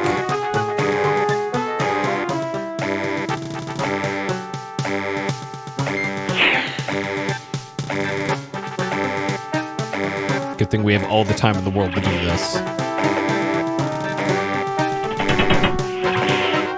Alright. So it's in here.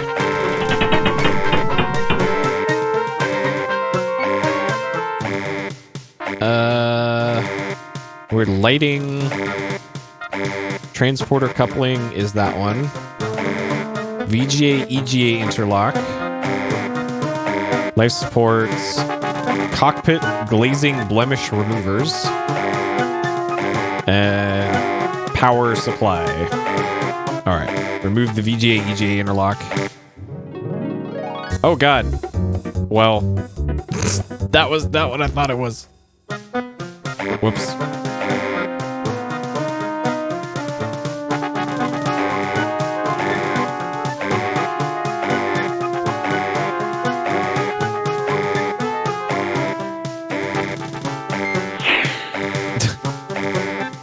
Yeah, we'll need that for Super Mario RPG, but not for this game. And maybe Viva Pinata? I was thinking about Viva Pinata today randomly. I don't know why. I didn't play that much of that game. Okay, there we go. So there's the VGA EGA interlock. So we got EGA graphics again.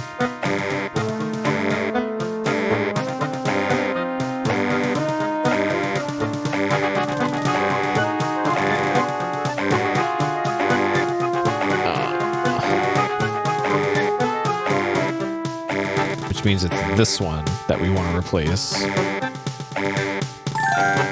Okay.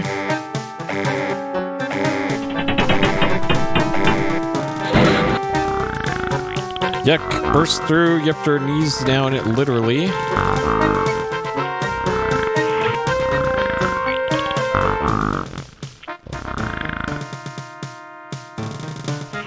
Okay. Well, that was close. Hate to try that again. Not sure if the transport is working right. You better go first. Good. Transporter checks out. All right. Let's go get our good boy and get out of here.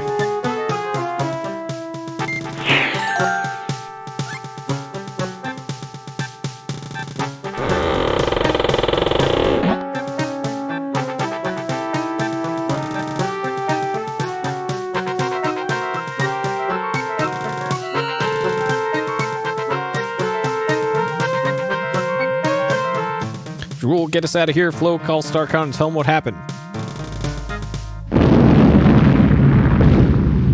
We did it.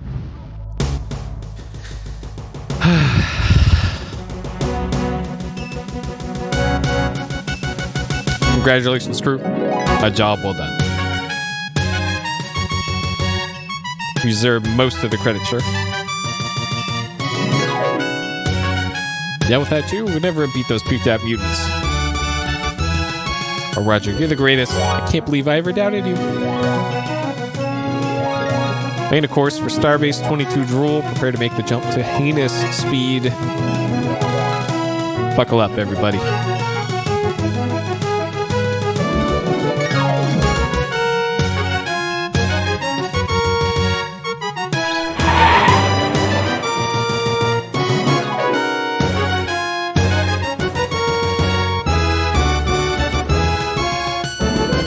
Congratulations, you vaporized the blobulous personification of the villainous Captain Quirk, saving countless lives from its menace.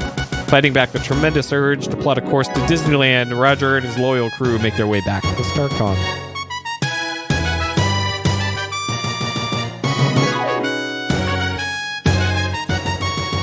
And so ends another chapter in the continuing adventures of Roger Woko.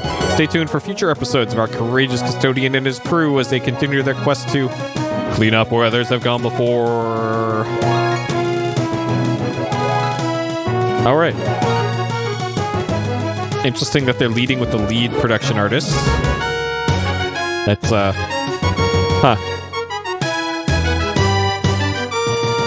3 people doing the 3D stuff with us. Interesting.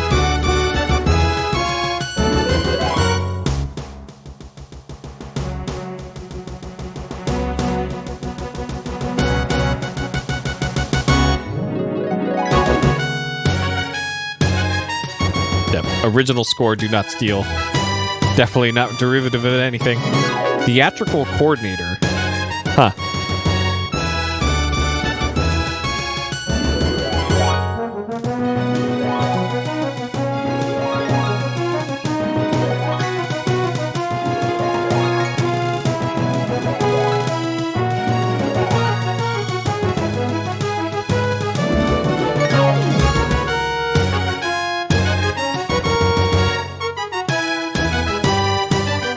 There we go. There's sprint number 11. Thank you for playing Space Quest 5: The Next Mutation. Oh, and then it just, oh, great. Okay, cool. The other ones didn't do that. They hung around until the player manually ended it. But nope, it's like, good job, you beat the game. Now get the fuck out. All right. Okay, let's time's it. Yeah, we got time to do some Space Quest. Yeah, Sprint is still around. Like I have Google Fi service and it technically uses Sprint's towers for some stuff. So I think they maybe had a merger with somebody recently, but I think they might still be around in some capacity. Because yeah, they're mostly a mobile carrier, or pretty much just a mobile carrier at this point. Okay. Space Quest 5. Next mutation. Completed? Yes. Cheated? No. Things I liked. Really cool art style. I think like Space Quest 5 is probably the best looking Space Quest out of the 6 games that have been made. Though I guess depending on your aesthetic, it could also be argued that Space Quest 3 might also be one of the best looking ones too. Certainly not 1 and 2, probably not 4. And then 6 is kind of its own thing. So yeah, I really dig the art style for this. Let's see.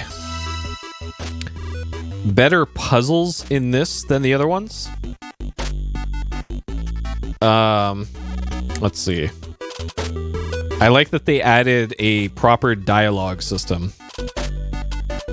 Though I hardly ever used it, it is nice that the Sierra adventure game has progressed beyond like the single line of dialogue that one character just says over and over and over again. At least in this, you can have some choice in the matter, kind of like how Quest for Glory did it. Though obviously it's a lot more work to implement all that, but it adds a whole lot more to the adventure game than not having it. I would rank that as one of the weak points of the Sierra style adventure game of having very, very linear dialogue choices. And this game at least added a little bit more non-linearity to it, which I appreciate that they went out on a limb to do that. Some genuinely funny parts.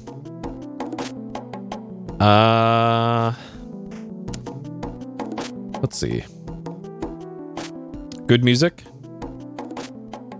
I wouldn't call it great music, but it was good music. And again, this game is the one reason to get a Mark I Roland SC55 unit, because of one track in one area, one note is played correctly on that model, and that one note is played incorrectly on the Mark II version of the SC55, because I don't know, it's so stupid that people, DOS enthusiasts like me, I guess, have to go out of our way to get this very specific model of the SC55 just for this. But whatever, I can't talk. I did that too.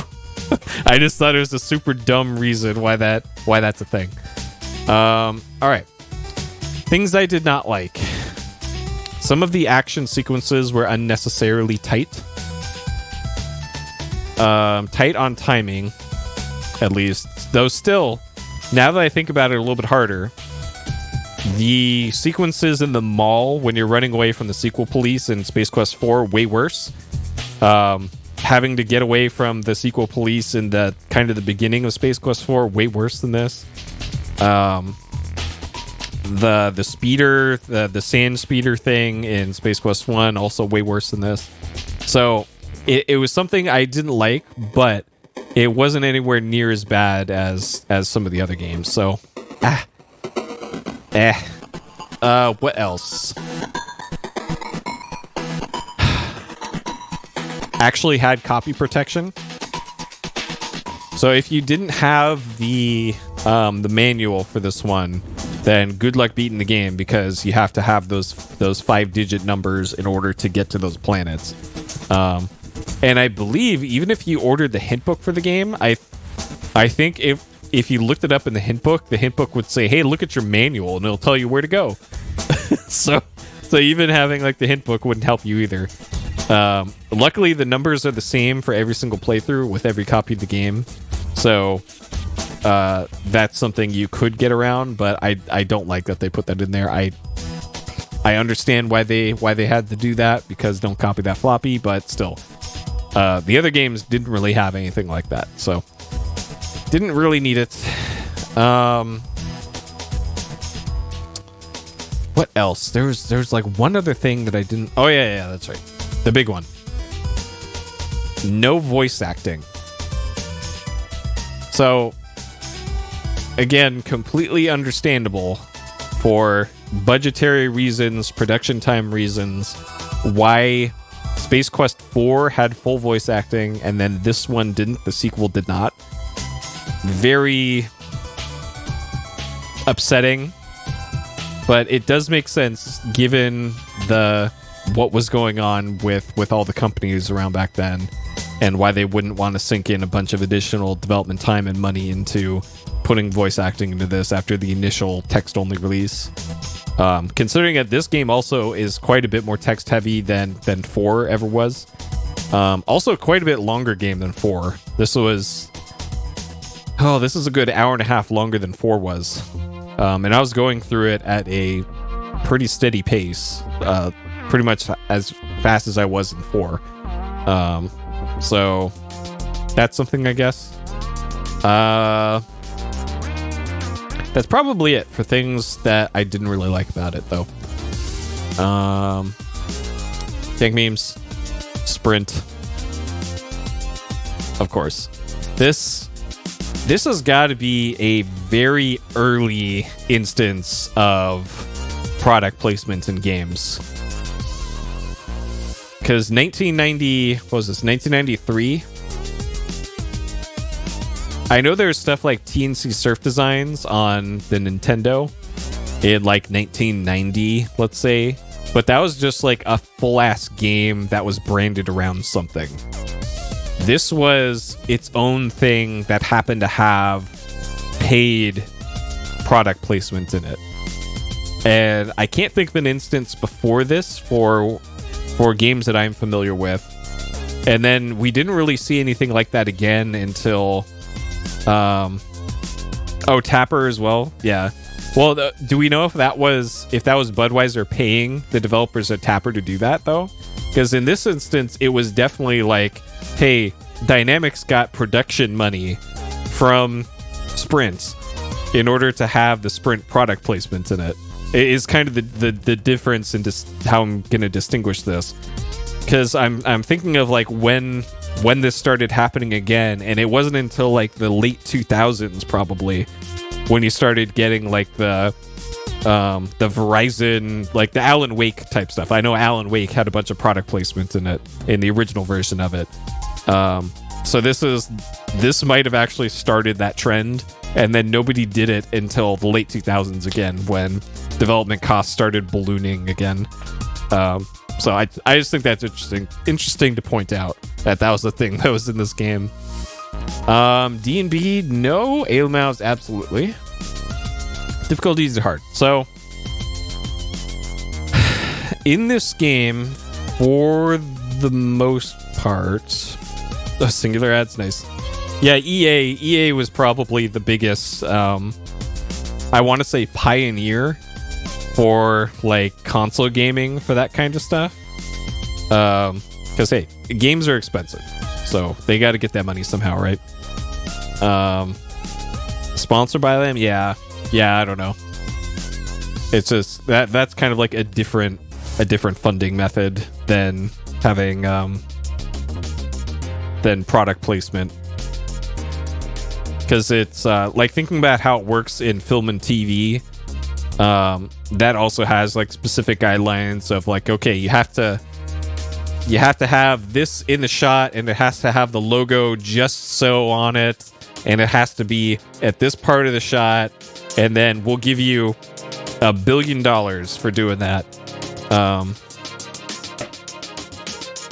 Yeah, it makes more sense to see that stuff in sports and racing and like open world games, I guess, too. But it just seems so weirdly out of place in this. Question. But then again, Dungeon Mans. but then again, I would say it was tastefully implemented in this. So it's just like, I'm not saying, oh man, this is horrible and ruined the game or anything. It's just kind of a weird thing to have in, and kind of an interesting footnote as to how the game was funded and developed, I guess. I doubt they had like a Sprint rep on the team, like looking over their shoulder, like, hey, you can't have that head explode. The Sprint shareholders won't like it. So I don't know. Maybe they did. I don't know. Who knows?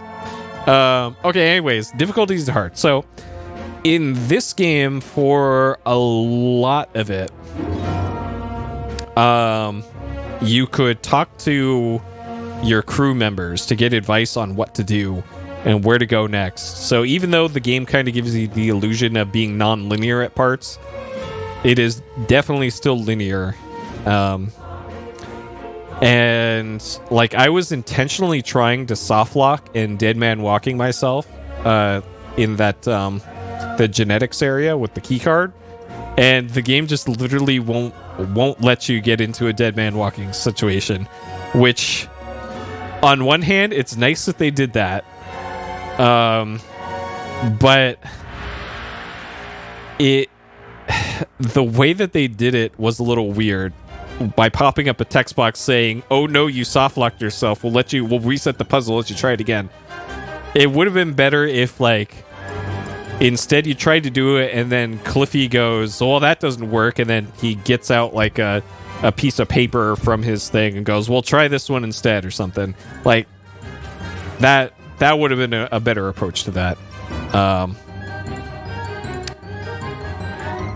So difficulty-wise,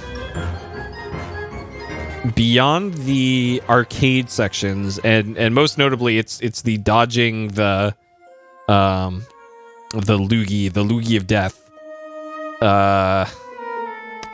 and the EVA section. If it weren't for those, I would say this is pretty below average on difficulty, especially for this game and the Sierra games in general. So I'd probably put this one right about just right. Since you can't really soft lock yourself in this, as long as you have the manual for the game, this is very doable to beat. The maze section at the end is pretty annoying and felt kind of unnecessary. But beyond that, it's pretty smooth going through it, and there's enough in-game hint mechanisms to not hinder the player too much. So that's that, and then rating 1 to 5. So the lack of voice acting, I would say, really hurts this one. But I'm trying to consider this one based off of having no prior knowledge of 4. So that's kind of hard to do if you're just playing the series. It's kind of hard to discount Space Quest 4 when considering Space Quest 5. Especially if you were buying this game in 1993. And then you get it and be like, what gives? Why is this a downgrade in terms of tech from Space Quest 4? So I would say that's kind of disappointing. That is the thing that exists. Let's see. But I really did like the art style for this. Best art style. A lot of writing and dialogue in this, but cleverly written, and a lot of it was really funny. A good variety of gameplay in this. Like, as annoying as that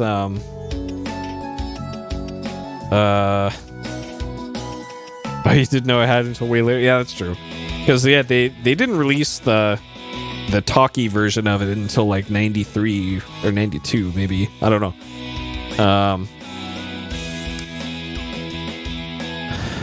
But yeah, as annoying as the mini game for the battleship, the You Sunk My Battleship part, that part could have been real annoying. But luckily things just happened to line up that I got really lucky and found all of the battleships pretty quickly. But yeah, I think the pacing was nice for this. Like, this had a nice narrative buildup of like something's afoot in the sector. We hear at the beginning from Beatrice, like, there's these mutant raiders out and about in the sector, all these illegal dumping sites. You investigate the sites. Something fishy is going on. You uncover the conspiracy at the space bar.